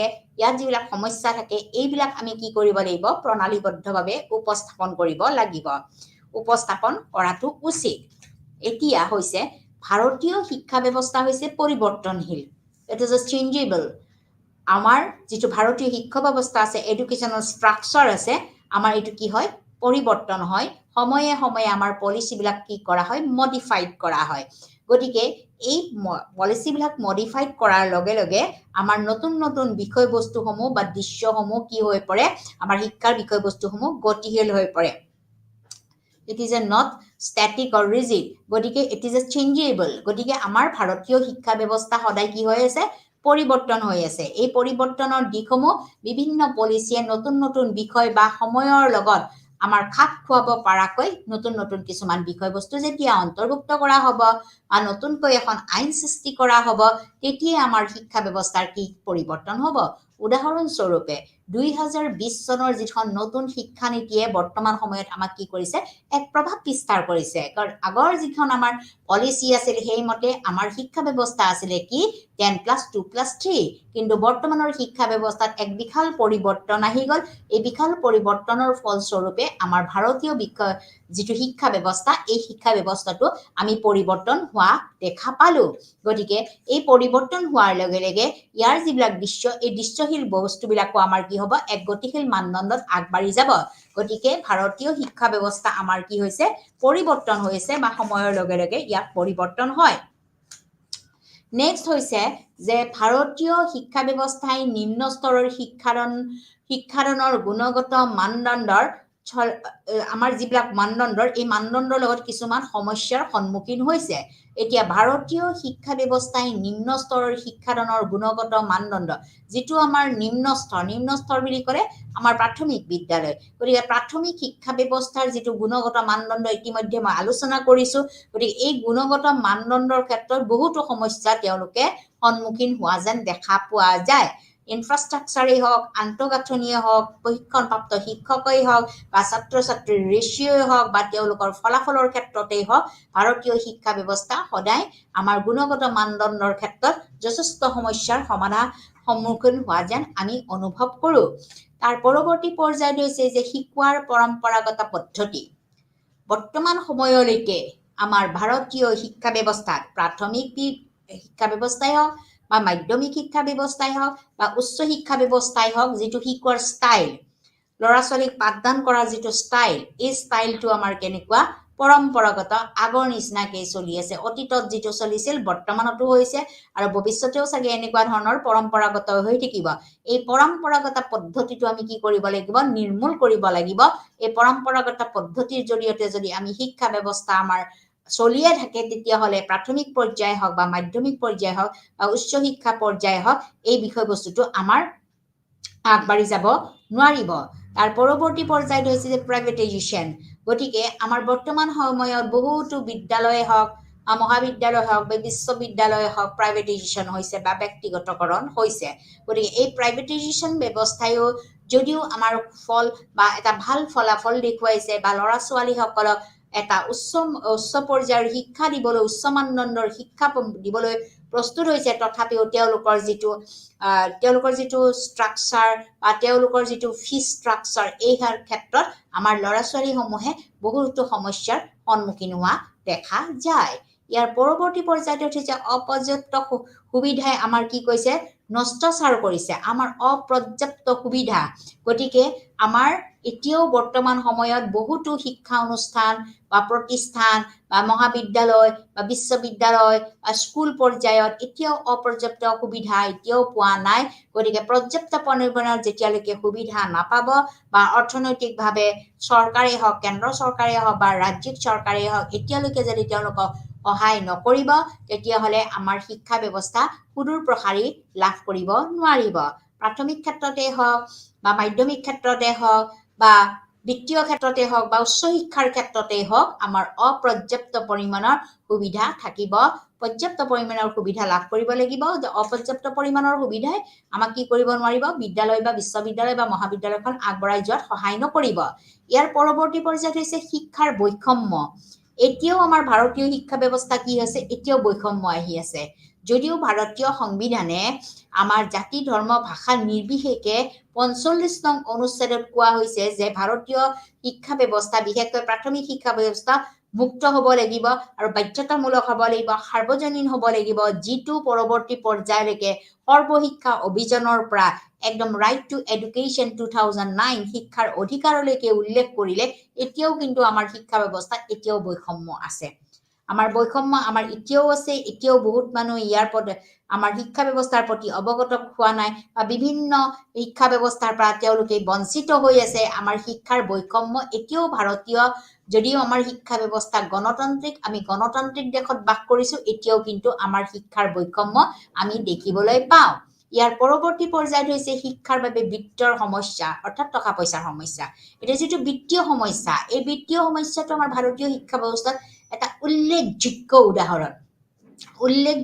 উদাহৰণ আৰু এই উদাহৰণটো জল পটপটকৈ আমি সকলোতে দেখা পাওঁ গতিকে বিত্তীয় সমস্যা যেতিয়ালৈকে নাটনি হৈ থাকিব আমাৰ শিক্ষা ব্যৱস্থা তেতিয়া আমাৰ আগবাঢ়ি যাব নোৱাৰিব প্ৰাথমিক ক্ষেত্ৰতে হওক বা মাধ্যমিক বিদ্যালয়ৰ ক্ষেত্ৰতে হওক বা উচ্চ শিক্ষাৰ ক্ষেত্ৰতে হওক আমাৰ বিত্তীয় শিক্ষা ব্যৱস্থা আমাৰ এক গুৰুত্বপূৰ্ণ স্থান লাভ কৰিছে বা আমাৰ এতিয়াও বৰ্তমান বিত্তীয়ৰ অভাৱত বা টকা পইচাৰ অভাৱত আমাৰ শিক্ষা ব্যৱস্থাই আমাৰ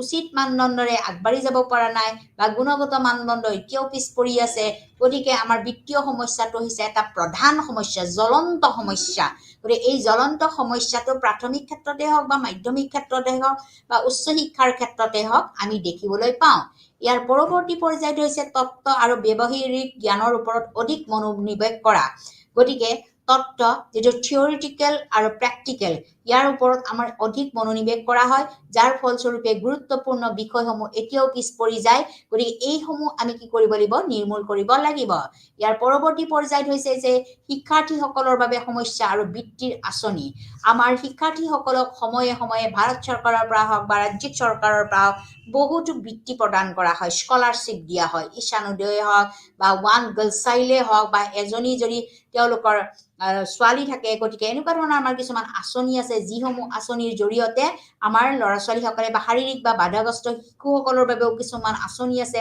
বৃত্তি প্ৰদান কৰা আঁচনি আছে এই বৃত্তিসমূহ এতিয়াও বৰ্তমান তেওঁলোকে সুচাৰুৰূপেভাৱে তেওঁলোকে গ্ৰহণ কৰিব পৰা নাই বা ইয়াৰ তেওঁলোকে বিভিন্ন দিশ তেওঁলোকে বিচাৰি পোৱা নাই ক'ত এপ্লাই কৰিব লাগিব কি ধৰণে এপ্লাই কৰিব লাগিব গতিকে এই বৃত্তিসমূহৰ ক্ষেত্ৰত বা এই জলপানীসমূহৰ ক্ষেত্ৰতো এতিয়াও বিষমতা আহি আছে শিক্ষাৰ্থীসকলে এতিয়াও বহুতো সমস্যাৰ আমি মুখামুখি হোৱা দেখিবলৈ পাওঁ গতিকে এই গোটেই পাঠটোৰ পৰা আমি চালি জাৰি চাই আমি কি দেখা পালো যে ভাৰতীয় শিক্ষা ব্যৱস্থাই যদিও এক গুৰুত্বপূৰ্ণ বিষয় স্থান লাভ কৰিছে বৰ্তমান সময়ত এতিয়াও প্ৰণালীবদ্ধভাৱে উপস্থাপন কৰাৰ চেষ্টা কৰিছে তথাপিও আমাৰ ভাৰতীয় শিক্ষা ব্যৱস্থা এতিয়াও আমাৰ কি হৈ আছে পিছ পৰি আছে গতিকে আমি এই সামৰণি এই পাঠৰ সামৰণিৰ ক্ষেত্ৰত আমি ক'ব পাৰো যে ভাৰতীয় শিক্ষা ব্যৱস্থা সদায় কি হৈছে পৰিৱৰ্তনশীল গতিকে ভাৰতীয় শিক্ষা ব্যৱস্থা যেহেতু পৰিৱৰ্তনশীল হোৱাৰ লগে লগে আমাৰ কি হৈ যায় আমাৰ বিভিন্ন বিষয়ৰ ওপৰত গতিশীল বিষয়বস্তু আমি দেখিবলৈ পাওঁ দৃশ্যপট হয়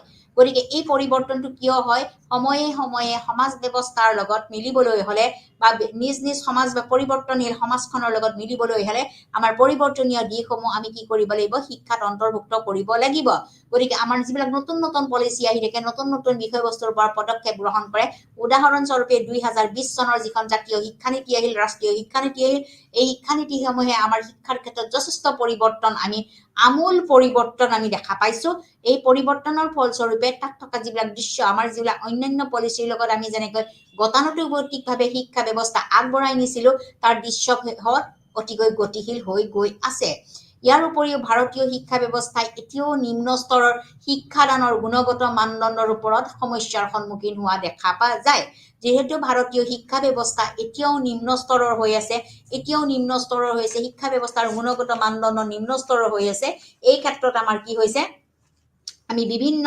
সমস্যাৰ আমি মুখামুখি হোৱা দেখা পাওঁ ইয়াৰ উপৰিও পৰম্পৰাগত যিটো পদ্ধতি আমাৰ শিক্ষাৰ পদ্ধতি এতিয়াও কি হৈ আছে পৰম্পৰাগত হৈ আছে গতিকে এই পৰম্পৰাগত পদ্ধতি যদি আমি নিৰ্মূল কৰিব নোৱাৰো তেতিয়াহ'লে আমাৰ পাঠদানৰ ব্যৱস্থা আমি সুচাৰুৰূপে কৰিব নোৱাৰিম প্ৰাইভেটাইজেশ্যনো হৈছে আমাৰ শিক্ষা ব্যৱস্থাৰ অন্য এটা দিশ যিটো আমি দেখিবলৈ পাওঁ যিবিলাক প্ৰাইভেট বিদ্যালয় আছে যিবিলাক প্ৰাইভেট মহাবিদ্যালয় আছে বা প্ৰাইভেট বিশ্ববিদ্যালয় আছে এই বিশ্ববিদ্যালয়সমূহত তুলনামূলকভাৱে আমাৰ চৰকাৰী অনুষ্ঠানসমূহতকৈ আমাৰ যিটো ফিজ ষ্ট্ৰাকচাৰ যিটো আমাৰ ল'ৰা-ছোৱালীৰ ফিজ দি পেলাই নামভৰ্তিকৰণ কৰিব তাৰ ষ্ট্ৰাকচাৰটো বহুত ওপৰত ইয়াৰ উপৰি আছে অপৰ্যাপ্ত সুবিধা আমাৰ বৰ্তমান সময়ত পৰ্যাপ্ত পৰিমাণৰ সুবিধাৰ পৰা এতিয়াও বঞ্চিত হৈ আছে সকলোবিলাক পাঠদানৰ বিষয়বস্তুৱে হওক বা বিভিন্ন ধৰণৰ স্কলাৰশ্বিপৰ পৰাই হওক বিভিন্ন ধৰণৰ ইনফ্ৰাষ্ট্ৰাকচাৰৰ পৰা হয় অপৰ্যাপ্ত পৰিমাণৰ সুবিধাৰ বাবেও আমাৰ কি হৈ আছে আমাৰ পাঠদানৰ বিষয়বস্তু বা বিভিন্ন ধৰণৰ উচ্চ শিক্ষা বা মাধ্যমিক শিক্ষা ভালদৰে আগবাঢ়ি যাব পৰা নাই তাৰ পিছত হৈছে শিক্ষাৰ বৈষম্য আমাৰ যদি শিক্ষাৰ মাজত এতিয়াও বৈষম্য থাকে যদি ভেদাভেদ থাকে তেতিয়াহ'লে আমাৰ কি হ'ব ভাৰতীয় শিক্ষা ব্যৱস্থাই সুদূৰ প্ৰসাৰী স্থান লাভ কৰিব নোৱাৰিব ইয়াৰ পৰৱৰ্তী পৰ্যায়ত হৈছে বিত্তীয় সমস্যা যিটো অতিকৈ গুৰুত্বপূৰ্ণ বিষয়বস্তু যিটো বস্তু নহ'লে আমাৰ শিক্ষা ব্যৱস্থা ভালদৰে আগবাঢ়ি যাব নোৱাৰে এইটো এটা গুৰুত্বপূৰ্ণ বিষয়বস্তু গতিকে ইয়াৰ ওপৰত আমি গুৰুত্ব দিব লাগিব তাৰ পিছত আছে তত্ত্ব আৰু ব্যৱহাৰিক জ্ঞানৰ ওপৰত অধিক মনোনিৱেশ কৰা যিবিলাক তত্ত্ব বা ব্যৱহাৰিক জ্ঞান আছে এই জ্ঞানসমূহৰ ওপৰত অধিক মনোনিৱেশ কৰি পেলাই যদি নিৰ্দিষ্ট বিষয়ৰ পৰা আঁতৰি অহা যেন পায় আৰু বিভিন্ন বিষয়বস্তু শিক্ষাৰ লগত জড়িত হৈ থাকে এই বিষয়বস্তুসমূহ মনোনিৱেশ কৰা প্ৰব্লেম হয় বা সমস্যা হয় ইয়াৰ উপৰি আছে শিক্ষাৰ্থীসকলৰ বাবে সমস্যা বা বিত্তীয় সমস্যা শিক্ষাৰ্থীসকলো আমাৰ প্ৰাথমিক পৰ্যায়তে হওক বা মাধ্যমিক পৰ্যায়তে হওক আমাৰ বিভিন্ন ক্ষেত্ৰতে হওক আমাৰ কি হৈ আছে এতিয়াও কিছুমান সমস্যাত অৱতীৰ্ণ হৈ আছে যি সমস্যাসমূহ তেওঁলোকৰ শিক্ষা জীৱনত কি হয় বাৰুকৈ প্ৰভাৱ বিস্তাৰ কৰে গতিকে আমাৰ শিক্ষা জীৱনত বাৰুকৈ প্ৰভাৱ বিস্তাৰ কৰে শিক্ষাৰ্থীসকলৰ সমস্যা যদি আমি সমাধান কৰিব নোৱাৰো তেতিয়াহ'লে আমাৰ বহুতো সমস্যা আমি দেখা পোৱা যায় ইয়াৰ উপৰিও সময়ে সময়ে আমাৰ ৰাজ্যিক চৰকাৰে হওক বা কেন্দ্ৰীয় চৰকাৰে হওক বিভিন্ন ল'ৰা ছোৱালীক তেওঁলোকৰ যোগ্যতাৰ ক্ষেত্ৰতে হওক বা তেওঁলোকৰ পাৰফৰ্মেন্সৰ ক্ষেত্ৰতে হওক বা তেওঁলোকৰ বিভিন্ন স্কলাৰশ্বিপ বিলাক তেওঁলোকে পায় গতিকে এই স্কলাৰশ্বিপ বা বিত্তীয় আঁচনিসমূহৰ ক্ষেত্ৰতো আমি কিছুমান সমস্যা আমি দেখিবলৈ পাওঁ গতিকে এইখিনি হৈছে এটা গুৰুত্বপূৰ্ণ বিষয়বস্তু এইকেইটা বিষয়বস্তুৰে এই পাঠটো সাধাৰণতে কি কৰা হৈছে অন্তৰ্ভুক্ত কৰা হৈছে বা সামৰণি মৰা হৈছে যি কি নহওক এই পাঠটো অতিকৈ গুৰুত্বপূৰ্ণ বিষয়বস্তু মই পুনৰবাৰ আকৌ এবাৰ আলোচনা কৰি দিছো গতিকে আমাৰ এই বিষয়বস্তুটো কি আছে আমাৰ বহুকেইটা বিষয়বস্তু সোমাই আছে প্ৰথমটোৱে হৈছে যে ৰাষ্ট্ৰীয় যে outcome based education technical education ইয়াৰ উপৰিও আছে আমাৰ যে শিক্ষাৰ্থীসকলৰ যিটো আমাৰ মানদণ্ড এই মানদণ্ডৰ আমাৰ বহুতো অজস্ৰ আমাৰ কি কৰা হৈছে চৰকাৰী পদক্ষেপ লোৱা হৈছে আৰু প্ৰচেষ্টাসমূহে কি কৰিছে এক গুৰুত্বপূৰ্ণ বিষয় হিচাপে স্থান লাভ কৰিছে গতিকে আমাৰ প্ৰথমটোৱে হৈছে যে শৈক্ষিক প্ৰতিবেদনৰ বাৰ্ষিক স্থিতি গতিকে যিটো আমাৰ 2018 চনৰ পৰা ইয়াৰ কাৰ্যকৰী কৰা হৈছিল যে বাৰ্ষিক আমি গোটেই বছৰৰ মূৰত আমি কি প্ৰতিবেদন দাঙি ধৰিম কেনেকুৱা ধৰণৰ শৈক্ষিক বিষয়বস্তু আমি দেখা পাম ইয়াৰ পৰৱৰ্তী পৰ্যায়ত হৈছে যে 5 বছৰৰ প্ৰাথমিক শিক্ষাৰ ক্ষেত্ৰত প্ৰাথমিক শিক্ষাৰ্থীসকলৰ আমি অসন্তুষ্টিজনক আমি কি কৰো ফলাফল দেখিবলৈ পাওঁ ইয়াৰ পৰৱৰ্তী পৰ্যায়ত হৈছে যে NCF 2005 এইটো এটা গুৰুত্বপূৰ্ণ বিষয় তাৰ পৰৱৰ্তী পৰ্যায়ত হৈছে শিক্ষাদানৰ পৰা শিকা আৰু শিক্ষাৰ্থীসকলক তেওঁলোকৰ যিটো নিজৰ বুজাবুজি বা জ্ঞান নিৰ্মাণ কৰিবলৈ সহায় কৰাৰ এক দৃষ্টান্ত পৰিৱৰ্তন কৰা হৈছে ইয়াৰ পৰৱৰ্তী পৰ্যায়ত হৈছে ফলাফল what are the আউটকামছৰ আধাৰত কি শিক্ষা প্ৰদান কৰা হ'ব এইটো এটা গুৰুত্বপূৰ্ণ বিষয়বস্তু এইখিনি বিষয়বস্তুৱে হৈছিল আজিৰ পাঠৰ মূল বিষয়বস্তু গতিকে ইতিমধ্যে আপোনালোকে নিশ্চয় বুজি পালে পৰৱৰ্তী পৰ্যায়ত আপোনালোকক নতুন এটা অধ্যায়লৈ আগবাঢ়িম ধন্যবাদ